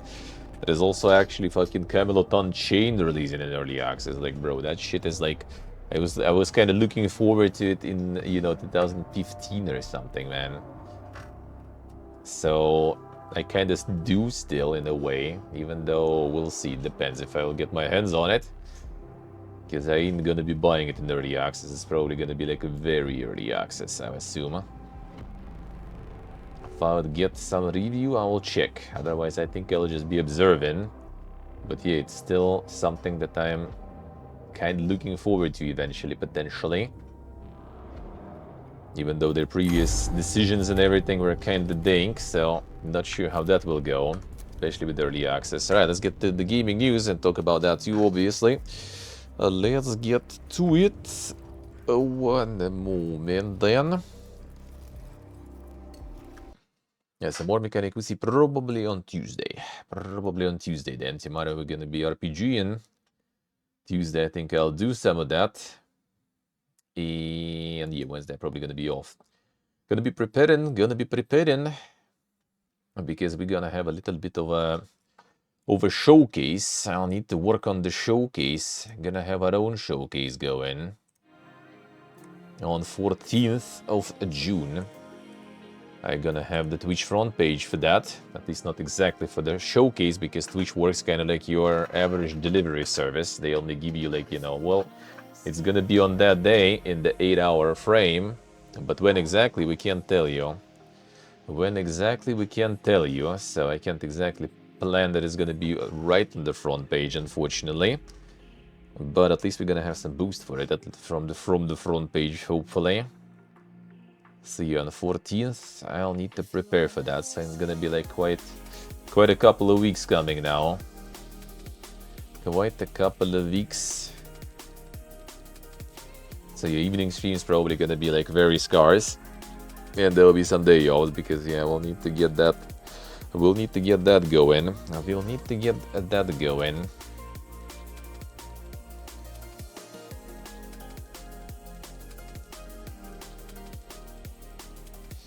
Welcome new friends. Oh, the front page rarely does that, really. Front page rarely does that, really. But I mean, we'll see. You never know. You never know. Alright. Wouldn't be the first. Wouldn't be the first already.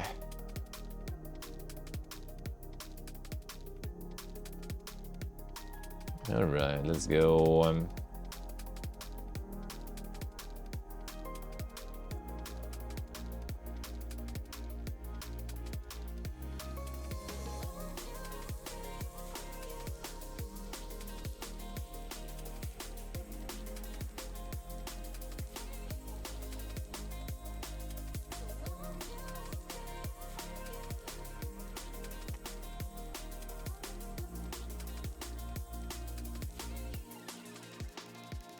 Yeah, but do it and everything.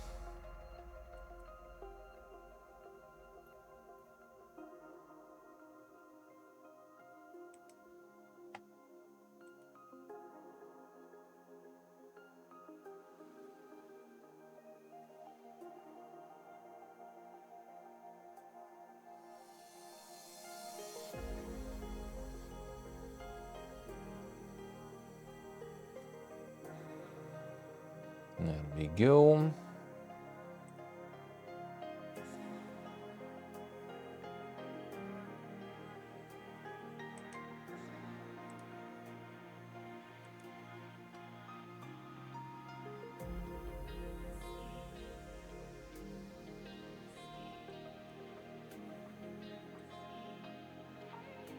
Alright, done. Oh, done. Alright, so Twitch front page might be here at this point. Yeah, I can check it out as a curiosity, you know. Out of the scientific interest, basically. That's kinda it. That's kinda it, really. I can't eat Avatar. No, we're getting the showcase, even though, yeah, as I said, I'm not sure if it's gonna be exactly during the front page, since they never tell you exact time when you're gonna be there, which is ridiculous, but, well, it is what it is. Like when you plan something special that doesn't last 8 hours, then, you know, it would be kinda nice to know exact time. So you can plan some things for that. But nope, we don't get that info, unfortunately. So I guess I'll do it like at the last hour of my 8-hour frame. Yeah, at least hopefully there will be some boost. Some, you know, signal boost for it. Hughes, that would be good, eh? Well, I mean, that's probably because they don't know exactly. Like the... No, they tell you even, like, you know, to prepare and stuff, you know. Get some boogie-woogie stuff going and everything. Update your channel and shit like that. So, yeah, they don't really. It's just probably kind of like, so... They never know themselves, basically. They just have, like, multiple people probably for that time frame that gonna be, like, assigned to one of the slots on the front page. You don't know which slot of the front page. There's multiple ones that you can scroll through. There is, like, you know... The main one that loads first, that usually gets the biggest boost, and then like the more you scroll, the less of a boost it gets. Not even a few hours of time frame. Yeah, well, it's all 8 hours, so yeah, could be less, I guess. But yeah, they probably assign multiple people there, and then kind of depends. Then kind of depends who goes where, and maybe they're kind of juggling you there. Maybe even multiple times you can just appear there, you know. For some people in that time, for some people in another time, I don't know exactly. Before there was exact time frame, like with actually no, I don't remember last time I requested through them. Was there exact time or not? I don't remember. When it was like through all the charity streams, then they usually were giving you exact time, so you could prepare when it's gonna happen. It's totally better to plan. It's totally better to plan things. But yeah, we'll see, I guess, we'll see. So it's basically kind of like 8 hours, you're gonna be like in some list that you might actually appear there. That's how it goes, eh? But there was also requesting specifically for kind of like the showcase thing, but maybe those specific requests no one actually even reads. They just like, you know, haven't been in front page for some time, alright, fine, you're allowed. I've been there recently, then, well, no. Apply some other time. Alright, 1 second, go to the bathroom, and we start with the gaming news and stuff. Let's go, 1 moment.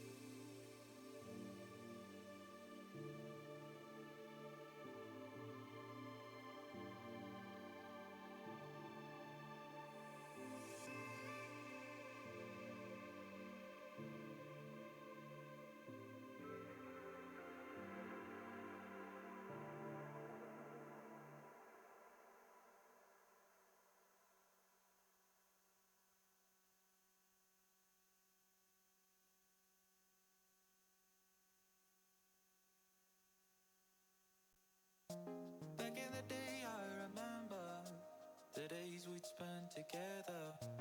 Always knew one day this wouldn't last forever. Those kids lived in the backyard, playing dumb, trying to act smart. Oh, I wish I could just go back for one day. Remember the plans we used to make? We had no boundaries, feet off the brakes. Crawling back up after our mistakes, comforting each other. Starting more fires, I feel innocent, naively hoping it would never end. We couldn't have been more right and wrong about that day. Oh, you Alright, getting the launch real quick too. Real quick there. In process. Heat up some potot. Some insane sales there. Time to Elder Scrolls franchise. Time to buy more Skyrim. Dragon Quest 40th anniversary. The fuck, dude?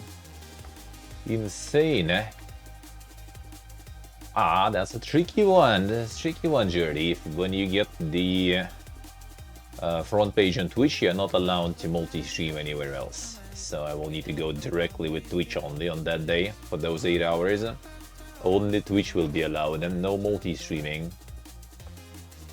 I assume during the premiere on YouTube though, like just the video release on YouTube should be no problems because it's not gonna be live. Yeah, one sec.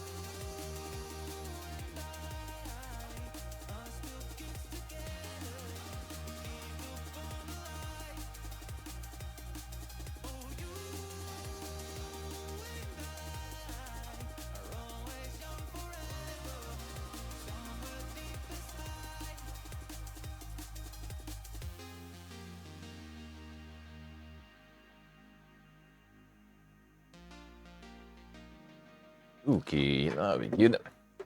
But that with some mushrooms and some turkey feels good. A little bit. Oh, it's actually so over for Reaper Actual? Really now? What happened with that one? Well, I mean, I kinda can see sorta, I guess. Huh? Ah, now he's showing. Tuki sometime. Ooh, okay, yeah, that's quite the start, looks like. Any tea? I got some water. Got some water. I think there's some juicer and stuff too, actually. Actually, there was some juicer, I think. Gonna go check. There was a juicer, I think, too. Now that you reminded me.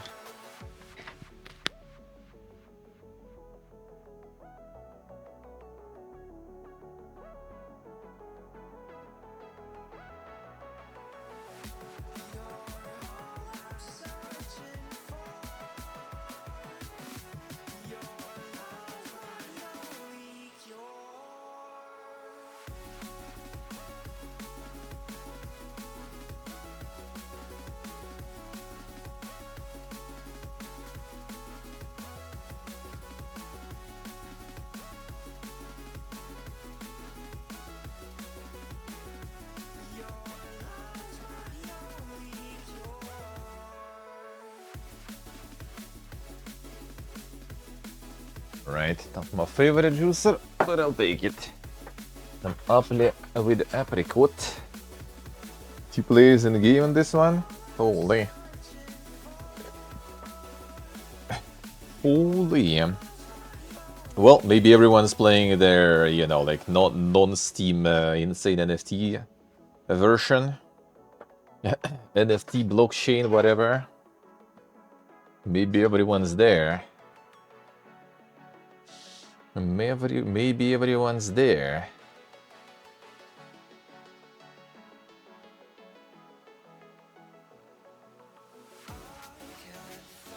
I looked at this build and decided it was ready to sell. Save your money, alright.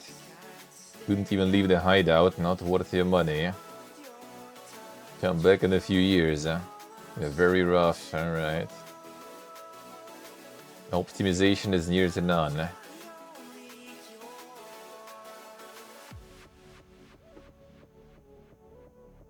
Yeah, NPCs literally do nothing but shoot you once and miss the rest. Alright. Optimization.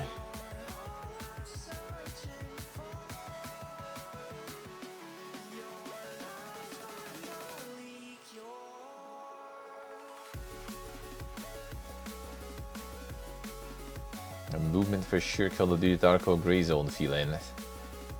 The other spawns and factions. Never been able to hide to deploy or anything from the hideout, alright. Not ready even for early access release. Not a low effort Web3 game, alright. So bad servers that don't work for 2 days because they are gig overloaded from 25 players, alright. Not a day before.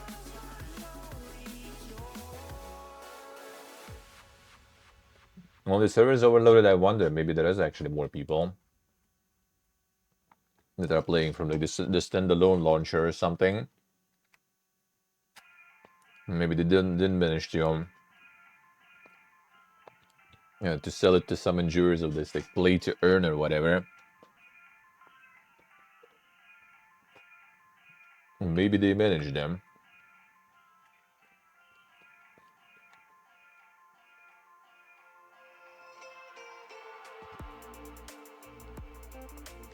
No, it's pretty big company.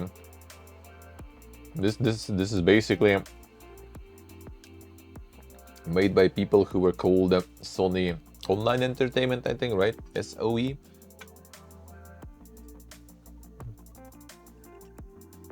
Who made a shitload of MMOs, many of which are still alive.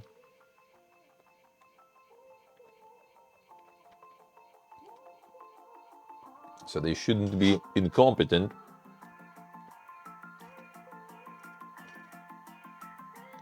Shouldn't be.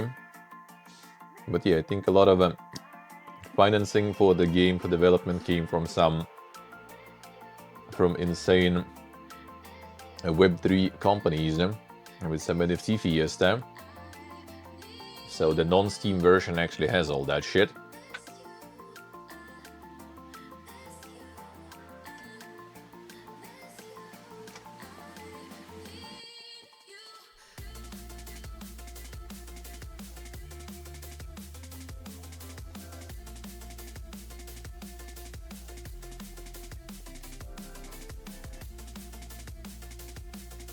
No Southeast Asia server.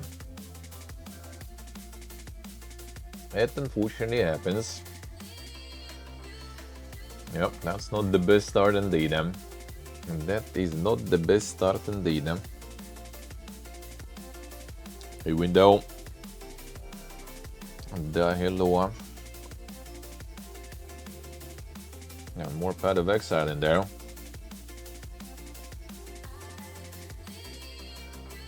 Insane.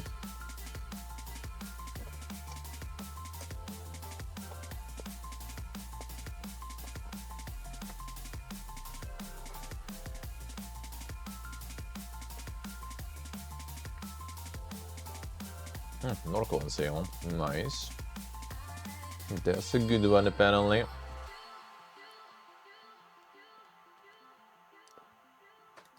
Tarvestara. Another incremental one, then. Well, it's incremental galore. And all those MMO enjoyers actually knows, MMO makers know something. Maybe we're just some sort of like, you know, fucking weirdos here who actually want to play games themselves.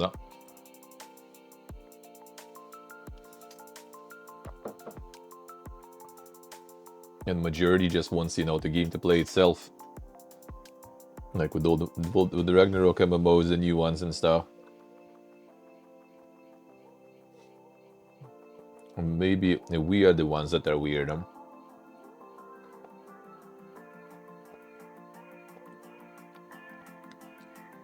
The world actually wants games to play themselves.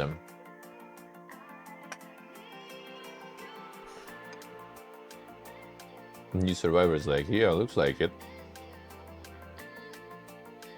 I mean, I feel like it's even easier probably to make, really. Well, in general, right? Like, obviously, making a good one and stuff is a different story. But I feel quite a lot of those incremental ones are pretty much like some, in a way, a little bit of Excel simulators. We've done some crazy stuff going on.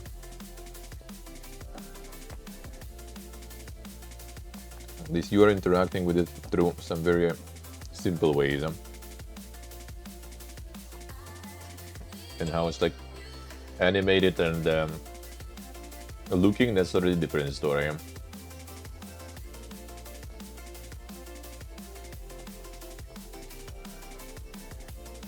Mega structures in space.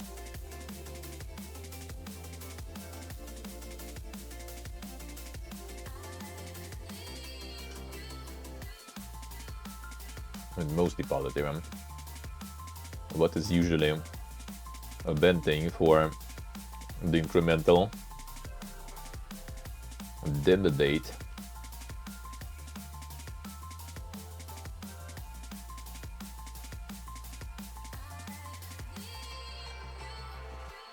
Past them is filled with time walls.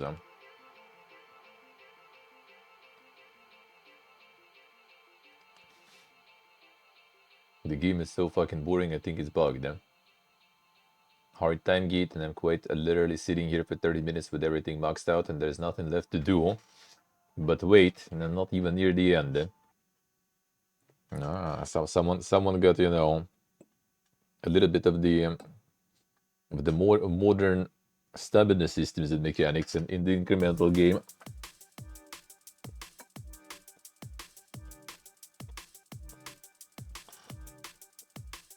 Most boring incremental game that I ever played.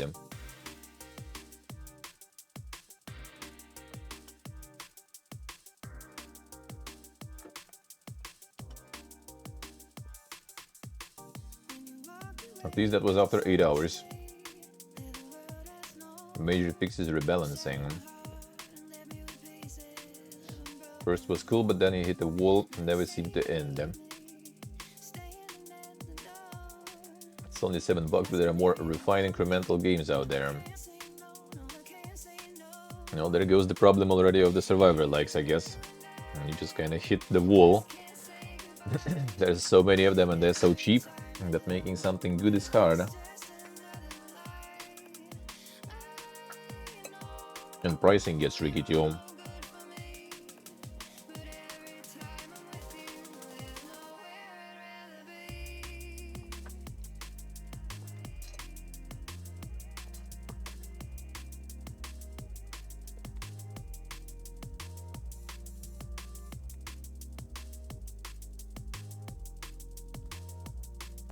Sabina the Hollow are actually doing good.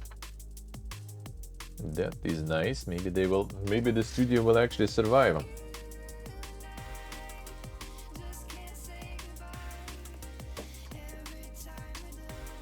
Or maybe studio will actually leave them.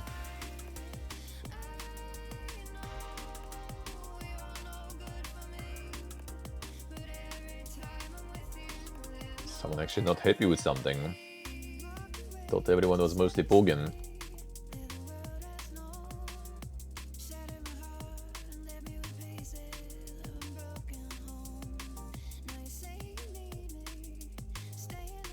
A lot of game design choices to be hostile and frustrating.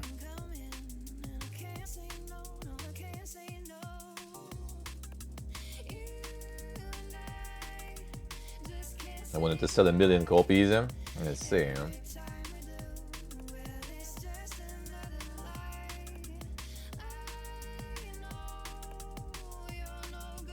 Copies mechanics from Zelda, Bloodborne, Dark Souls, and Castlevania. Damn, son. Insane. Damn, quite a, you know, a detailed review there. Tedious.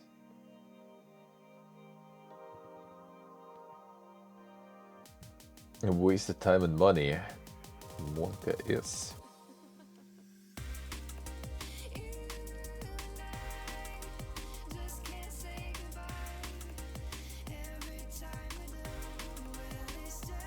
Achievements permanently disabled for your save file if you use any of the in-game related accessibility options to make game a little easier.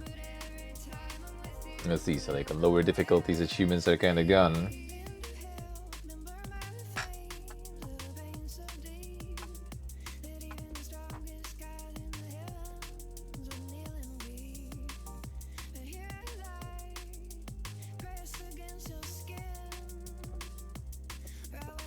A whole bunch of experts around.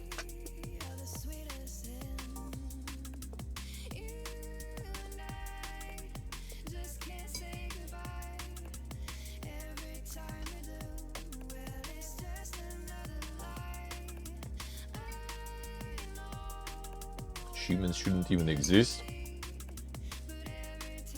We have another Nick take. Classic.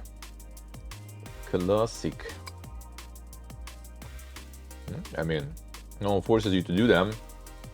Some people like them, so why not? Why not?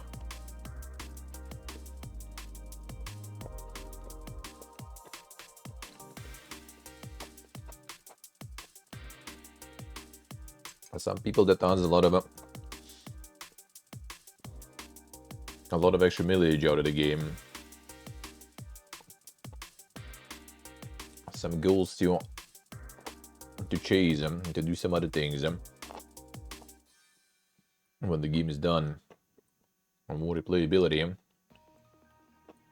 and more time out of the game.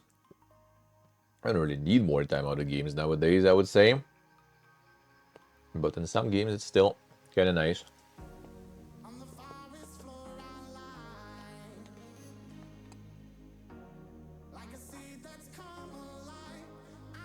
True, jest chyba nie czułem.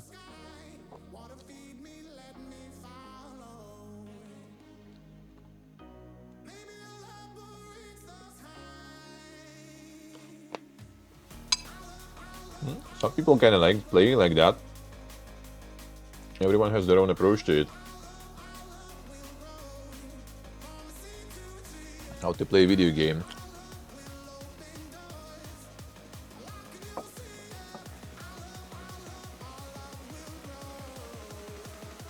Make the person stupid, not the achievement. True. Well, removing the achievement is not gonna change anything anyway, though.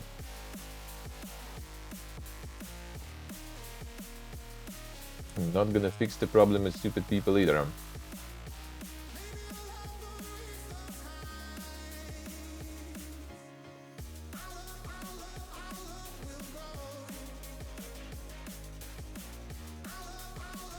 The insane weeb bait. I see where it is now.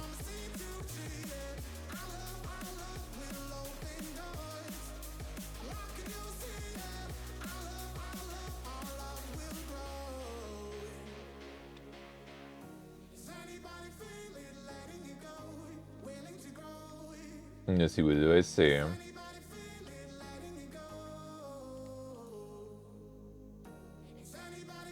Single player SRPG. And what is exactly SRPG though?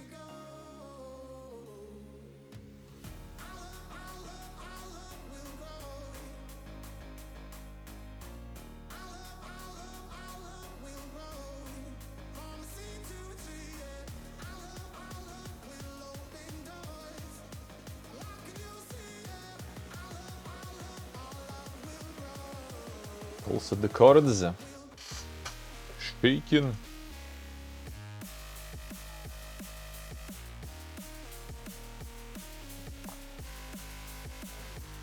And it does seem like it's more of abilities there, I guess.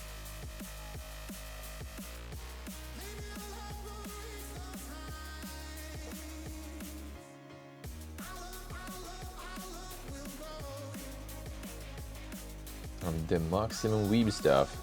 And the demo and shit too. Really good reviews, eh?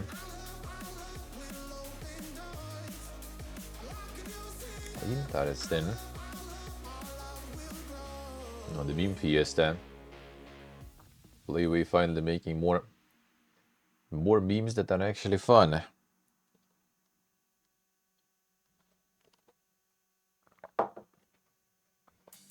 A simulator slope that is actually a beam. That's good. It seems like doing quite well too.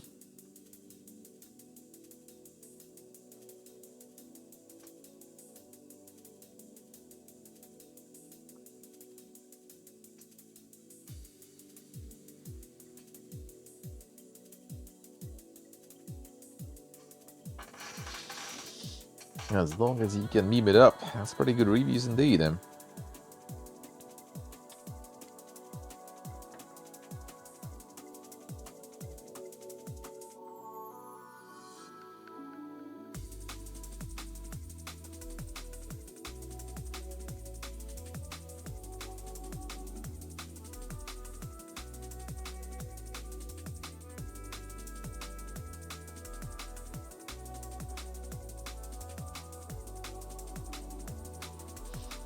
I went full on memes on this one.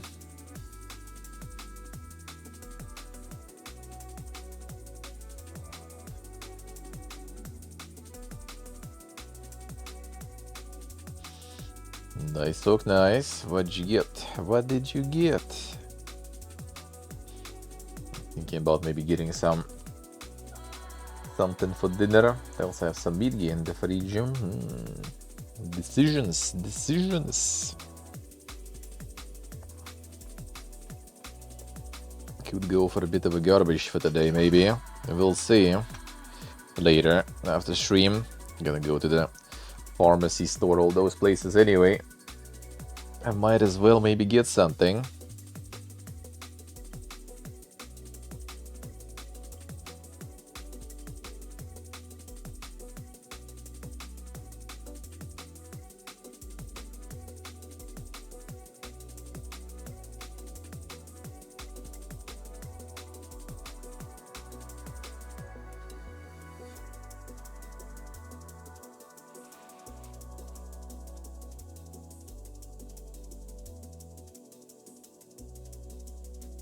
Fried chocolate, Monica S. How does that work? How does that work?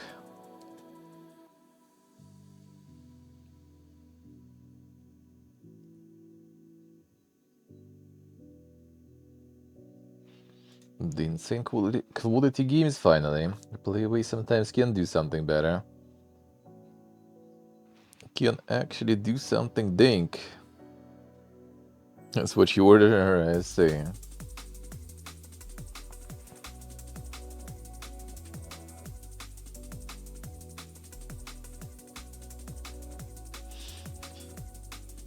Trailer make it look like you can manipulate the environment a lot to steal random trash to use as spare parts. In actuality, those are all scripted missions. Damn. What a surprise, huh? The bulk of the part finding consists of wandering around random empty backyards, hoping to find what you need, like just lying around. I mean, it would be complete dream game if it would be that much freedom there.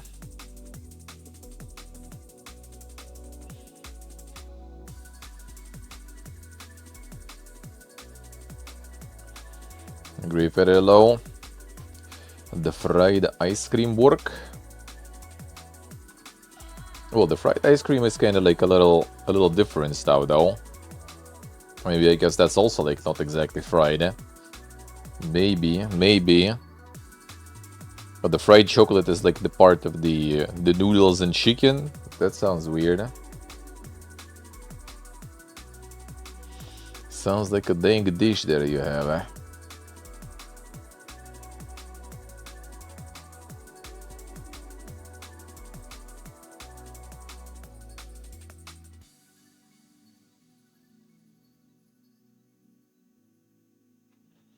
Yeah, the separate stuff, I say.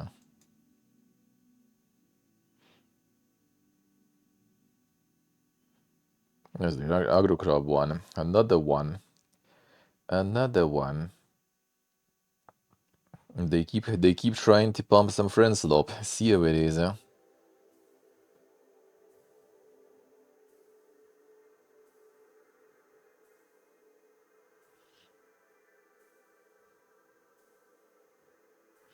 While it works, they just keep going. I mean, I respect the hustle. I respect the hustle.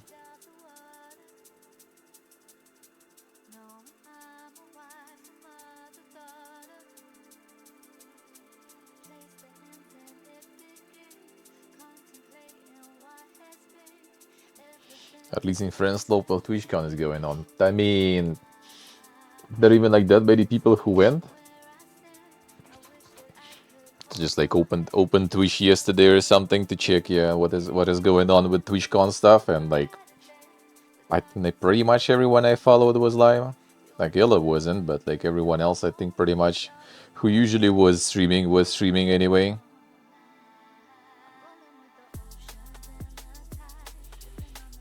Breaded chocolate that's been fried, like the deep fried stuff or something.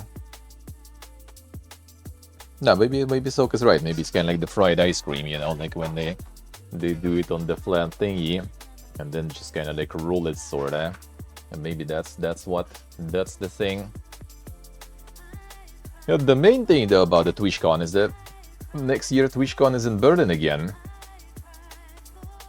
and I think I will try because Berlin is actually doable. And Germany is actually doable. Because Netherlands for 3 years was just completely nope, because they just don't even like take our passports whatsoever. Like that's just instant nope. In Germany you can get the visa too. Still might be not that super simple, but should be doable. Should be doable. So I think I'll probably try next year then. It's at the end of May next year in Berlin. We're gonna return to where it all started in 2019 Berlin for the first European TwitchCon. Would be cool. Would be cool. Not sure how many people from our OGs even will go though, but that would be interesting at least.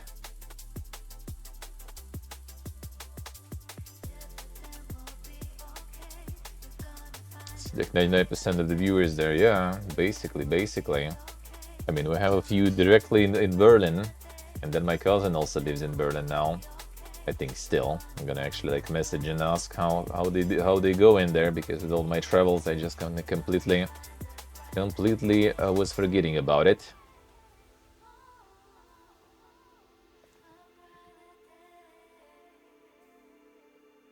So yeah, we do have some people in Berlin indeed.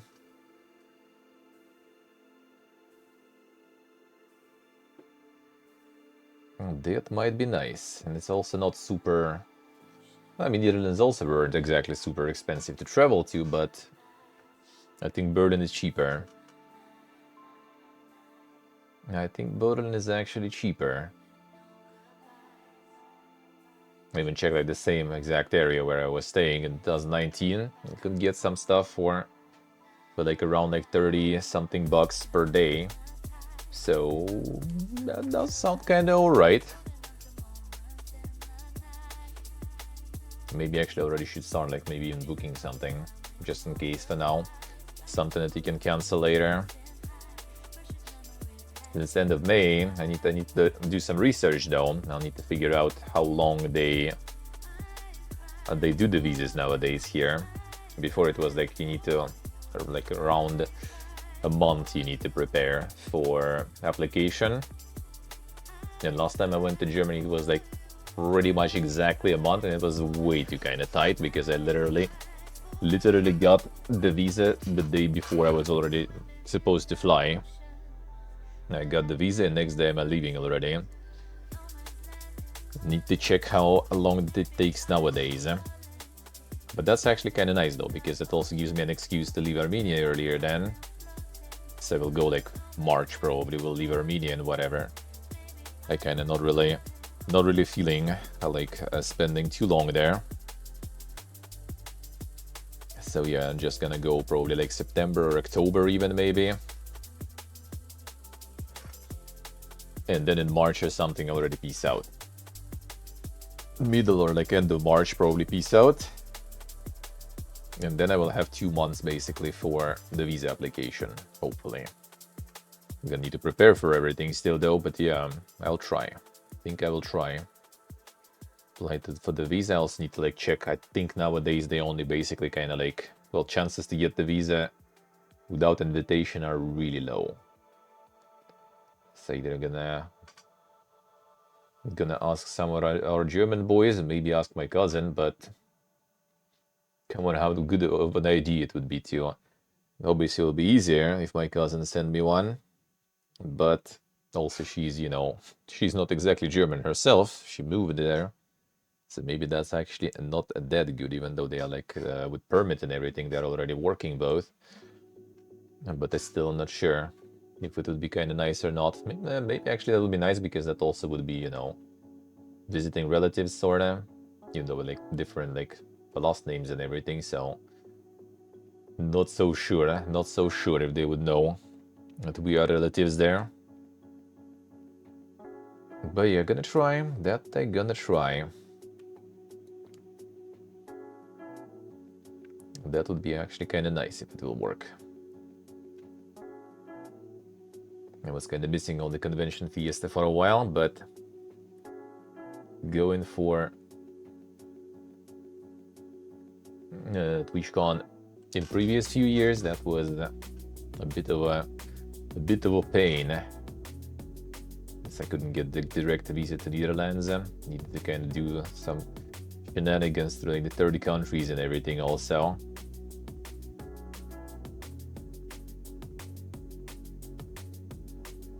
Which would make the trip way more expensive.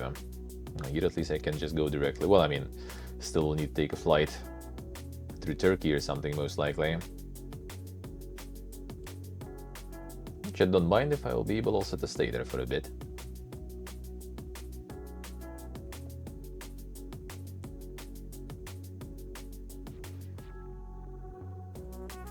And get some of them streams going maybe too. But then I also will need to get my second passport then, just in case.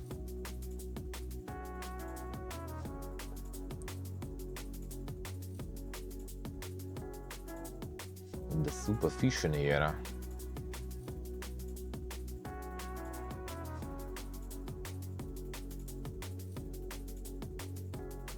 Casual fishing game. Simple but satisfying loop. The reviews are nice on this one. It's in bundles there already.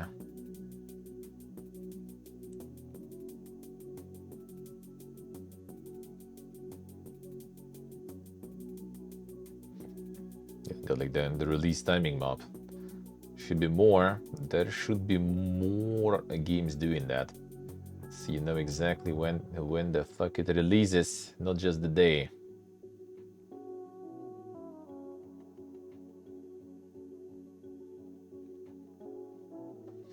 Game is too shallow. Enjoy the demo of this game, more of the same in the worst way. After the first hour you've seen it all. A little repetitive but fun and short bursts. Yeah, what's the price there? $5 buckaroos. It's 777.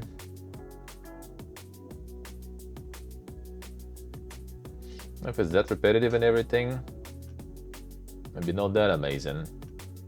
Maybe not that amazing.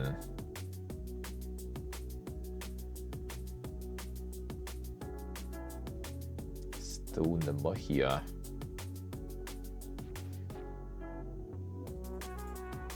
Fight Zephyro. Then Sekiro at home.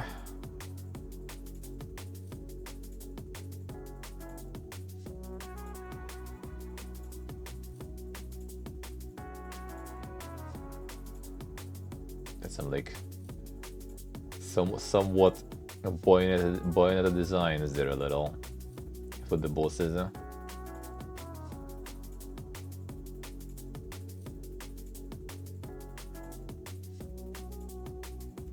Then haunted by the plague of angels. Does sound binary-ish then. Action adventure with Souls-like elements. Damn son. And not Souls-like but just elements.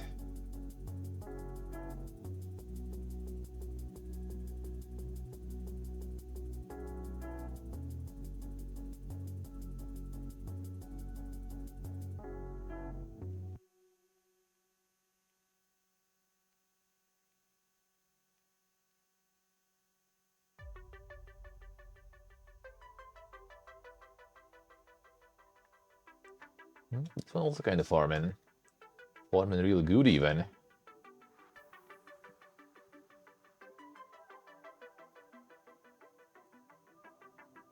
Literally fun souls.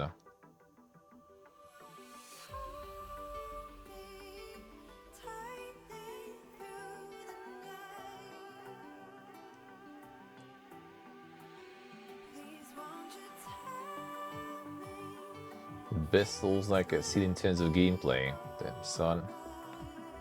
Insane.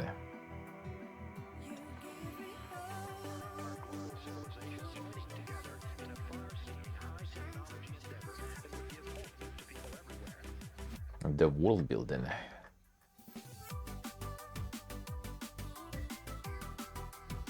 Actually a whole bunch of good releases still on.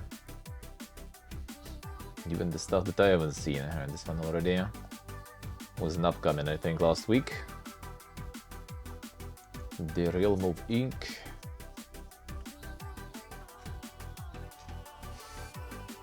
You know, the Chinese, they're kind of like doing a bunch of the same stuff in these genres, I feel. Like you kind of see the animations and like fonts and all that stuff in style, and it's just like, well, seen that before already. Seen that before already.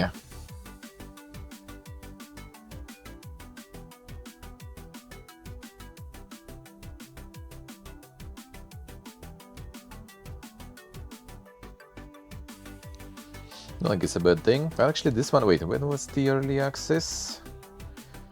2024. That's when I can recognize it. It's like the demo or something. Maybe I saw the early access release before. But yeah, kind of reminds of another one also that I played.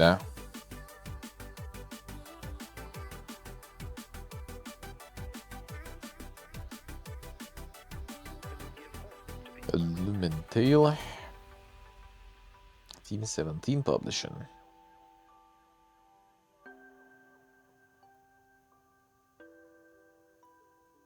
Captivating a monster collector RPG. Damn, another one. And Nintendo is looking for your location there. So Team 17 publishing even. Not even afraid. Even got not Pokeballs there. I see how it is.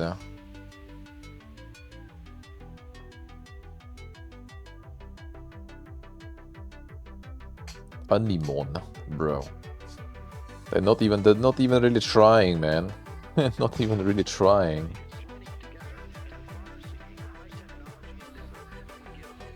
I'm not even pretending.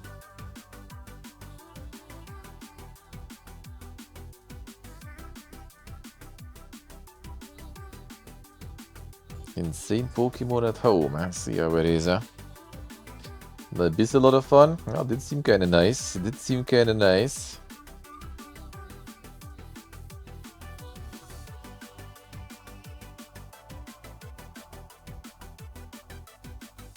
Ja, sì, so che sei,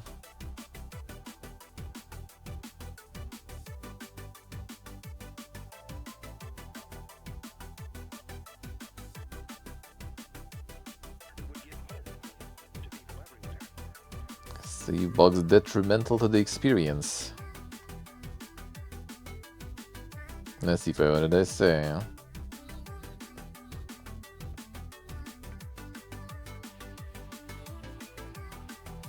And lots of bugs apparently.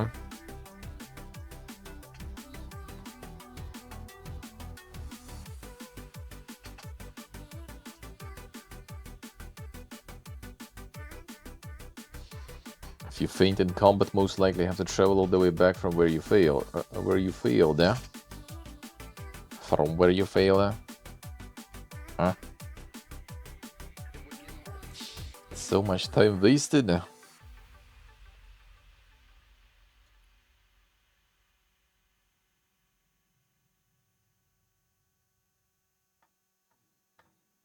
And it seems kind of alright, yeah. It's interesting that not even like, not even pretending.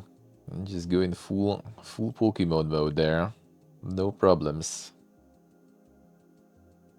Not even hiding it. Down to city. And this one going overwhelmingly nice. We're gonna be playing it next week. We're gonna check it next week.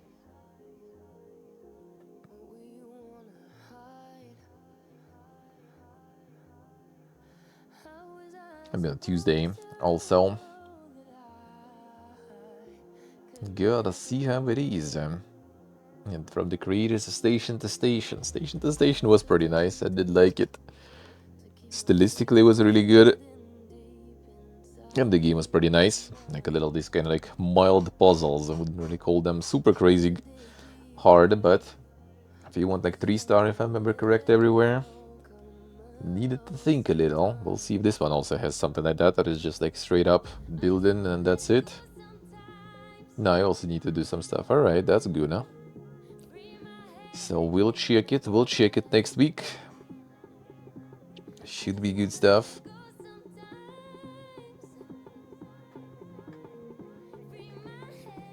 The roadmap even still going. Still more shit.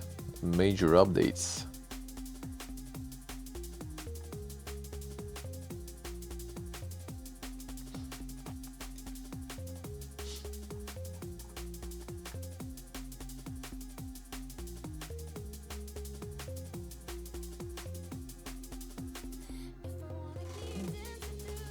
The James Bond is actually Pogen. Nice regional pricing they have. Huh? I respect that. The Paralyze is farming too. Just looking at the number of the reviews, Paralyze is farming even more, I would say.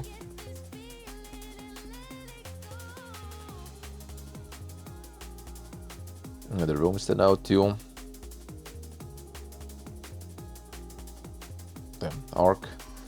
Arc is farming now also with another sale.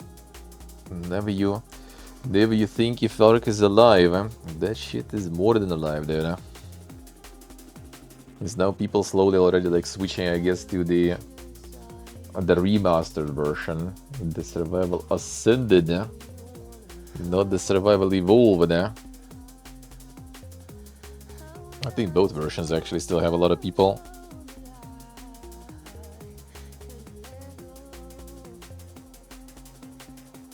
Dense line rhythm. We're going in line through multiple of environments.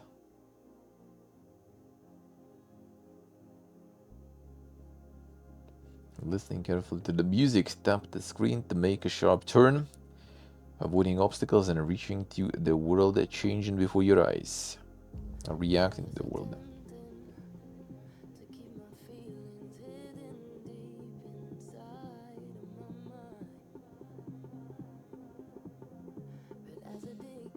Quite a lot of rhythm games nowadays too.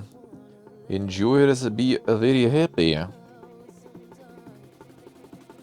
Big hopes for Summer Game Fest? I don't know actually, dude. I don't even know, man. Ugh. God, sleepy today. Yeah, not even sure.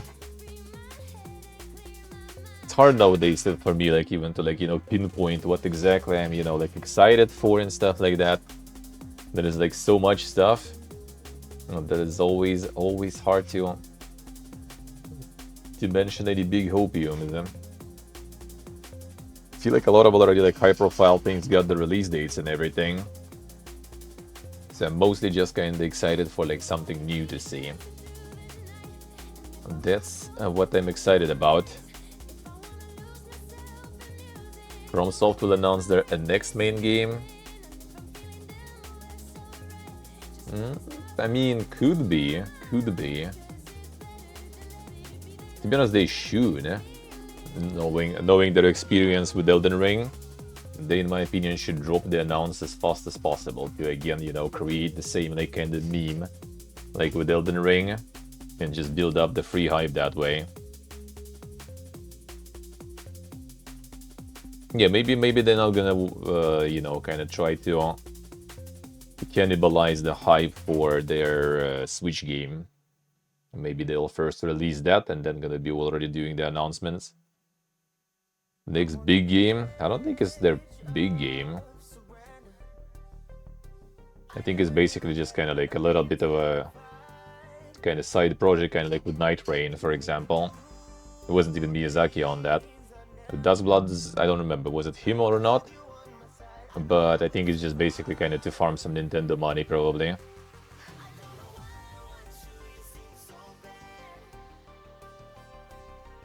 Yeah, I don't think they're gonna be doing like some main games for one platform only anymore, because they kind of can farm real big now. Like, they're not niche anymore. Like Soul, like From, they already out of niche. They're full mainstream now. So kind of limiting platforms only if it pays really well. So Nintendo paid them really well, I bet.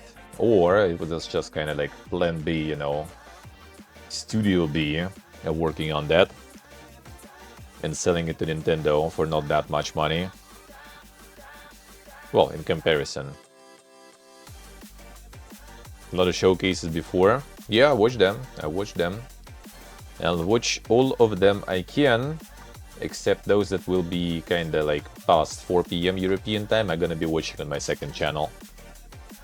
Except those that I'm official co-streamer, which, like Summer Game Fest, I'm official co-streamer, and all the connected one. PC Game Show, I'm official co-streamer. Summer Feature Game Show, PC Game Show. Was there something else also that I was official at the moment? Wholesome Games, I think, too. So yeah, those are gonna be watching on my main channel, the main shows, and a bunch of kind of like smaller ones I probably will be doing on second channel. Most likely. Maybe not even all of them, because they're gonna be preparing my own showcase and stuff for 14th of June, so gonna be a little busy.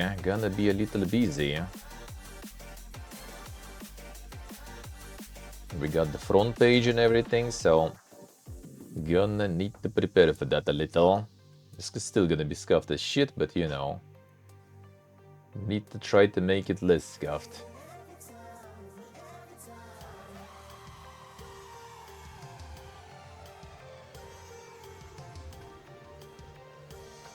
You know, what is this insane Slav punk?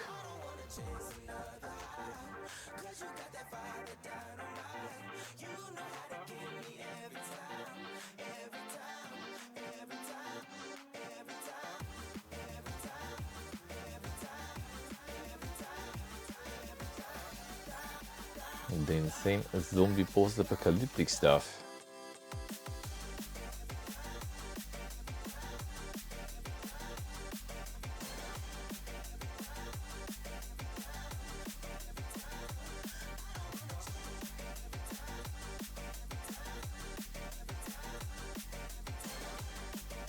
Ubisoft thought so too once upon a time. I mean, Ubisoft still can release like Assassin's Creed anytime, any moment, and get a bunch of people together, so nothing really changed.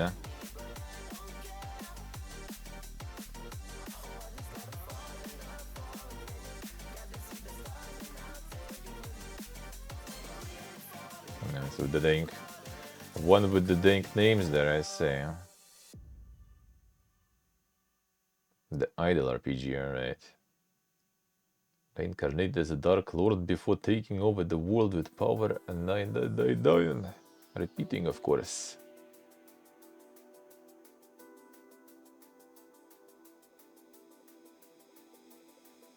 Got the demo also.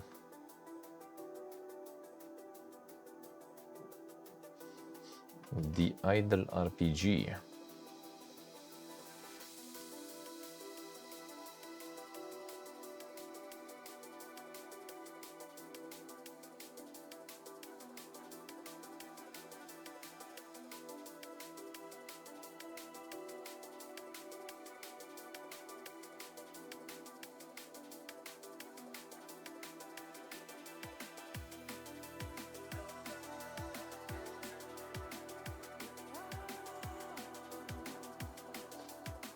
Getting lower sales on the same-ish games. No, they just kind of like separated all the successful franchises in the separate company now, and that's it. So it's still Assassin's Creed, it's still Far Cry, Rainbow Six is pumping, Division is pumping. So I mean, they're in a bit of a better spot, but that's probably not because they just kind of like Assassin's Creed keeps farming basically. Like that did not change. And that was always the case. They just kind of like, I guess like pretty much everything in the lockdowns and stuff just kind of like got too much invested in a bunch of different things and then upscaling the studios. So now they just like go in for the full layoff fiesta. Yeah, there was like a couple of projects, but that didn't go that well. Like what was the X-Defiant, whatever, that kind of shit. But I think all the main releases are still farming, so they can still farm all they want as long as you have some fans of some franchise or some company. Yeah, you can just pump a bunch of shit and everyone will be kind of fine with that. As long as you're not, you know, like every once in a while releasing something actually good, you'll be fine.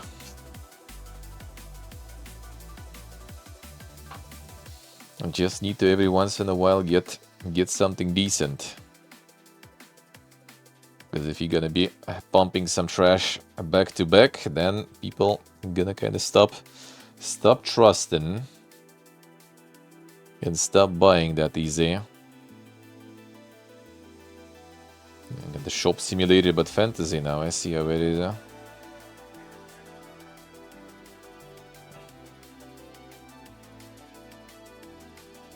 The simulator Slopium moves. And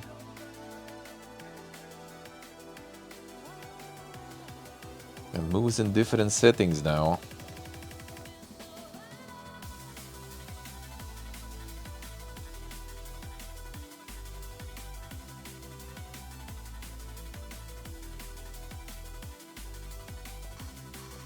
Another one to farm some content creators and everything, the usual.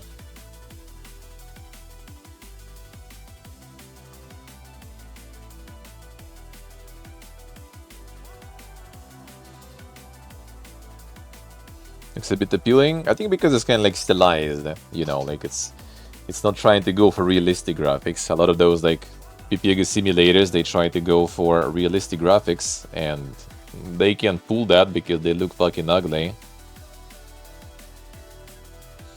Let's see, so I say the suffering.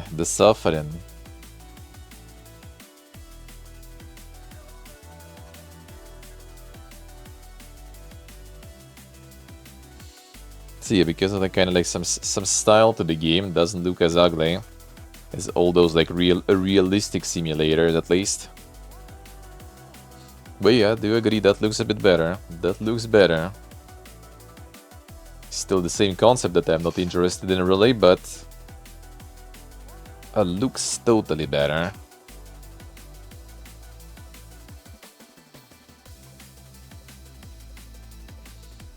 Under choice. Damn. The references. Come the overseer and shape the fate of those who came knocking at the door. It's a decision you make whether it's to let in a stranger, to use your resources on something, or to risk the safety of the bunker.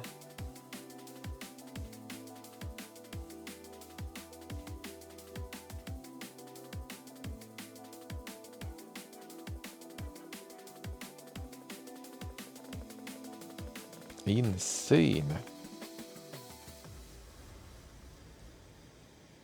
Speaking of bunkers, I started reading the Canticle for Leibowitz. Seems kinda interesting so far. The book is actually inspiration behind Fallout games. I just a couple of years ago learned about it, so I was kind of planning to read it already for a while. And now I kind of started. Gonna be my book on the train, since I do kind of be on the train quite a lot. Gonna be quite a lot in the next months. I'm gonna be reading that shit. And yeah, so far you can feel the Fallout there. I assume also the Abbey area that they cut from Fallout 2 and that is in Restoration Project could be somewhat kinda, you know, reference.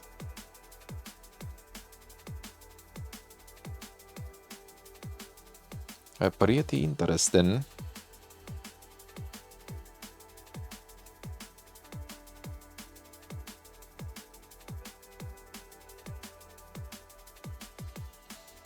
Starforged Legacy, that sounds familiar.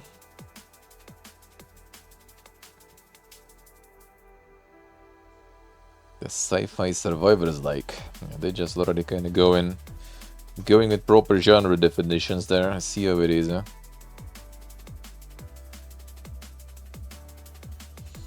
early access to, alright. Not sure. Lost in Art.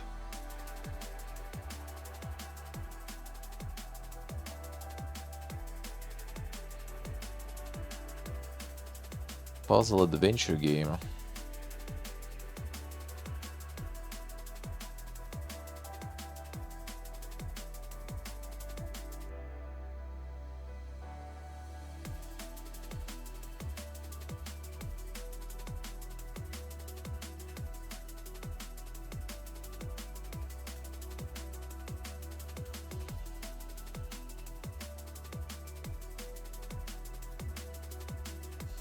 This at least looks kinda interesting.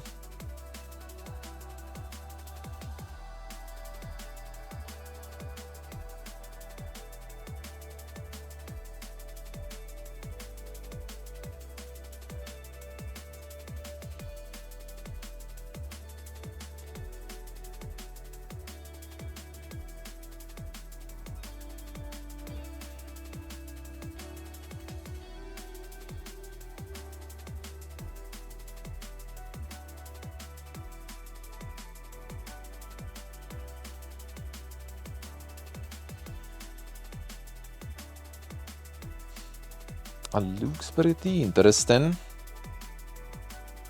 Looks beautiful at least.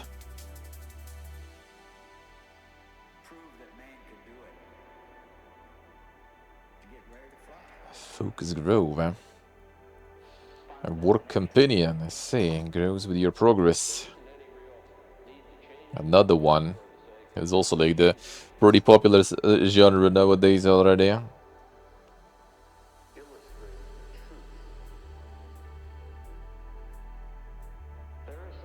Just need to get like some actual decent productivity up. That is productivity up. That is not a game probably.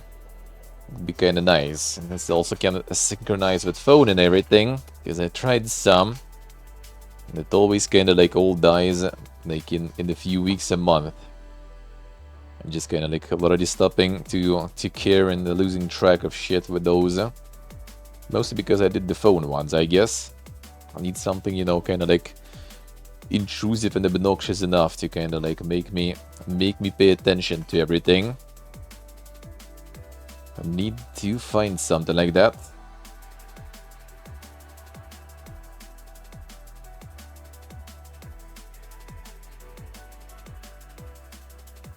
Improve the focus, well-being, and work-life balance.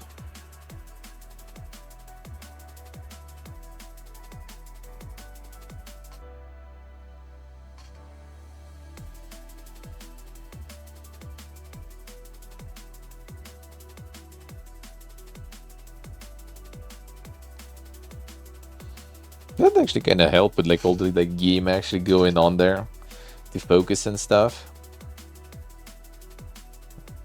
I wonder, do you have some enjoyers of the genre?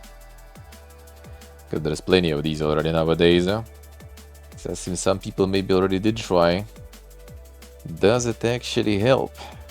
Guess it's still kind of like, you know, depends on the person. The tattoo removal simulator, damn, another one. Another one. More simulations.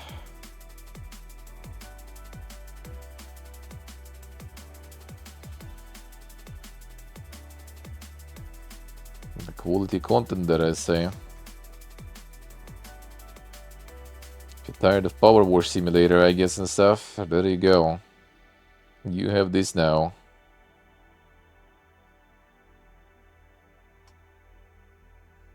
The P Gaming.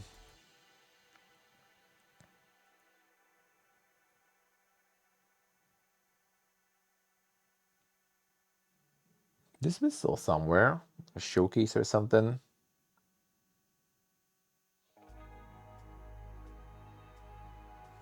An artist struggling with addiction.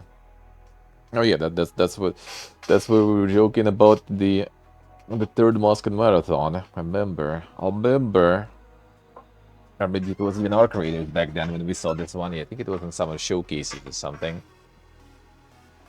I think so.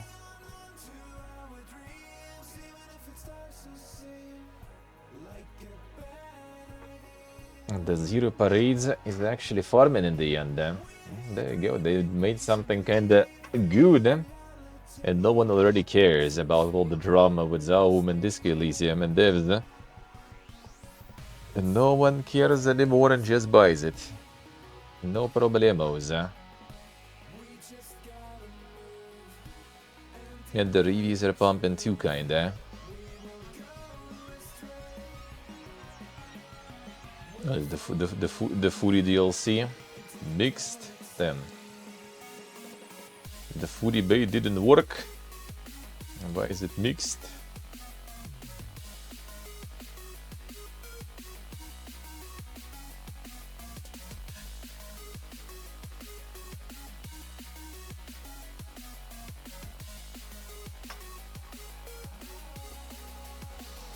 How important are the people that left then? I don't know, hard to say actually. Like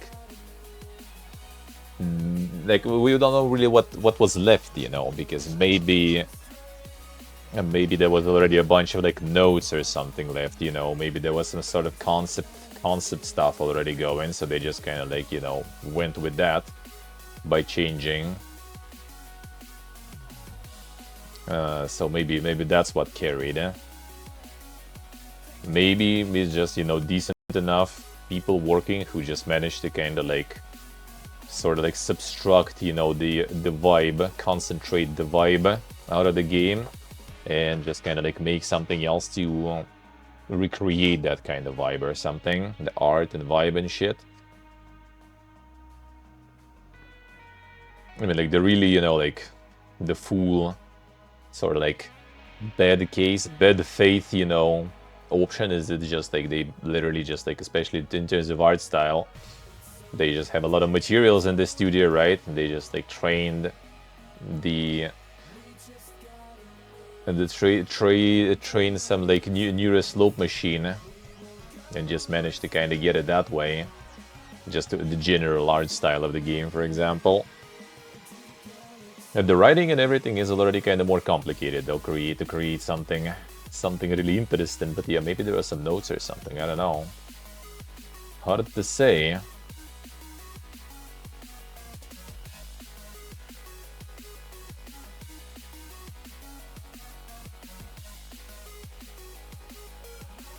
Zero Parades one something? I'm not sure actually. I'm not sure. That one I'm not so sure.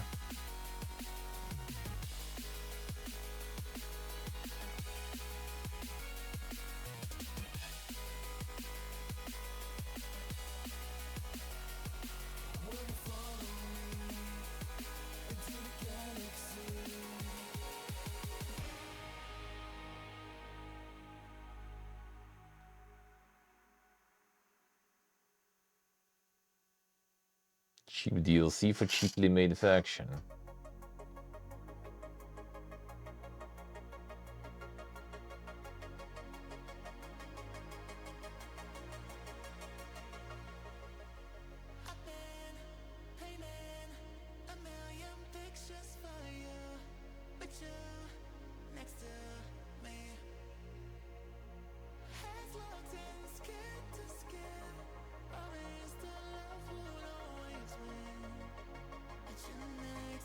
This one is not exactly pumping then that well. I mean, I still got a lot of people on board.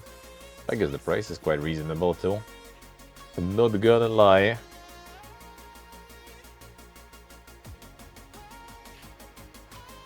And the rune dice is mostly positive.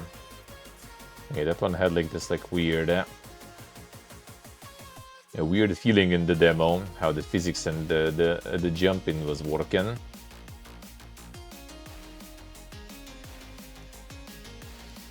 How it all bounces was kind of a little bit unpredictable in the demo, at least. So I wasn't really that super interested. That seems like it's all right though. Seems like it's all right.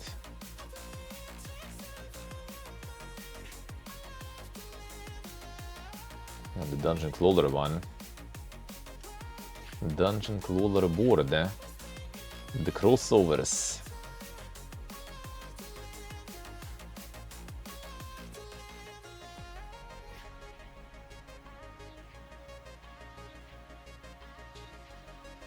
House always wins. Now they have more insane simulations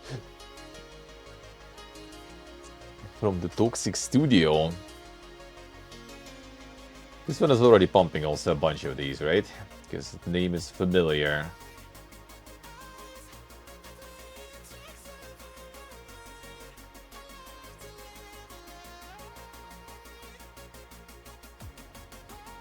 Polygon Storm I actually remember. I think I did play that one. Yep, I did. No other simulators though, okay. Interesting. I thought there was more. Thought they had some more stuff. The Warfeet Mountains, so last week. More incremental. Vengeance followers, I don't know, right? 2026.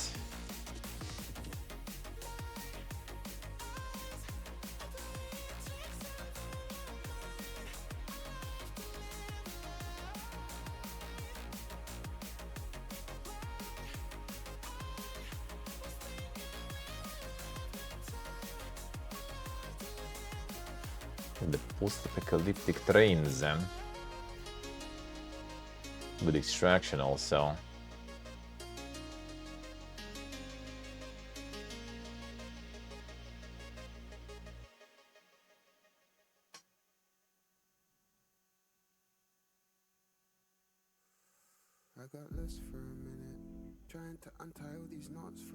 So you're building also stuff, alright. The mega trains. Insane.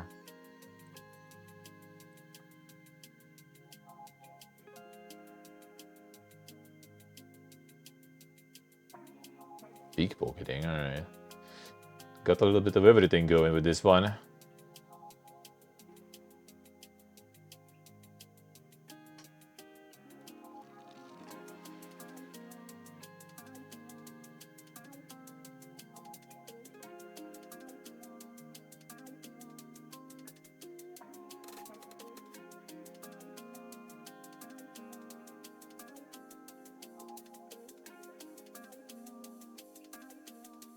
Is it actually just extraction, or is it the four horsemen of the apocalypse? Doesn't kind of seem like it, I guess. So more like an extraction, I guess. Still open world survival crafting, I guess, is there. The playtest.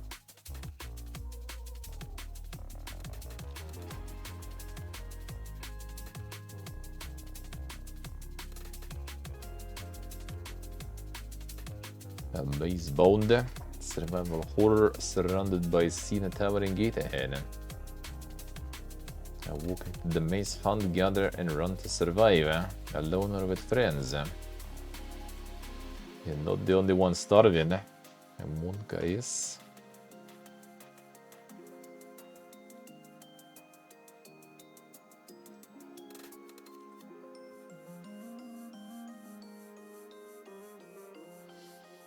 "14th of May already was out. Yeah, it already owns it. The seal of approval. The seal of approval for horror games acquired. Dawn of War 4 here all of a sudden, alright. I mean, we should be waiting for it. We should be waiting for it. That will be very nice. I already pre-order Endures even. Damn, son. Already pre-ordering. Year 1 expansion. Classic, classic.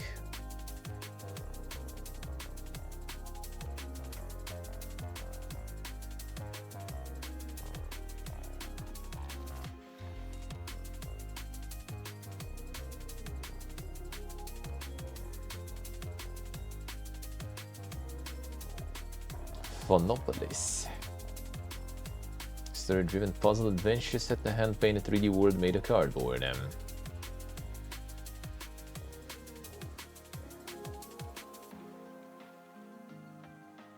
This looks pretty nice.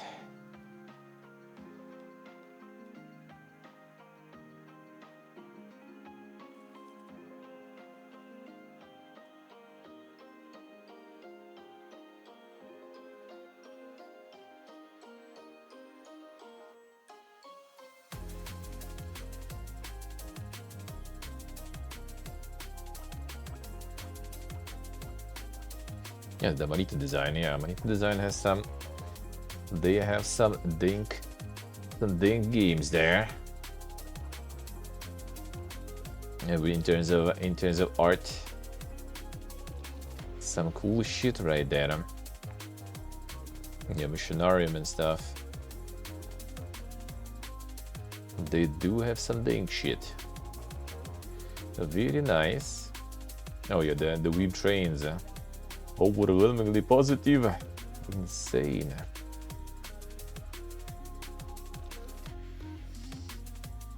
Trains I sleep, trains Japan.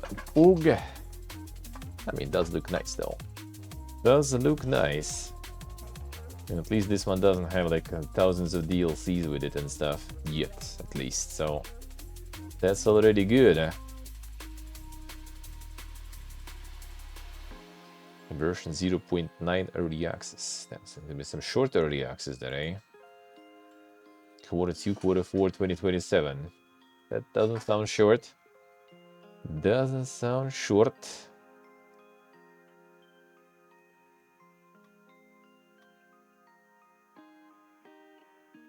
Passenger and conductor mode.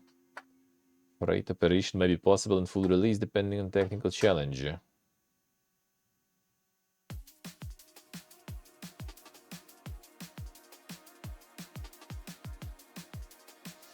The photo modes.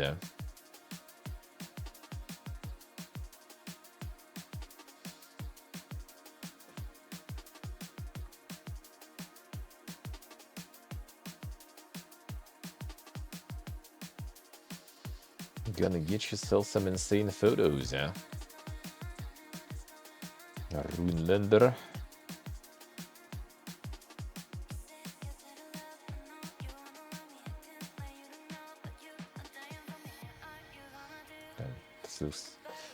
This looks dink.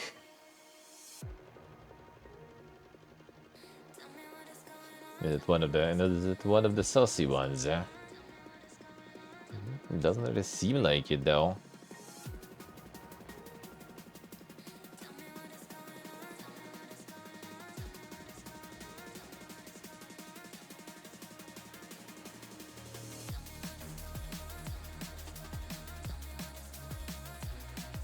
Seems like the actual one.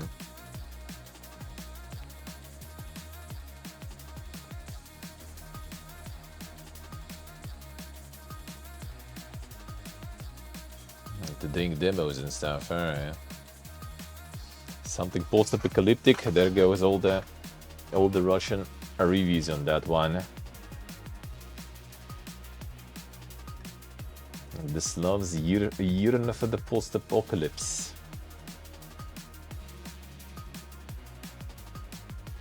Tika Steves is still kind of pumping alright.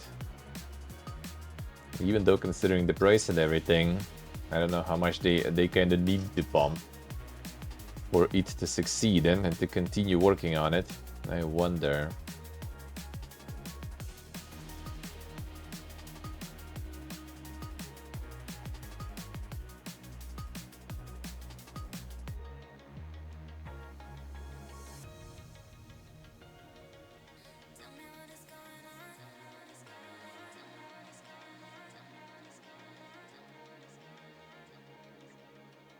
Conceptual level game is highly flawed and would need to be rebuilt from the ground up.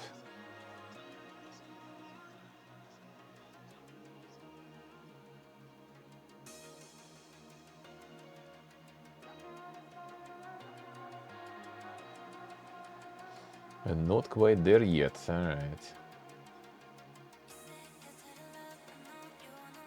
The unfinished demo. I see mostly people still kinda like it though. Considering the price, nothing really to complain about, but it does kinda have some... bring some concerns, since they kinda like redid it in a very short amount of time from what it was supposed to be initially into what it is now.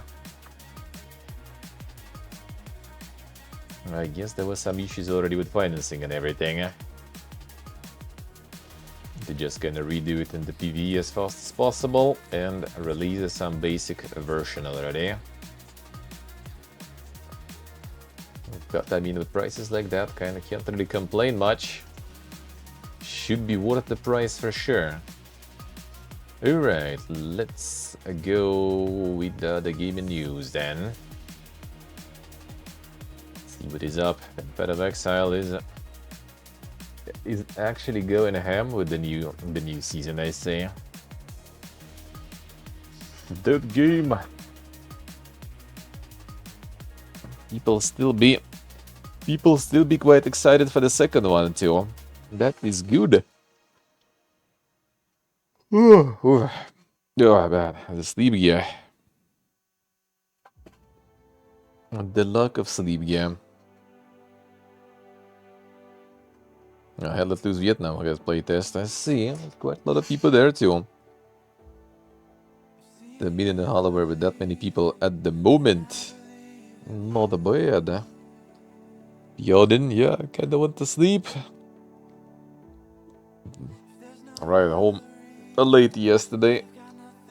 Yeah, needed to prepare, you know, the notes and stuff for the news, so kinda didn't really get that much sleep today. I needed to wake up early.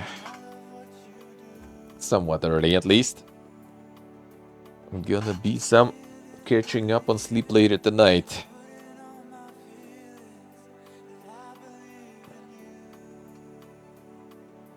Then the bird watching notebook is pumping that hard. The fuck, alright. Interesting. Thought it was quite the niche, but I guess.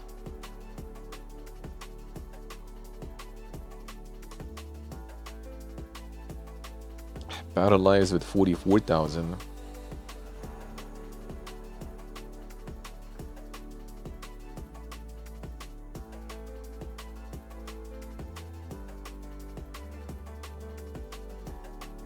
Impressive.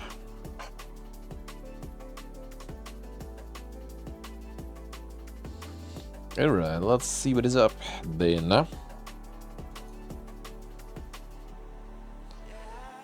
Most of Bungie's staff were reportedly unaware of the decision to end active development on Destiny 2 until it went public.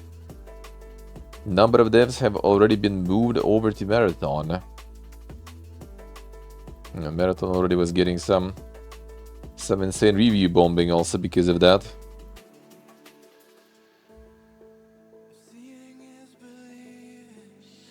All in on Marathon. Well, I mean, gotta need to get it back on track. Should be doable.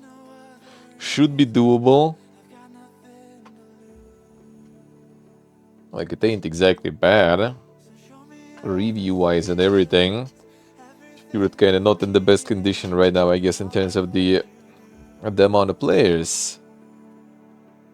Not on the level that Sony probably expects from it, I would assume.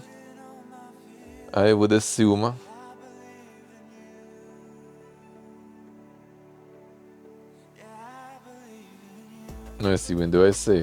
The classic pipeline. Classic.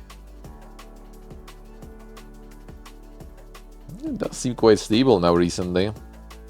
Well, there is some new season or whatever also coming, right?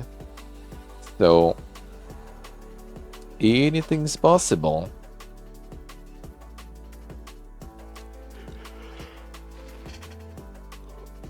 It can actually live. Just gotta put a bunch of time into it, of course. And that depends if they have money or anything. But I assume this time they decided to actually kind of try to salvage that, maybe. And who knows? It also will go down already in price and stuff, you know, and the content will be plenty and good. I mean, it's already decent amount, right? Content and stuff, people playing.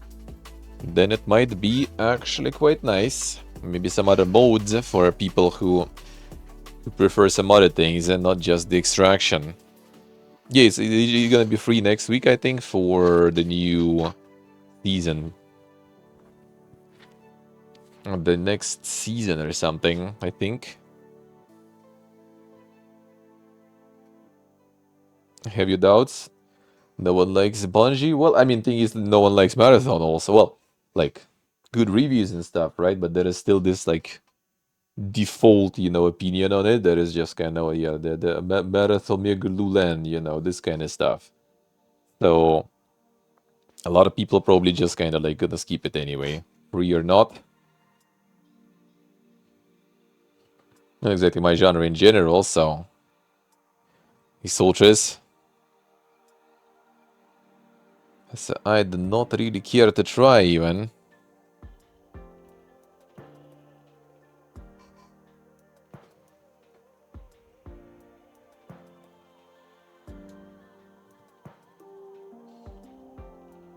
Despite management making the call to cease developing new major updates and expansion earlier in the year, devs at the studio continue to work on them. A report claims majority of Bungie had no idea about support for Destiny 2 being dropped, even up to the moment the studio announced it last week. Apparently some teams were aware, some of whom are working on that final update, and some who had already been moved over to work on Marathon. Devs were aware of the decision, apparently begged leadership to tell more people, leaving those who knew feeling incredibly isolated. The art style is just horrendous. I mean, it looks kind of original, at least. Yeah, can't say I'm a huge fan, but looks original. I think Third Mask loved this, loves it, and he's, you know, he's an artist and stuff, so must be something at least interesting there. But totally, you know, not for everyone's taste, I guess. Providing Marathon with more resources, with at least some number of remaining Destiny staff expected to move over to work on the extraction shooter.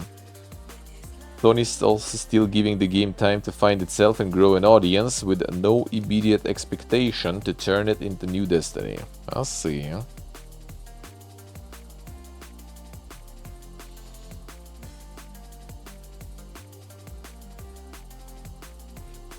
So I guess we'll see how that will go. Felt like we had needed a couples therapy. Dishonored devs, Arcane, making Thief or Blade Runner games sounds ace, but might have sparked a creative director scrap. Purse Snatchers versus Robofolk.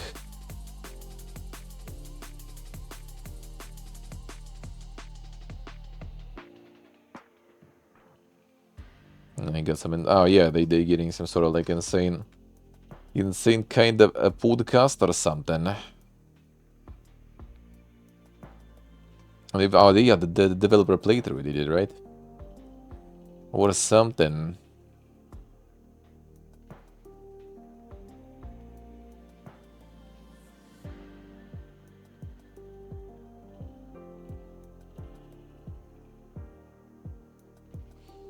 Recounted Bethesda's initial decision to offer Arcane the chance to work on a new Thief or Blade Runner back in the day. Pair understandably likened it to being offered two different flavors of catnip.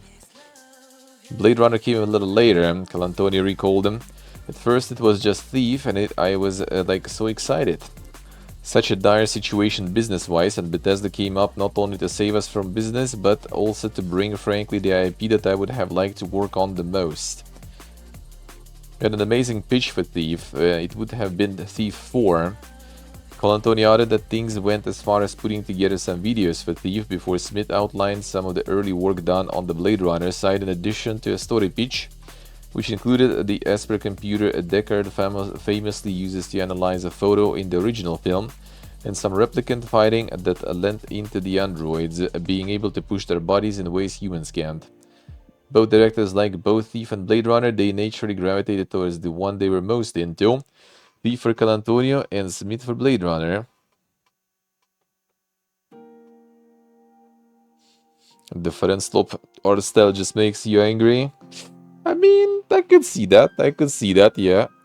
Some of the games nowadays, like some of the art styles, I just I just ignore them. I see that and it just like disappears from me, you know, like it doesn't exist anymore. Whatsoever. There's a little bit of competition in a way, because even though we wanted what was best for the company, at the end of the day, I would have been devastated if it was Blade Runner, Calantonio said. Because it would have meant that I was not directing it, and also because it would have meant that I didn't care so much for it as much as I care for Thief and vice versa on Smith's side. Given that, in my eyes, maybe best that both sides ended up following some fears of Bethesda cancelling their development deal with Arcane rather than taking up one of the projects, combining what they'd been working on to form Dishonored. And they made their co-directing duties on the stealth game work. The pair were honest here about occasionally butting heads. Remember, we got to the very end of the project and it felt like we had a needed couples therapy or something. That's despite the pair making a point of allowing each other to have more say over certain parts of the game. Compromise which I imagine might have been tougher to make had they ended up leading either Thief or a Blade Runner, following a tough decision to drop one in favor of the other. Naturally, they'll both have felt attachment to Dishonored, but the new series like that probably didn't boast the same pressure to live up to a singular or set vision as a new entry in an established series might. So while this isn't the first time the pair have mentioned dipping their toes into Thief and Blade Runner ahead of Dishonored, it has left me feeling more sure that the timeline we got was the ideal one. Much as it's always easy to yearn for those mysterious and unknowable games which never come out or are currently on the horizon of known quantities. The new Thief with them. Before the Dishonored though. Could be sometime after, to save the studio. That probably could be kinda nice, I guess. Maybe they would be alive and not making some redfalls and stuff. And all the people would still be in the studio and not making their own studios. Even though, to be honest, they're working on some post-apocalyptic RPG now stuff. And I'll take that. I'll take that anytime, so maybe that was for the best in the end. Now, Remedy's new CEO doesn't want to change the DNA of the Control studio, but he does still think their games could give a lot more. Give a lot more DLCs. Speaking to the game business, Godeshan acknowledged the skepticism around his EA past. There's been a lot of talk about EA and what does it mean to have someone that has been spent time at EA. And I completely understand the fear of, is he going to bring methods that work for a massive company and crush the soul of a studio like Remedy? From his perspective, he says that he was chosen for the role because he knows exactly what Remedy is. And what needs to be protected, needs to be supported, and needs to be grown. Remedy is one of a kind, and it's a studio that has amazing creative drive. What I hope I can bring to Remedy is a vision on where the company could go and where we could make some improvements.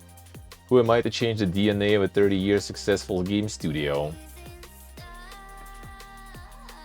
He even framed the reactions to joining the studio as a positive thing, noting how a number of industry peers and friends sent him congratulatory messages alongside words of caution. Don't fuck it up. It was, we love Remedy so much, don't fuck it up. That shows you how much people love Remedy. I mean, true, better don't fuck it up. Yet a CEO is a CEO does, meaning Godeshan still floated around words like franchise, IP and audience, saying studio's tentpole games like Control and Alan Wake could give a lot more.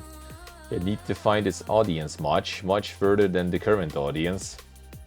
For Godeshan, he thinks the way to do that is continue that strategy established before his arrival by growing these games through deals like the one with Annapurna, which will see film and TV adaptations of the studio's output.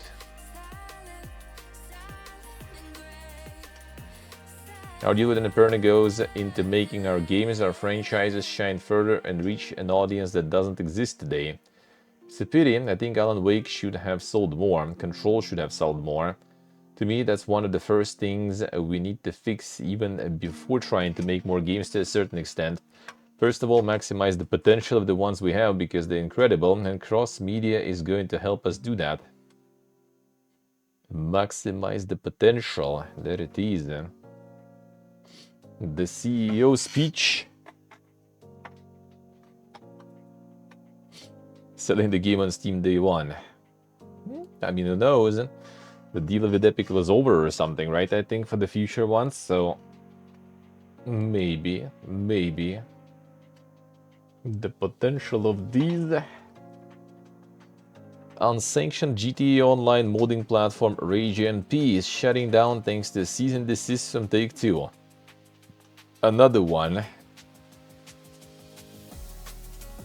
Rockstar Games and Take-Two Interactive made it clear that 5M is the only authorized platform for GTA 5 multiplayer modding, as defined in their platform license agreement, explains one of the admins in a statement. In accordance with that policy and the Take-Two request, RageMP will begin a structured shutdown process. We are asking all server owners to wind down their operations and migrate to 5M. There it is, another one. Interesting that they still had at least allowed 5M on board. I guess probably because mostly like the RP servers and stuff, and how much content creators love that shit.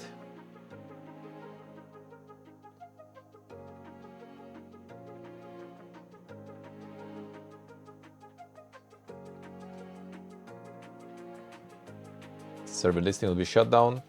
Community servers will be completely shut down by August 31st. Rockstar being a Rockstar. It's 5M now, Rockstar Games' official platform for modding-based experience. Done our best to give you extra time to move your servers to their new home, and we will continue to do everything we can to make the switch over as smooth as possible. A few years ago, Rockstar actually bought the team behind 5M and opened up an online marketplace earlier this year where you can buy various GTA role-playing mods, including one that essentially turns it into Euro Truck Simulator 2. Keep in mind some of these mods have a hefty price tag, so it seems like a foregone conclusion that Take-Two's action against RageMP will be down to them wanting to keep mods like these within their own ecosystem. Still a shame. Take-Two did what Bethesda couldn't, I guess. I got all the paid mods on board there. And just ceasing and desisting everything else.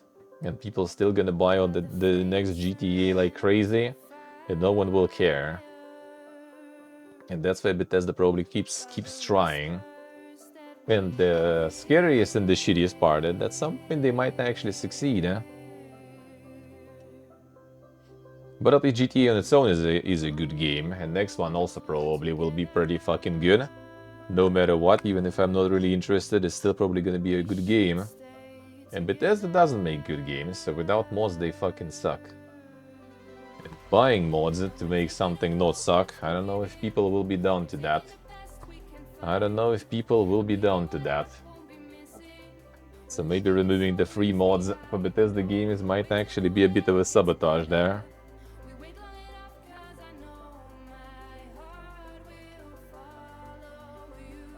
Red Dead Online wasn't a missed opportunity in the eyes of Take-Two's boss, but I would say it's proof that following the GTA train doesn't guarantee the world. Rockstar's multiplayer Wild West had some gold in its heels, but not the treasure trove of its gargantuan sibling.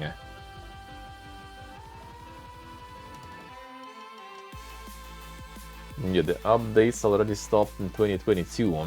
There wasn't that many of them before even, I think. Probably, questa probably.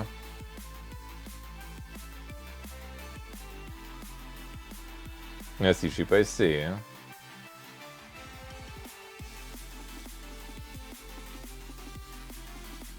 See. The exec indicated as much in an interview with the Ion Games Network around his company's latest earnings call. Stepping up to defend Red Dead's drawing power as a whole, Zelnick whipped out Red Dead Redemption 2's sale numbers while insisting that its online element has been immensely successful and long-lasting. Then he got as close as he's likely ever going to get in his current job to acknowledging the slightly more complex legacy Red Dead Online boasts. I think if we didn't have GTA here at our company, then people would just talk about the fact that we have that massive franchise in Red Dead, which we do, and of which we are very proud. That's Red Dead Online's issue in a nutshell. It can only be looked at as an unabashed success if you conveniently ignore the larger outlaw whose trail coattails it was attempting to ride.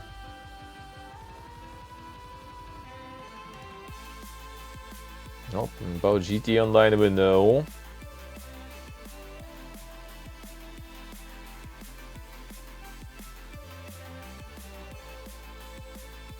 That's kinda interesting though. I think the Red Dead Online didn't have some more direction to it, I guess, even.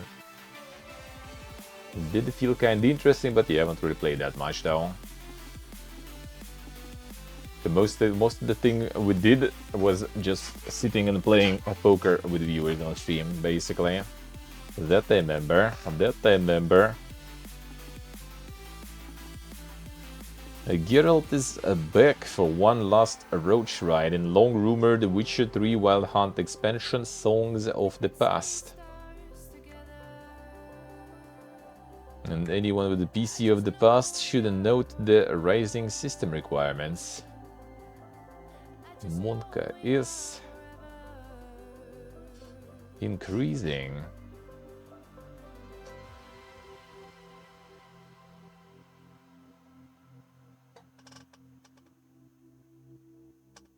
Starguild main playable role, though that's about it for current details.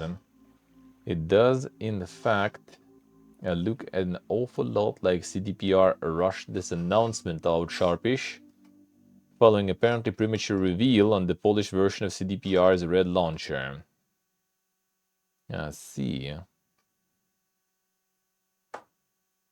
was 1873. Who?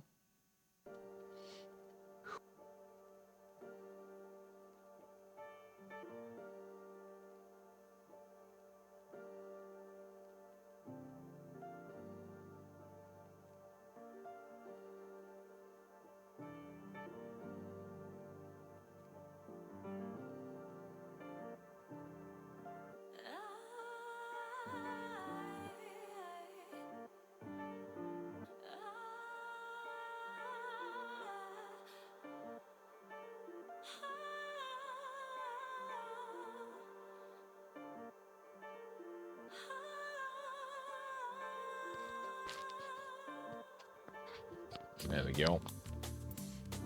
Full theory of a thaumaturge. Was it?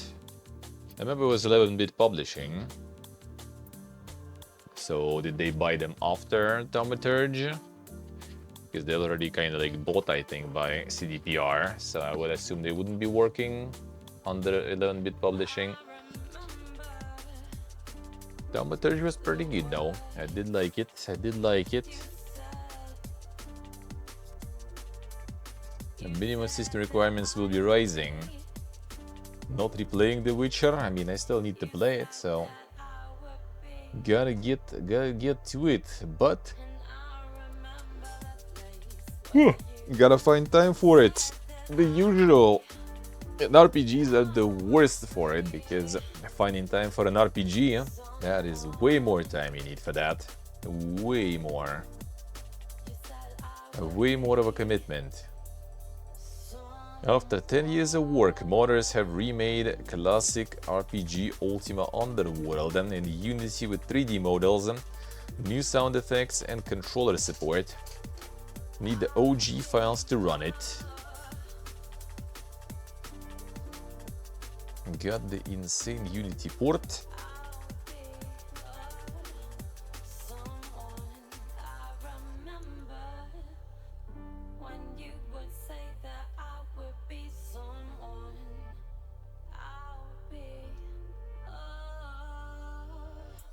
I guess it's like the yupping also going on there at the same time.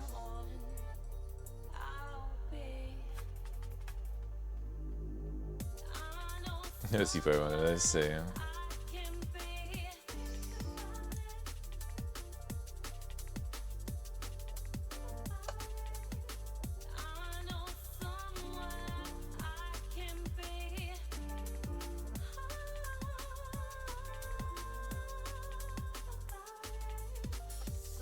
$200 is indeed a lot of time.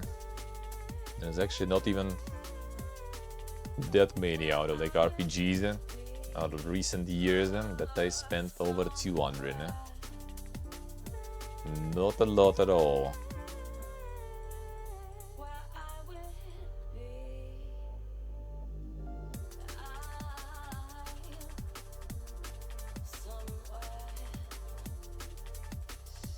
I get a couple of bonus days in the week through.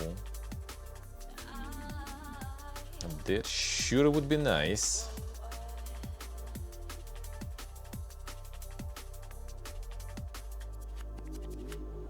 The gigarats.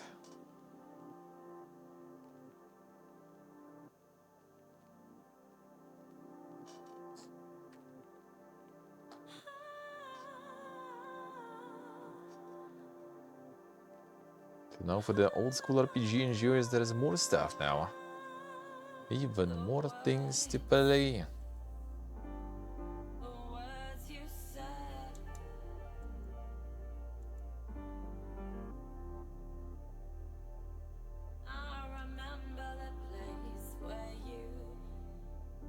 Could be interesting, could be interesting. Something of a kind of boomerathon in time.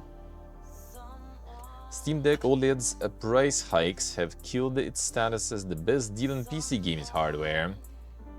Ragnarok claims a handheld old-timer with prices hitting $949. Oof. Yeah, I wonder how much the GameCube will be then. From $549 to $789. Insane. 1TB version manages to fare even worse. Yeah, rising to $949.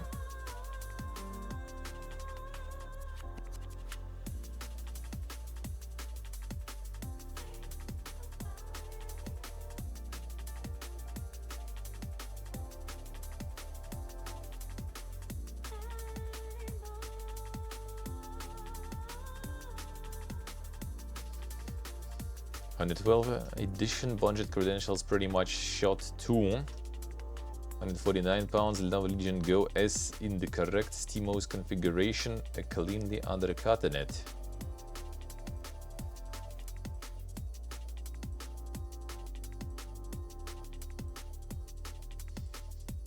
Oh, welcome to the gaming man. Gonna have all the consoles, all the platforms, all the PCs now, costing a shitload. Gaming will be quite an expensive hobby, unless you do it on mobile. Oh, there's probably gonna be even more mobile shit, even though there is already a bunch. The mobile gaming is already insane, especially in some regions. I guess there'll be even more regions now switching to that, because anything else will be quite chunky in price, I guess. Krafton have reportedly agreed to pay Subnautica 2's devs that $250 million bonus following strong early sales. There it is. Actual W now completely. From all the being fired and lawsuits and everything. Back at the helm of the studio, releasing already solid early access product, farming good sales, and now also getting insane bonus. Absolutely amazing.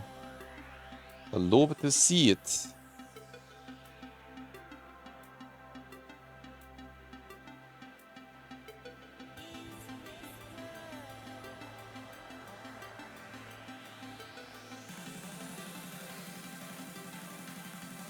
Around 35% of Krafton's operating profit for last year. Damn. How did they why and how they did even commit to that in the first place there? If it's such a massive part of their overall kind of profits. But I mean, Subnautica gonna farm for them for years now with early access going. Every single update, every single sale, gonna be farming, and then 1.0 will be massive probably too.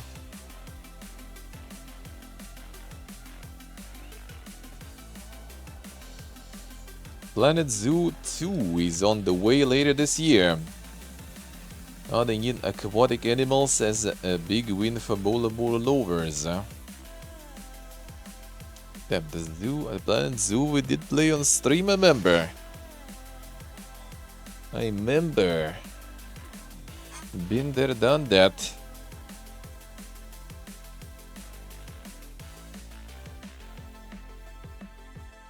A long time ago. The second one, already with the price and stuff too. Damn. Pretty reasonable price. Regional, but still.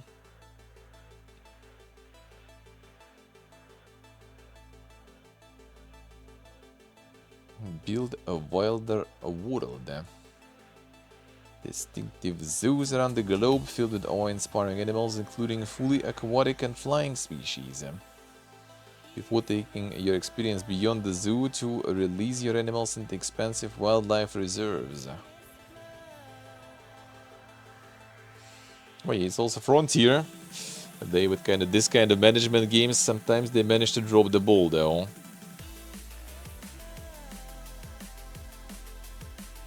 So you never know.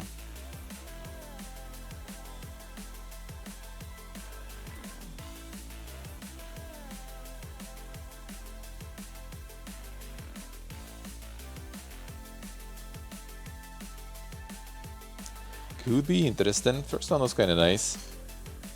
At least for some time. Then they started pumping also the DLCs for it harder.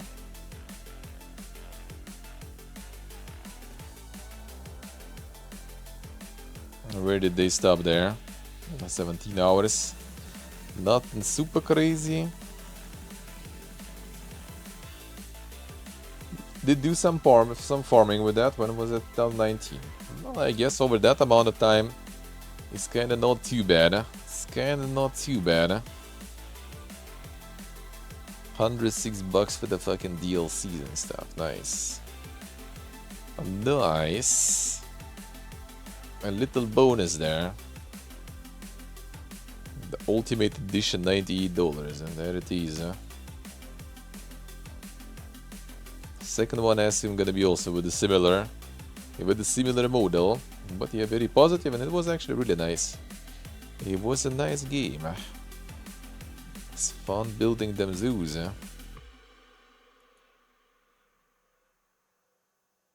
Bungie are making easy for you to try Marathon by launching its new season with the free week, right when veteran players lose all their best gear. There it is. That's exactly what we talked not long ago.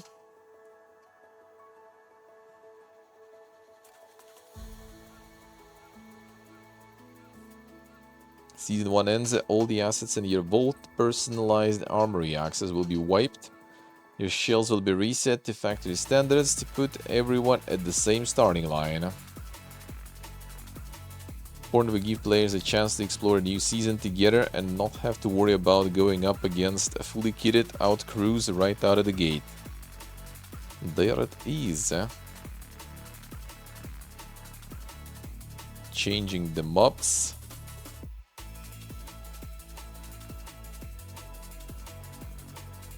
Yeah, 3 weeks. 3 week kicks off June 2nd, runs through June 9th. There it is. For those who wanted to try, with extractions, I'm not sure. No, like I guess like Arc Raiders and the demo I did enjoy playing. I did. I'm not sure if I want to try this one. We'll see, I guess, but yeah, the time. All about the time. Call of Duty Modern Warfare 4, and not to be confused with Call of Duty 4 Modern Warfare, sees North Korea invade South Korea. Time is a flat circle.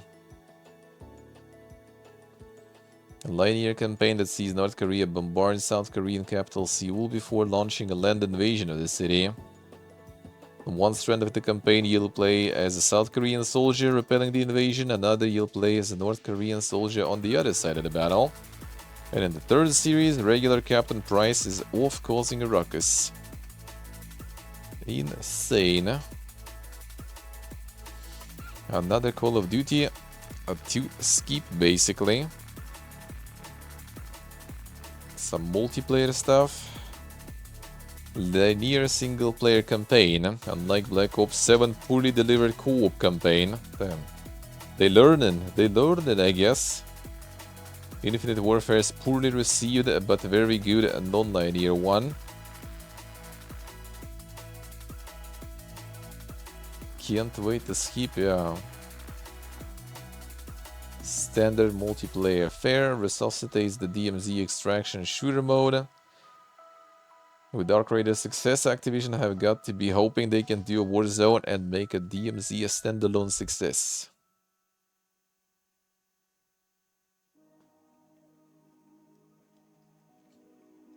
We'll see. But yeah, I'm kinda like not really into the Call of Duty anyway, so not for me. All yours. All yours. Oh, there we go. Where's Zoltan? A choose-your-own-adventure RPG from a former Capcom dev who spent 6 years in a remote Japanese mountain village making it. That sounds like some proper development there.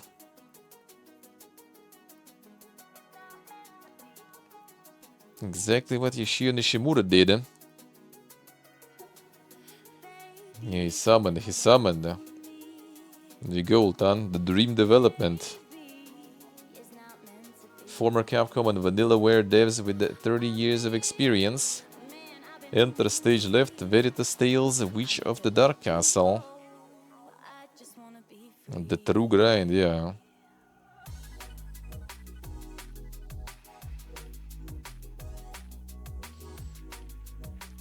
Already on Steam get there too, alright.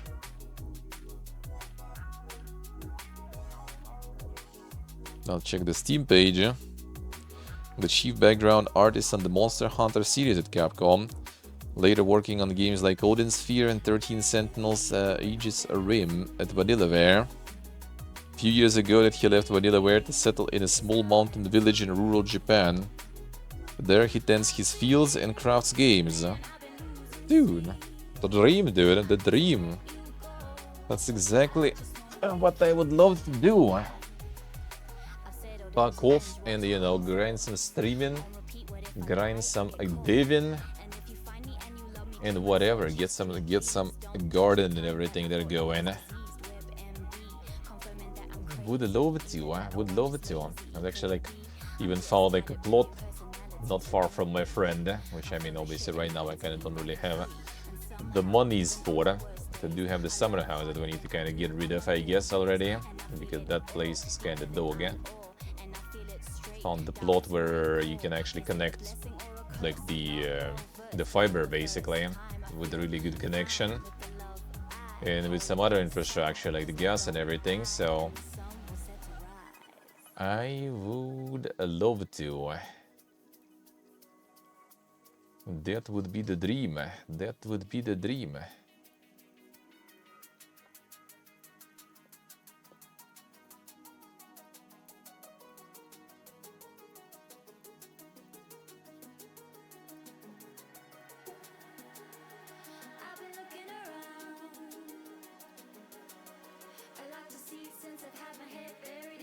The animations and stuff do look a little sus though, no? Or am I just imagining things, huh?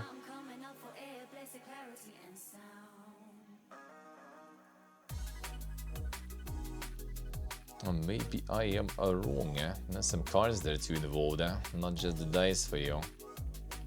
Got a little bit of everything there.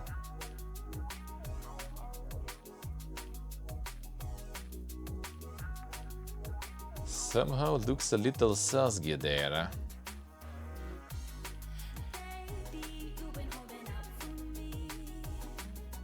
Doesn't have the disclaimers though. Doesn't have the disclaimers, but I don't know. Somehow, especially animated stuff, looks a little sus there.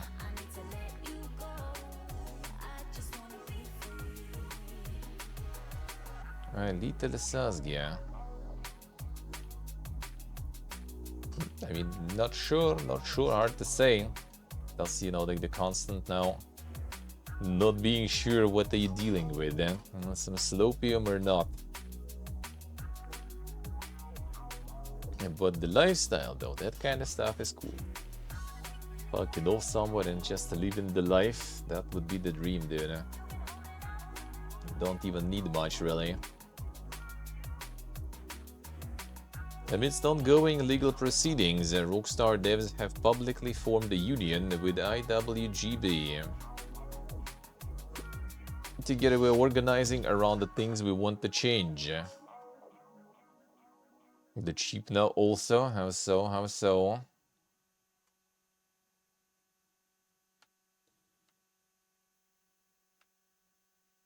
It's now managing to unionize there. Rockstar IWGB Game Workers Union. Didn't think this is how we'd be launching the public face of the Rockstar Games Union, but then we never could have predicted what happened over the last 6 months. The Rockstar sudden firings didn't crush our union. Instead, we are now bigger and stronger than ever, with more and more workers joining from across every one of Rockstar's sites in Edinburgh, London, Leeds, Lincoln, and Dundee. Together we are organizing around the things we want to change, starting with pay transparency, flexible working, and an end to crunch. Rockstar an end to crunch. Ooh, dude, I'm not sure about that. I'm determined to win justice for 31 fire workers, and to show studios like Rockstar that they cannot get away with this disgusting treatment of the people whose talent, skill, and creativity are what capture their audiences and generate their billions. That end, the union has set up a support fund that anyone can donate to help with the coming legal battle against Rockstar. Funds will go towards helping to mount a legal defense as well as campaign costs to ramp up the pressure on Rockstar. The situation so far been a difficult one, notable even in the mainstream. Yeah, they got like the politicians and everything on board, even Prime Minister. I hope they will. The Rockstar will get what they deserve, eh?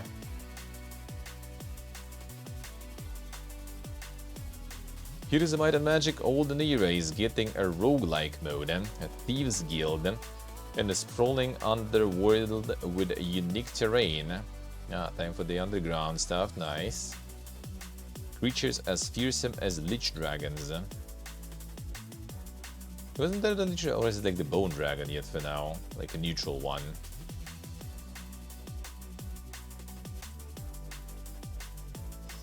persistent netherworld, their strategy RPG stretching beneath every mountain and valley. Convening a thieves guild for surveillance purposes. Breeding unspecified monsters as powerful as these dragons. That is nice.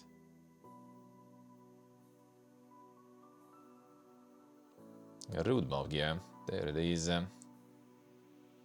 Team play mode. Advanced features for random map generator, hero skills rebalance. The emote wheel update. The light class rework. Matchmaking rework, observer mode and replace. Alternative upgrades rebalance. Till the end of early access. Underground terrain, Thieves Guild, new neutral tier 8 creatures. Level 5 upgrades for existing spells. A new win conditions and PvP. Match statistics, map editor improvements, major hero specialization rework. Cities changing on the global map with upgrades. Iron Man mode for the campaign. So the full release only gonna be campaign expansion, second and third acts. So basically all early access, they will be just pumping like stuff for skirmishes and the PvP messengers, I guess. I mean, with heroes that might be good idea. PvE roguelike mode. It's also full release PvE roguelike. Okay, so basically, yeah, pretty much all the updates are for multiplayer, so or like skirmish. Alternatives to pick and ban for PvP, map sharing, support, new achievements, and Steam cards. But good though, Heroes good stuff, man.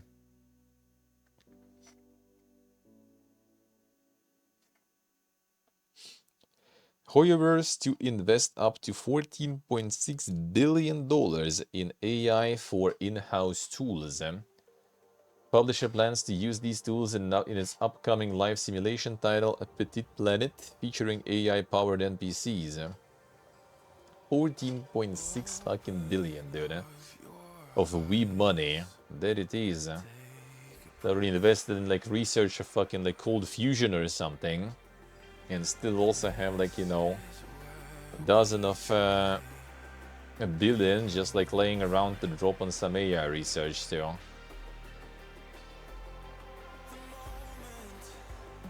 Steal people from Heroes 3 online. I mean, I saw some people actually kind of moving over to the new. I think people are gonna do both, to be honest. Like people who do it competitively, people who do it, you know, for content and everything. I think they're gonna do both most likely. Especially since, you know, it's not like that different, I guess, the games. I mean, different, but, you know, conceptually somewhat close. I think some people will probably try to farm both. It's kind of like with card games, you know, like some people... Well, all the pro players pretty much, they just like PP hope every popular mainstream card game whenever there's like some sort of like championships and stuff like that. So they can farm, you know, prize pools and everything. Because like maining one game is good, but considering conceptually if you know one, play one, then it's gonna be, well, it depends, obviously. There are some card games that are very like different from each other, but many have some similarities in like the concepts, how to play them, how to build decks and everything. So a lot of people just kind of like migrating from one game to another just to farm prize pools and tournaments, to farm like viewers on some like big updates and stuff like that, you know. So I think with Heroes it's probably going to be somewhat the same. Where the hype will be, there the people will be, basically. Basically.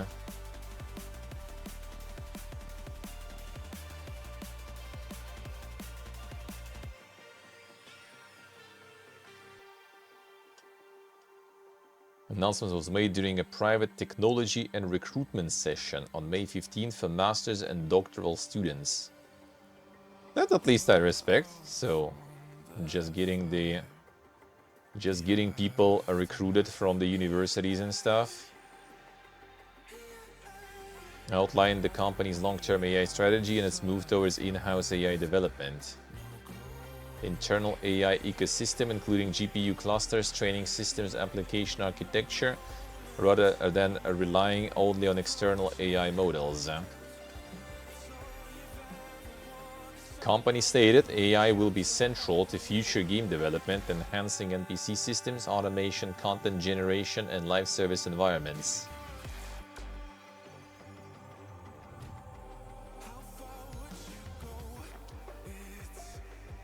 Imagine the Radiant quests and stuff like that. Oh man. The next Elder Scrolls is gonna be pumping, dude. Endless caves. Endless, you know, farm 10 skeletons quests and stuff like that.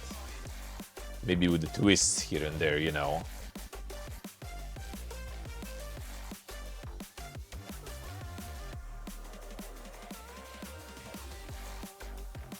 However, joins Krafton in adopting AI-centric development approach.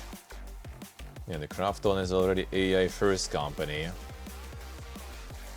Publisher said it would prioritize AI as a central and primary means of problem solving and foster change in individuals and organizations, increase company-wide productivity, and accelerate a mid to long-term corporate value growth. There are these. Don't give Todd ideas. I mean, Microsoft probably gave him ideas already.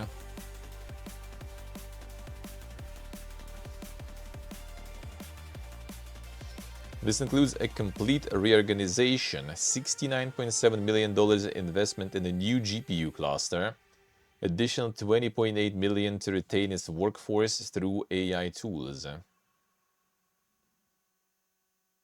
Retain its workforce through AI tools. So basically they kind of like count keeping people around while getting AI on board as like an expense basically or something, or how does that even work?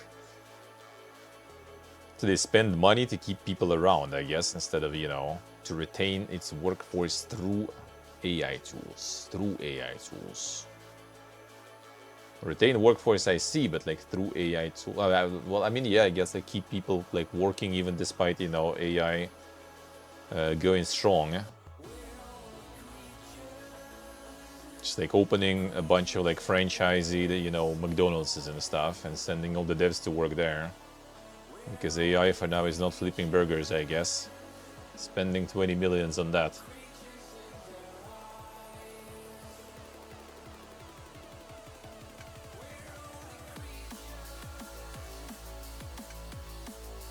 As he said, yes. Yeah, I mean, I wouldn't be surprised. Like, I think in general, like big studios probably will be running their own shit, their own systems, clusters. Like, who can afford it, they will do that because it's the same kind of like with many other things, right? Like, why would you pay to someone? Like, one thing, for example, is when it's like engine, right? Like Unreal Engine or something, let's say, or Unity. Even then, some big companies have their own engines, right? So you not pay that shit. And even those that do use, they at least kind of like pay the royalties and everything already from kind of successful project, right? In percentages. And with like AI, you just spend the fucking tokens and stuff. So like it might be like the game is not even out. The game is like years away from being out. You don't know if it will actually even happen. You don't know if it will happen and fail. But you already need to pay now for all those tokens and stuff, right?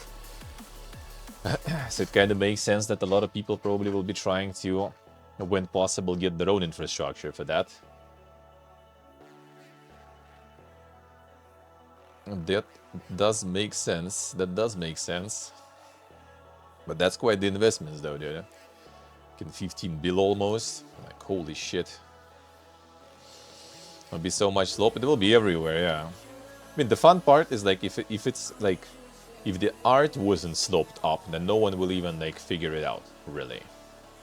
Maybe some writing people also can, you know, kind of see, but like coding, like what's under the hood, that is already all like AI assisted. That's just like how it is. Like pretty much everyone does that now. So it's just kind of like it already there. It is already there.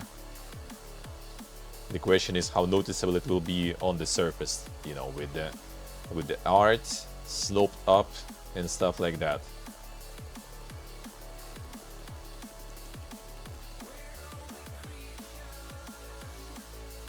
Sorta, Oltan, sorta.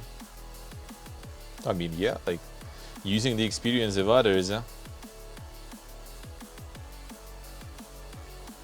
We have the biggest bullshit detectors on the planet. Unlikely EVE Online x Google DeepMind AI partnership landed with players. Dispatches from EVE FanFest. So yeah, the EVE Online devs are partnered with Google DeepMind now. At least they kind of went like publicly to discuss it, both of them, with the community.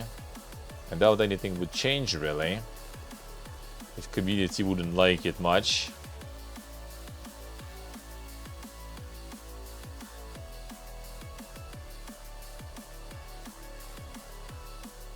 And lots about what EVE can do for DeepMind, but not much on what DeepMind can do for EVE. It wasn't until audience Q&A broke out that hints of game-specific applications began to emerge. First of which was potentially using AI coaching agents to straighten out what players and devs alike call EVE's spaghetti code. That's the decades-old code base that years of tweaking and stuff turnover have twisted into dense, unknowable knots, complete with uniquely bizarre quirks. Many of the ones and zeros governing EVE's most fundamental functions are, for instance, still tied up in old code for player-owned structures, an abandoned space station mechanic that Fenris have been unsuccessfully trying to amputate for years. Coaching agents have been extremely helpful in identifying issues in our code base. Code base has now been written over 30 years, and a lot of the context of the code is lost because people have moved on or forgotten what they were doing at the time, and everything is always poorly documented, and coding agents are extremely helpful in that we found a lot of memory issues, and we know increasingly they are finding security issues. So I would say yes, they are definitely assisting with repairing and replacing speculative code. That is already happening. It's mostly humans that actually do the replacement, but the discovery of where the problem areas are, that's definitely already occurring. Building on games' existing process-gen systems by adding Gen AI features to existing mission-giving NPCs, incidentally called agents, in a change that Pedersen felt would make these characters more alive. The system that does most of the agent missions was written 24 years ago, and there is a lot sleeping there.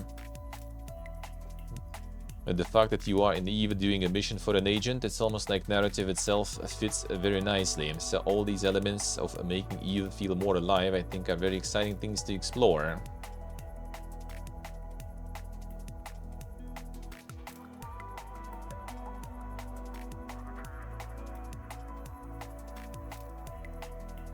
So apparently everyone was quite happy with that shit. No signs for such discontent with the DeepMind deal at FanFest 2026. Question of whether AI could help fix the piece of shit spaghetti code was submitted not as a joke, but because players genuinely want solutions to it. Far from purely dev-side headache, pasta programming has been a long-time concern of players who feel it's holding EVE Online back.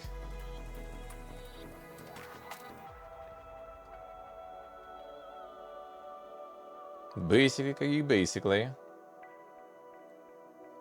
Nice finding the problems, you know, with the memory leaks, security stuff. I assume it just kind of like runs, you know, like the... well, kind of like, you know, like checks the code and compares it to some sort of like, you know, maybe like pre-compiles and runs it on its own and compares it like, you know, to some sort of like the perfect examples and everything, and if something is off, it just warns, and then they look into it and decide what to do with it manually.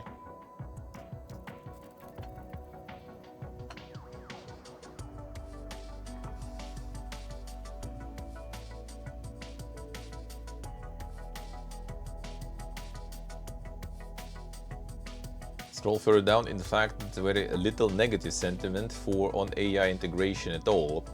Reactions varying between curious and disinterested, but never veering into hostility. And I think that's basically because they just again went with the code. No one fucking understands it, no one sees it, so no one really cares about them integrating some sort of AI solution to the code.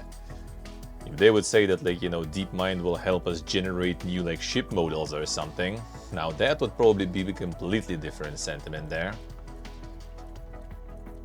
I would assume.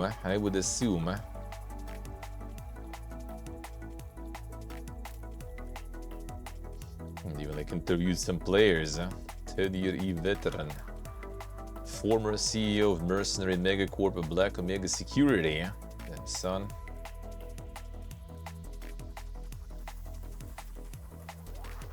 Cannot let AIs on because they'll absolutely destroy us. But I think it's a really interesting thing. We got some really unique data in EVE.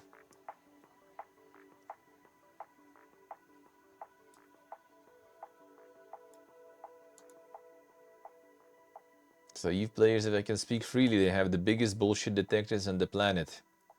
Like if you give them some sort of PR saying something without saying something, speak, they will just immediately turn off of it.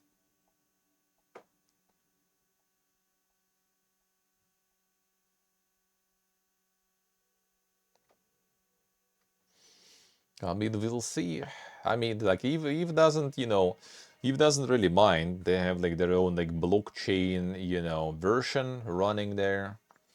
So it's not the first rodeo already, you know, to work with some things that are having a lot of negative sentiment around, I guess. So it wouldn't be the first for them.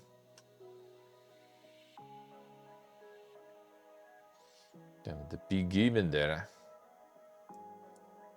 Card shop management simulation game where you spot scalpers exploiting card games for profit. Build the beloved store as you choose whether to ban them or keep trading. Choices may lead into the story in unexpected directions.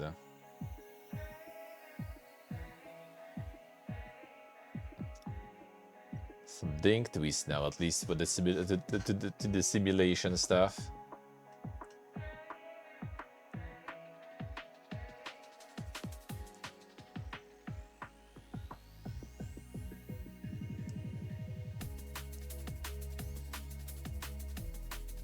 Finally, finally fuck some scalpers up in the game. Let's see how it is.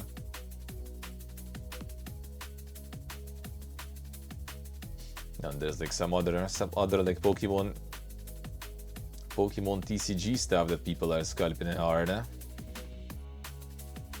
Quite relevant, I guess. Quite relevant.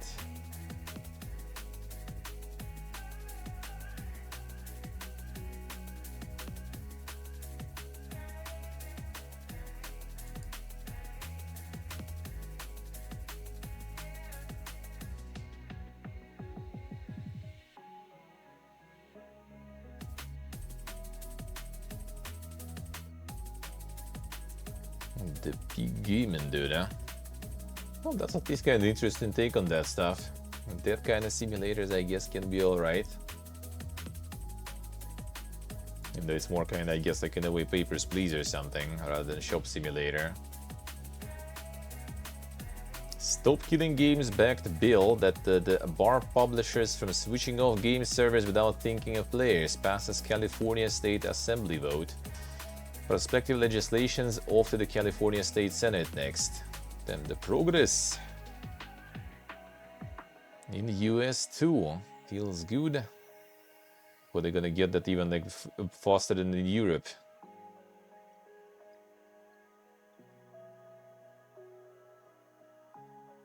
Eventually sent the California governor. Gavin Newsom, who would have 12 days to sign, approve without signing, or veto it. If vetted, governor's office have to publicly explain why that call's been made. With a 2/3 vote in each house of the state legislature subsequently needed to override such a veto. See how it will go there. And EU still promised a response from European Commission soon. Still waiting, still waiting. Zero Space.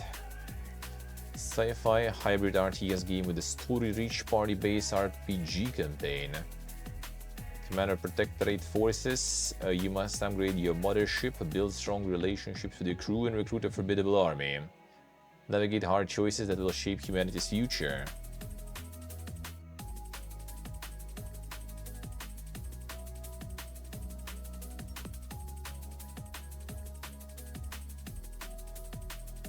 Models and stuff I think was made by the person who worked on the Homeworld. can kind of see that. You can kind of see that there. In the vehicles, at least.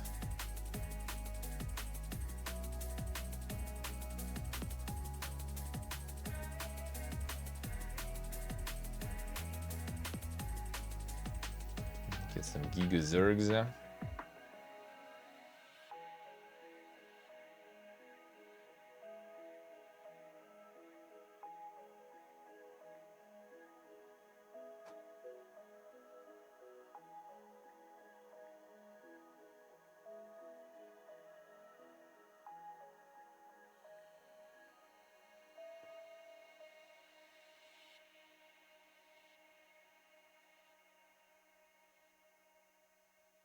The insane RTS with Mass Effect elements.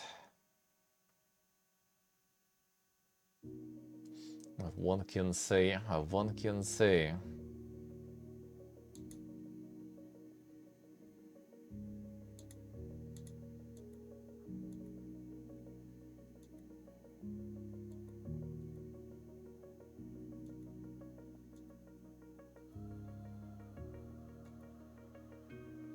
Could be interesting, 21st of July already, and the demo is there too. Damn son. Not the bad, eh? Now that's fast. Now that is fast. MMO. That's an interesting one, alright. Not sure about that. Fortnite's global iOS return reportedly reaches 3.4 million downloads, marking an 8-year high. The most successful 7-day period since its original 2018 launch. Then the Fortnite getting another wave, another one. Saudi Arabia led. The fuck, alright. Followed by France and UK. Each significantly outpaced the US. The US actually not Fortnite in anymore.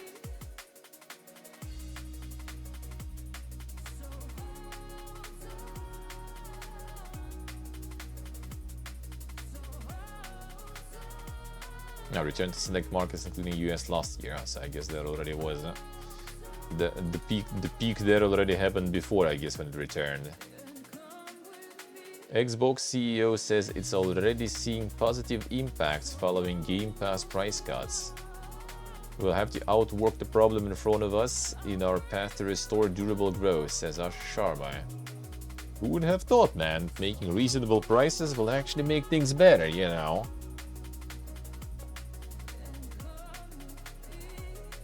Growth slowed down and subscriber loss accelerated after pricing and SKU changes last year.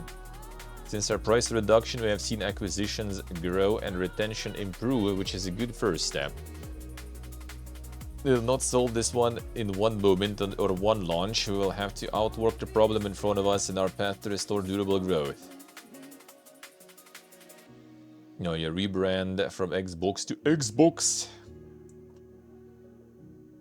As part of a new mission statement, building a stronger Xbox. That means making hard choices about what we build and where we invest and what kind of company we need to be going forward. And that is part of what you are starting to see in the shift from Xbox to Xbox. It reflects a decision to be deliberate in how we show up for the players who care most about this brand. A lot of corporate speech there. A lot of corporate speech there. Discord and Nitro benefits. Yeah, the capital corporate there. NetEase reports 6.9. Nice increase in games revenue. 3.7 billion during Q1. 97.5% of segments of net revenue came from online games, in addition to sales from self-developed titles. And that is the MMOs, dude. Fantasy Westward Journey, Where Winds Meet, that one I know. Identity V, familiar but not sure. Iggy Party, Sword of Justice, driven by regular content updates and gameplay innovation. Expanded global launches for Where Winds Meet and Marvel Rivals, maintaining operations of Blizzard titles in China and frequent localized content. You know, some dank like version of Classic actually in China. Apparently, that is pretty cool. I wonder if they will get it globally too. I wonder.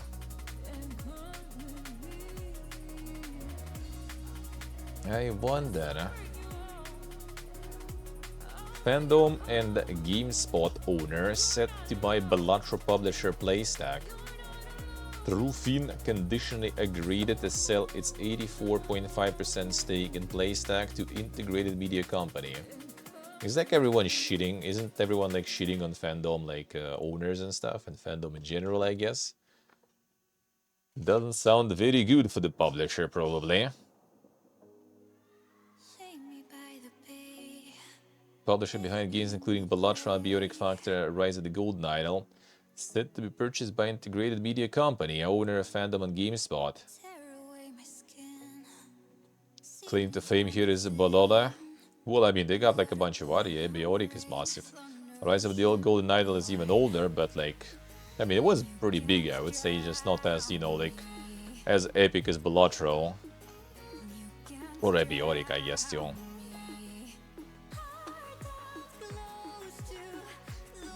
Current owner condition agreed to sell its 84.5% stake to IMC. Sale is subject to a shareholder vote, and Trufin recommended that shareholders vote in favor. And the shareholders and stuff already too, alright. Reddit founder and CEO Playstack responded to a proposal in the post on Playstack's website on May 22nd. Excited to share Playstack is entering next chapter with a new investment partner. Practical terms, there is a change in ownership rather than a change in who we are. Team strategy, our commitment to publishing premium indie games remain exactly the same. For now, it's business as usual. Sincerely thank Trufin for being an invaluable partner over the past 7 years, helping us reach this exciting next step. Looking forward to sharing more about the future with you all soon. No, I mean these guys cashing out pretty good though. If they got them 7 years ago, that was way before Balatro and everything. They nowadays probably getting it way better, you know. They probably getting back way more. Does it say for how much they bought it? I wonder. Probably not. Not the stock, the stocks obviously.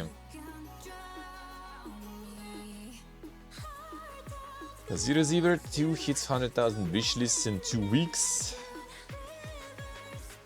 Actually kind of seen I think this, I remember. This one is farming. First one apparently was quite nice. I haven't played the demo though. I only played the demo though. What the hell I didn't like that one. That I remember. Brazil now has a national director of esports in the government. Advanced. Very advanced. National Secretariat for Sport Betting and Economic Development of Sport. And inside that, there will be the Esports Directorate, alright. Secretariat for Sports Betting. Okay, the whole secretariat for that there. Insane.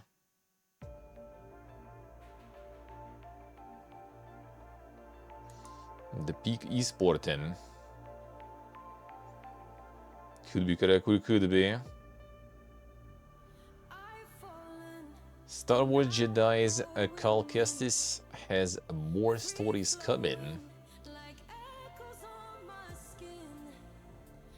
It doesn't clarify though what means for the Star Wars Jedi series. I wouldn't be surprised if they'll get some sort of like, you know, some sort of show or something. Getting some of those stories on there. Star Wars Jedi's 3 won't be the only thing Cal Kestis features in.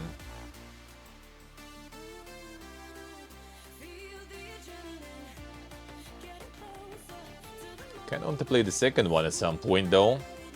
It sucks that the PC version is kind of dog though.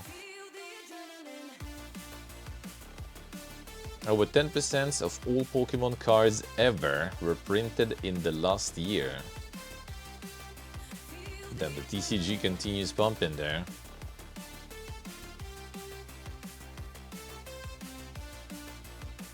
11.7% of all Pokemon cards ever printed last year.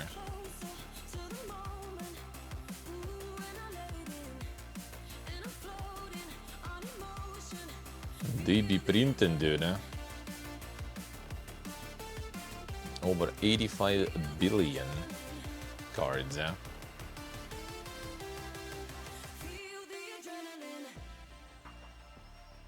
New facilities to print even more. So scalpers can scalp even better, I guess. I don't think they even try to fight the problem that much, because like this like scarcity and rare cards is like part of the reason why people buying all that shit, so I don't think they really want to defeat the scalping, let's put it that way. Infinity Ward promises no bloom in Modern Warfare 4 and the most authentic gunplay yet. There it is. No bloom. The improved gunplay.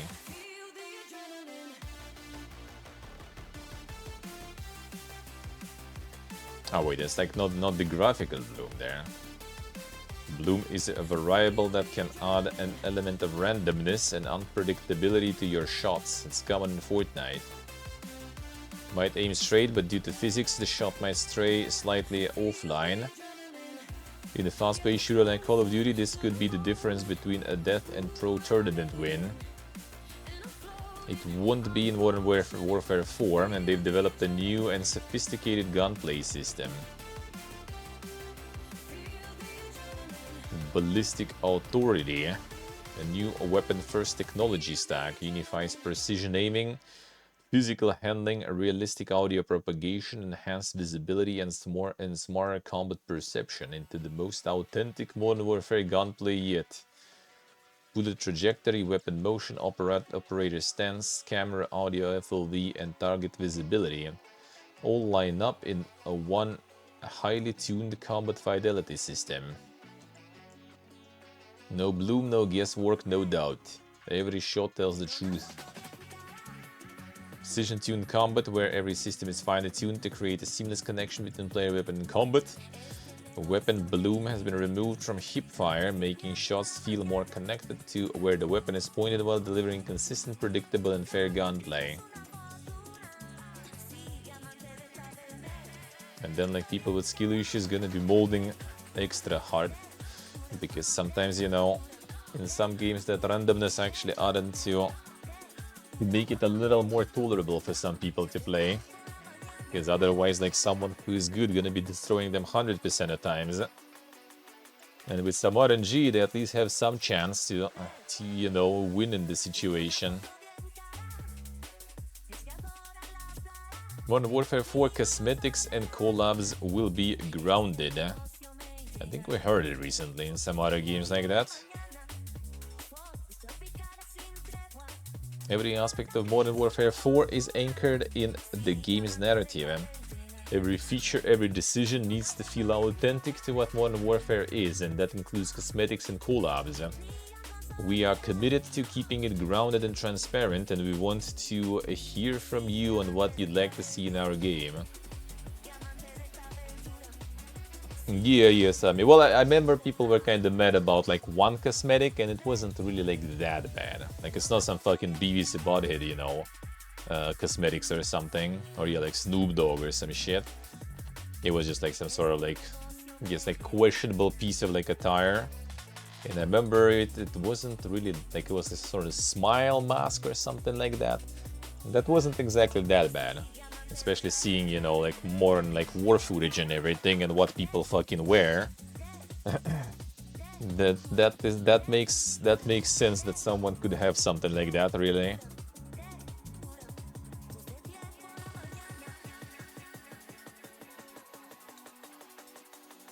Isn't there already Modern Warfare 4? No, there is Call of Duty 4 Modern Warfare. And this is Call of Duty Modern Warfare 4. That's different. Hey Johnny, hello. The Diablo collab, yeah. True.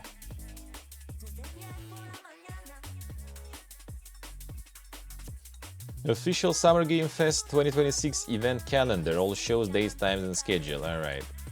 So, state of play... 11 PM CST Tuesday, so I'll be probably on the second channel for that one, but we're watching that. Mix tomorrow 6 PM, second channel too most likely. Black Voices in Gaming 8 PM, second channel. State of play after, so 8 PM, 10 PM, good. A late American Game Showcase, June 4th. That's Thursday, right, already? That is Thursday, yeah. Probably, but that also gonna be at 12 AM also and stuff. Yeah, that will be second channel. Summer Game Fest gonna be on main because I'm their official co-streamer, so Summer Game Fest Day of the Devs gonna be on main. For sure. Southeast, also June 6th, actually. 4 AM. So like 6 for me. Yeah, I'm not sure about that one. Olsen Direct, yep. On main too. Story Reach second, guess. Actually, no, it's the same day. I think they also have like the wrong times there. I think they posted in Discord like the right times for everything. Should be easy to pick it there. Well, June 6th I'm gonna be watching all of them, mostly all of them, on the main at the same time. Well, 11 PM June 6th is the same when is Summer Game. Oh wait, June. Okay, they put the date for US times, not for EU times. Basically, I need the Discord times, and I'll check it, and I'll check it then when, because there's also Xbox 6 PM. All right, watching that for sure. On main. PC Gaming Show on main. I am their official too. They also have future game show. They don't have this one that I'm also co-streaming officially, so that's also gonna be on main. So what I am officially co-streaming, like the main shows, basically I will be watching on main, everything else going on second then, when it's like past 4 PM and everything. BST is 1 hour away from Europe, that's basically how it is. That's how I count it, simple as.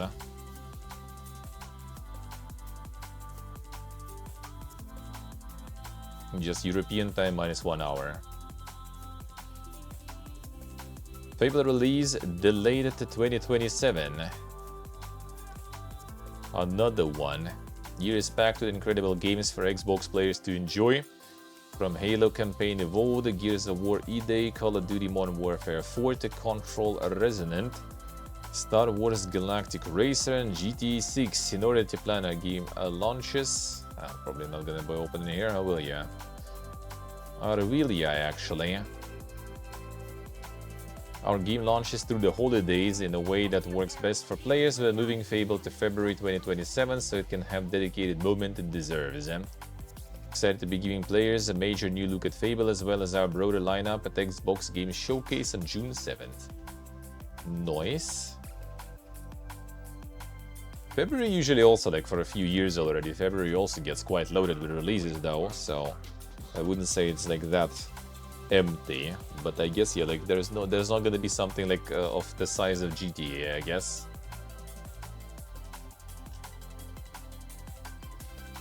Xbox CEO responds to criticism over multi-platform mentions. There it is.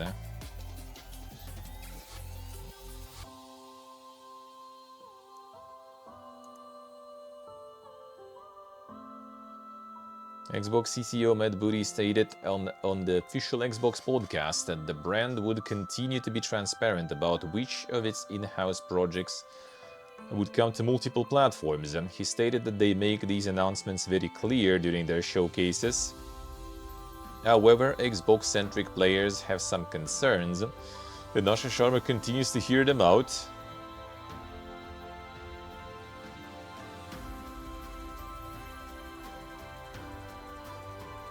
A bare minimum expectation among Xbox players in this new era was for the brand to focus specifically on its own platform, at least during its showcases.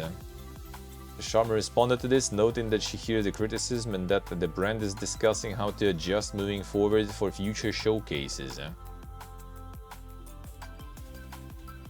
They got like the logos of other competitive platform logos at upcoming Xbox Game Showcase. Bro.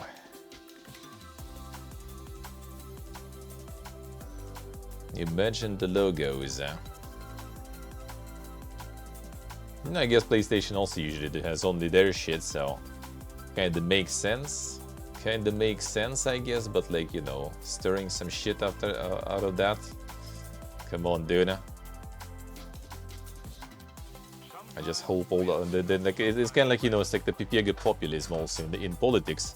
You know, like the new CEO arrived and decided to kind of win some, like, you know, brownie points with the player base, with the audience, and they basically kind of start to appeal to all these like console war veterans, you know,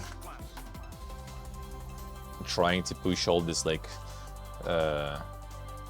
kind of populistic stuff with like, yeah, we're gonna support only our platform, you know, all the foreign platforms bad, that kind of stuff.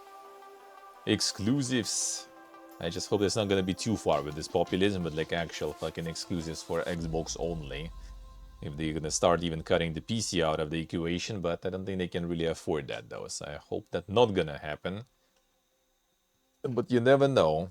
Kinda dislike the part that like Sony now also removing all their shit from other platforms. If like Xbox also will start doing some dumb shit and we return to the old years of like the console wars, that will suck. Especially now that those plastic boxes already becoming super fucking expensive. I would rather skip, you know, getting any new boxes like that. Not to mention they also have some weight and size that you need to put in the luggage whenever you travel and shit. I rather not.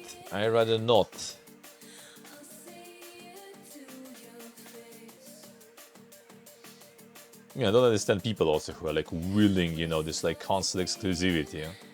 Like, bro, you are so like insecure in your like platform selection that you need to kind of some sort of like positive reaffirming, you know, that you did the right choice or something. Like, who gives a fuck, man? Get any platform you want. Don't limit, you know, others from playing stuff too, huh? Just to justify buying it. Former blockchain MMORPG Soulbound abandons crypto and heads to Steam.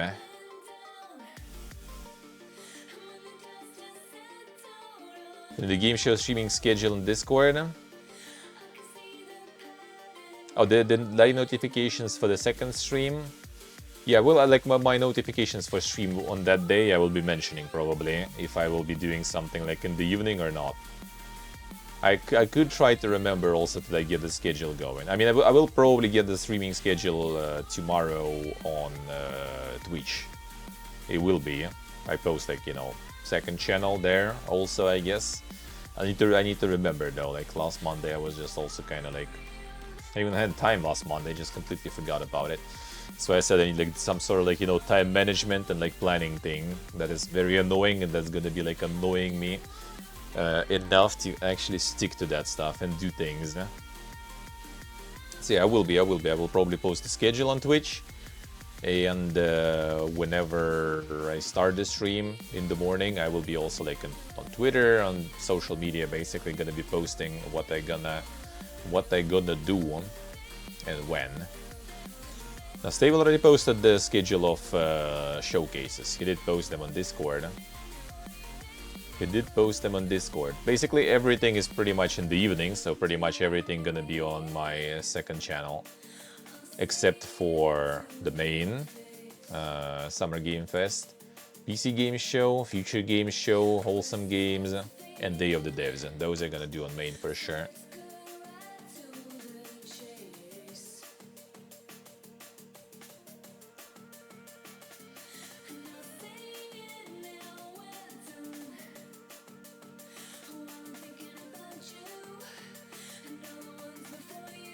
Oh, I see, Johnny. I see. Alright.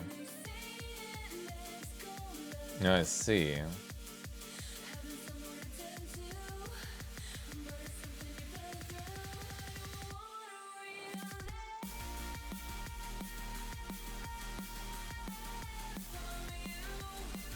I see. Weird. Oh yeah, like the it doesn't work without the VPN. Interesting. I think it kind of does for me without it. I think. But yeah, I'm gonna like be posting it on Twitch schedule. Twitch schedule, gonna have it. I'm gonna post everything tomorrow. But yeah, like I think it's basically like what it was. One moment. Let me get. Let me check it. What is going on?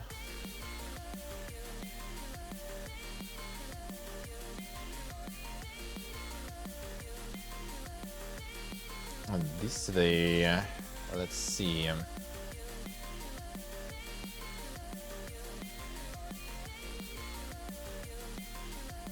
We'll see.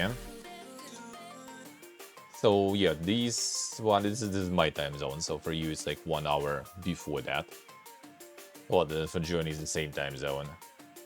So it's basically this one, second channel tomorrow, Tuesday, second channel. Wednesday. Wait, this I think is not right. I think this. Oh, I know why. 1 sec, because I didn't switch the time zone on this PC. I think, yeah, 9 p.m. by the way. 1 moment. I know why it stopped doing it automatically, but fine. Still in the Asian time zone there. Let me fix that.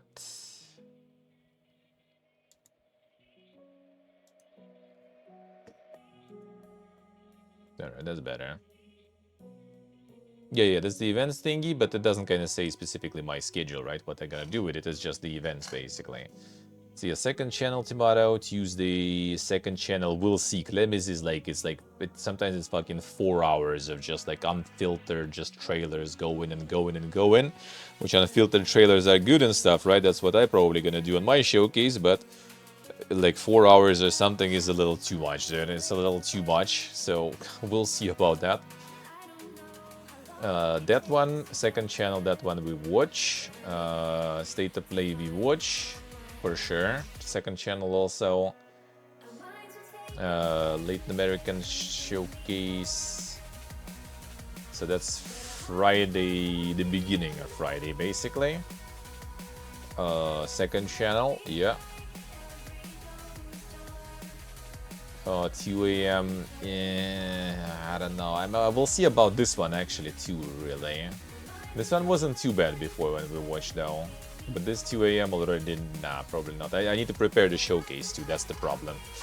So I will need some time, you know, can't really grind too much. We're gonna get the showcase on the 14th of June, so I will need to get some of the Next Fest demos, which I made the channel in Discord, by the way, here. So if you have some suggestions, some feedback and stuff, post it. So yeah, we're gonna get some trailers and stuff for the Next Fest demos, and I'm gonna roll them on 14th. Gonna be scuffed. I'm gonna start somewhere, but we're also gonna have, you know, the boost from Twitch front page and everything, so that is good. I'm gonna get some of that going. I'm gonna start with some showcasing, but I need to prepare it all, so that will take some time. because I'm also kind of, you know, not exactly a video expert and stuff like that. I'm more about the live shit and OBS, not about, you know, all the editing software, so... And that will be a little bit of time for me to get all that going, even if it's gonna be very simplistic, just the trailers, montage stuff. Day of the Devs, Summer Game Fest, that's gonna be on main. That's gonna be on main. Gonna be on main for sure. Saturday at 6 p.m. this one actually gonna be. Okay, interesting. We'll see, maybe then. Wholesome Game Showcase, most likely on main. Was there something else on 6th in the evening?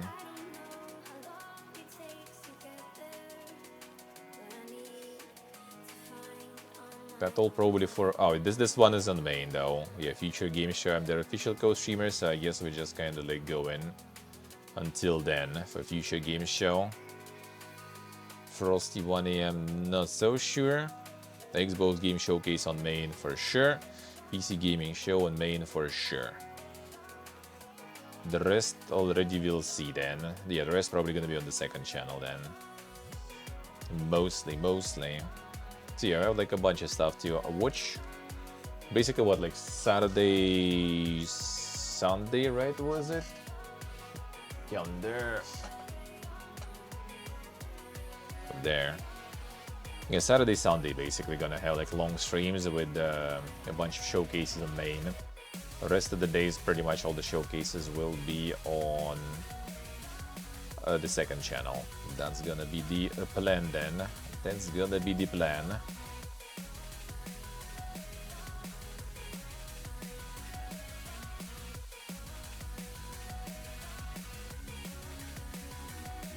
Yeah, let's take the Friday. Alright, let's see how it goes. Well, Friday then. Yeah, Friday evening. We'll be watching this then.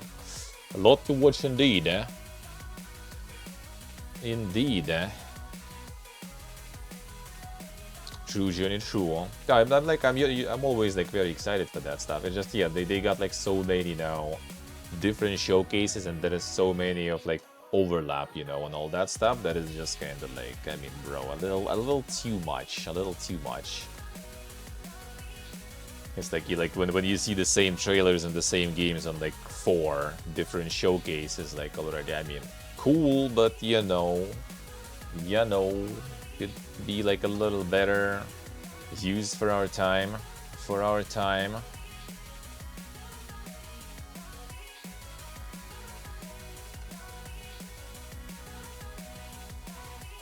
The Soulbound Online, free-to-play browser game.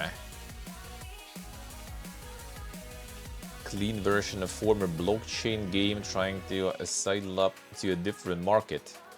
A game originally called World Wide Web when it was a crypto outfit.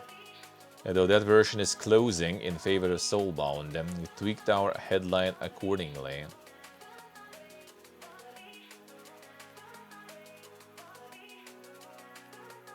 Yeah, Johnny, exactly. Country specific, yeah. Like we're like already like targeted for everything. Like a bunch of countries have their own specific ones, right? We have like different specific ones for different like color of skin, different genders and stuff. So like we're gonna have showcase for everything that way. Which I mean, all good, but like maybe specific ones are better to kind of, you know, like spread them out around the year. So it's kind of, you know, not that repetitive, because like a lot of like, you know, like games from some specific country, they also going to be featured in a bunch of other showcases too for global, right? So just kind of like, you know, spread them out. Don't like why you need to like pack it all around Jov's showcase, even though Jov I guess like supports a lot of those too. So everyone is trying to do it at the same time, but then yeah, then you get like, you know, like a little too much. We're gonna be focusing on the main one, on the main ones. The rest on the second channel, and we'll see. Maybe some of them I will be skipping also, just because of the time, basically. Just to save the time. Main stuff though, be watching. Like Future Game Shows also has a solid amount of kind of somewhat unique announcements. Obviously, Jov's show, PC Gaming Show, Xbox, Sony. That's like the main shit to watch, really. Everything else already kind of like depends.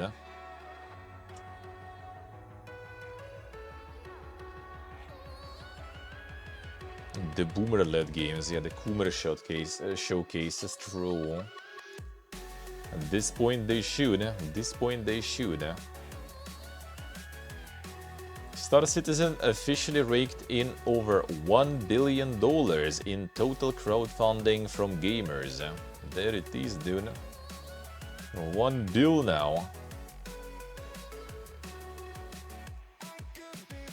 Significant jump in funds, most likely as a result of the ship sale generated by DefenseCon, which has been a showcase of several new ships, including the recently released Odin battlecruiser, which is currently in concept and not buyable, but has a value of nearly $6,000. Nice investments there. Si giuresse. The High Guard.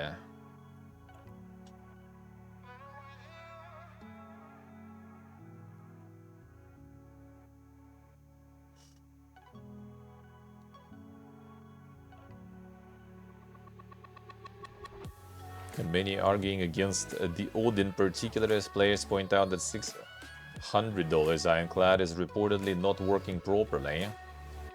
There it is. Yeah, like how they always, like every Star Citizen article has like all this, like, you know, a disclaimer what the game is about, how much money and everything, and how saucy it all is. Core Punk devs plan to wipe the entire game next month with the Great Reset. I wonder how that will go. First, a 12-player raid AI Game Master Antagonist, AI Personal Assistant, oh man, AI, the fuck. New battle passes, and an economy reboot. New economy needs a clean slate, devs said. A version of Core Punk you'll play on June 25th is fundamentally different from the one we launched into early access.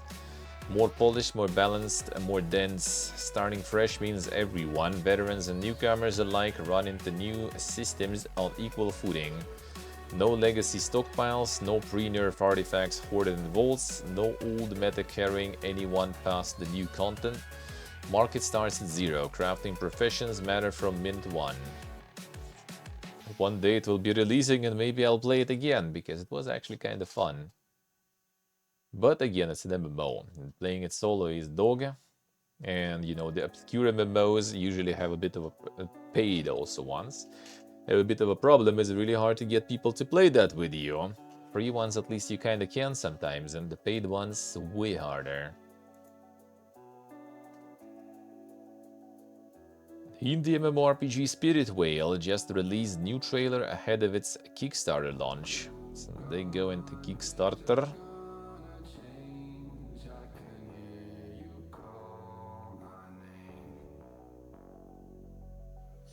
Is it already there? The teaser page? Maybe it's already open there. Launching soon. I see.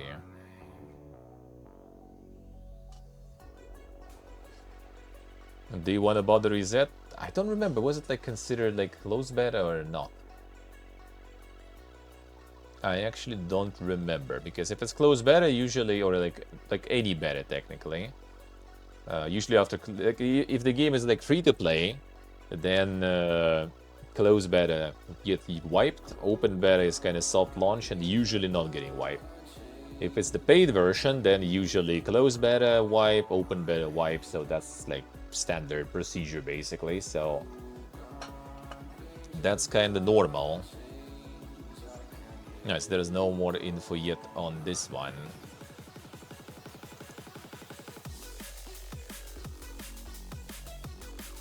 See, it's like wannabe Ragnarok Online. That's actually kind of pretty fun playtest to play. Still kind of skeptical, but we'll see. If the Kickstarter and stuff goes pretty well, maybe, because literally just made by one person. Recreating sort of like Ragnarok's sort of core gameplay loop with a bunch of like free assets and everything slapped as monsters and stuff. So I mean, fun and everything, but the question is, you know, it's an MMO, and is it gonna be an MMO that is kind of worth investing even like a month or two of your time? Basically. And more, Terabia, an indie MMORPG inspired by Ragnarok Online, is holding a stress test this weekend. Another one. Dude, everyone started like pumping the Ragnarok Online likes. And there's a bunch of like private servers that are heavily customized, sort of basically like engine and the server side and client side changed to the point where it's like, it's not even Ragnarok Online almost, it's just like completely new mechanics, new classes, new skills, a bunch of new shit pretty much people adding. I'm all up for it, I'm all up for it, for sure. I'm all up for it. I wish something would work good though.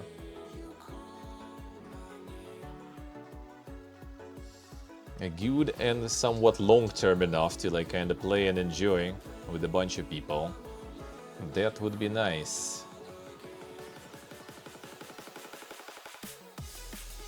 So far I think the best like Ragnarok Online like is Royal Quest.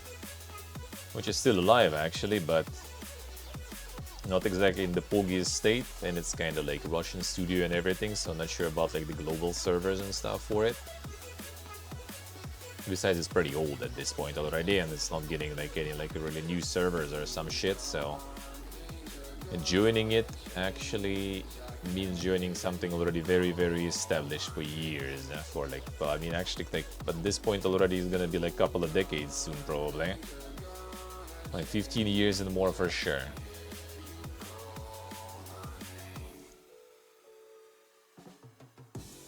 Level 76's upcoming infestations offer adventure and challenge for coordinated teams. Coordinated teams even. Over 40 locations in the world have a chance to trigger an event can be overrun by a variety of tougher mobs. Adventure and challenge key pillar of infestations. Victorious teams can earn 4-star legendary weapons and armor mods. Not always exactly know where an infestation is going to spring up or even which faction or force will claim the area, but you can always count on a hearty challenge and matching rewards awaiting you, if you can survive, that is. No, we'll see how that will work. I'm not sure about the next season and everything. I might kind of take it chill until like the next like big update, I guess, or something. It was actually pretty solid run of a few months, like 2 seasons basically, finished, complete, full length, so 4, 5, 6 maybe even months of fallouting. That's probably like the longest period I did play without breaks really, so enough for now, I guess. Evening streams, when they will resume, there will be more Conan in, and maybe even like some of the actual, you know, like some of the games that that I'm doing on the main channel, maybe even depends what kind of games, obviously, or maybe like some like roguelikes or things that I kind of like sort of flushed but can actually pick up on the second channel. We'll see. Camelot Unchained will finally begin Steam Early Access on Steam. What a twist. Starting June 2nd without an NDA. I'm gonna see how it is. It's like my day, it's evening Tuesday, Wednesday will be my day off next week because there is no like showcases, nothing. And I'll need some time to like, you know, sort out shit, you know, already start like deal with other things so I can focus on all the showcase stuff better. So I think I'm gonna just watch what people have to say about it, how it plays, how it looks, and think about it. But yeah, if I'm not getting a review key, I think I'm just gonna wait because it's still gonna be like early access. And I assume it's still kind of closed beta type of early access. That's gonna be wiped. That's gonna be, you know, completely closed later probably. So yeah, we'll see about that one.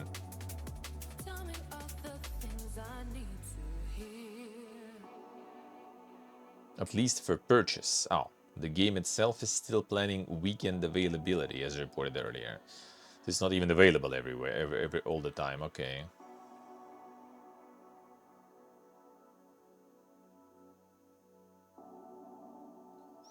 Games NDA will be lifted. A lift is not retroactive, so those who have content from prior builds can share.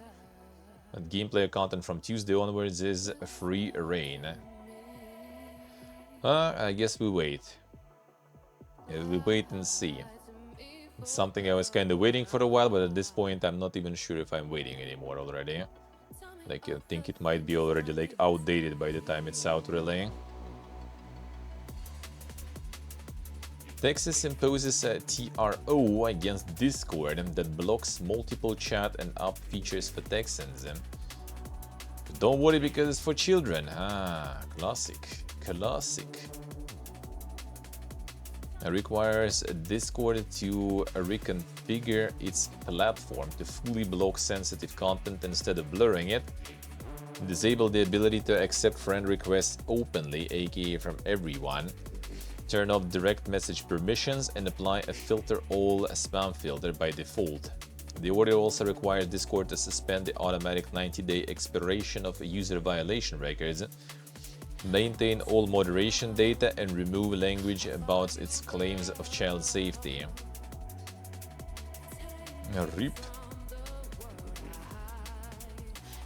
Accusing Discord of being a predator's paradise.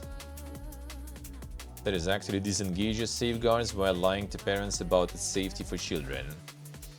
Release referenced several instances of child sexual exploitation, including the case of 13-year-old Texas girl.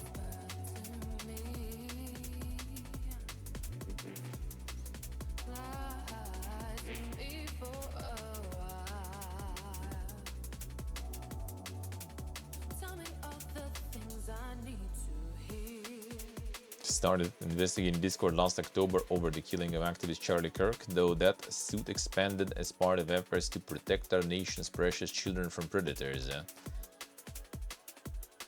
We'll pursue this company with the full and unrelenting force of the law until every child in Texas is protected from the sick predators invited in.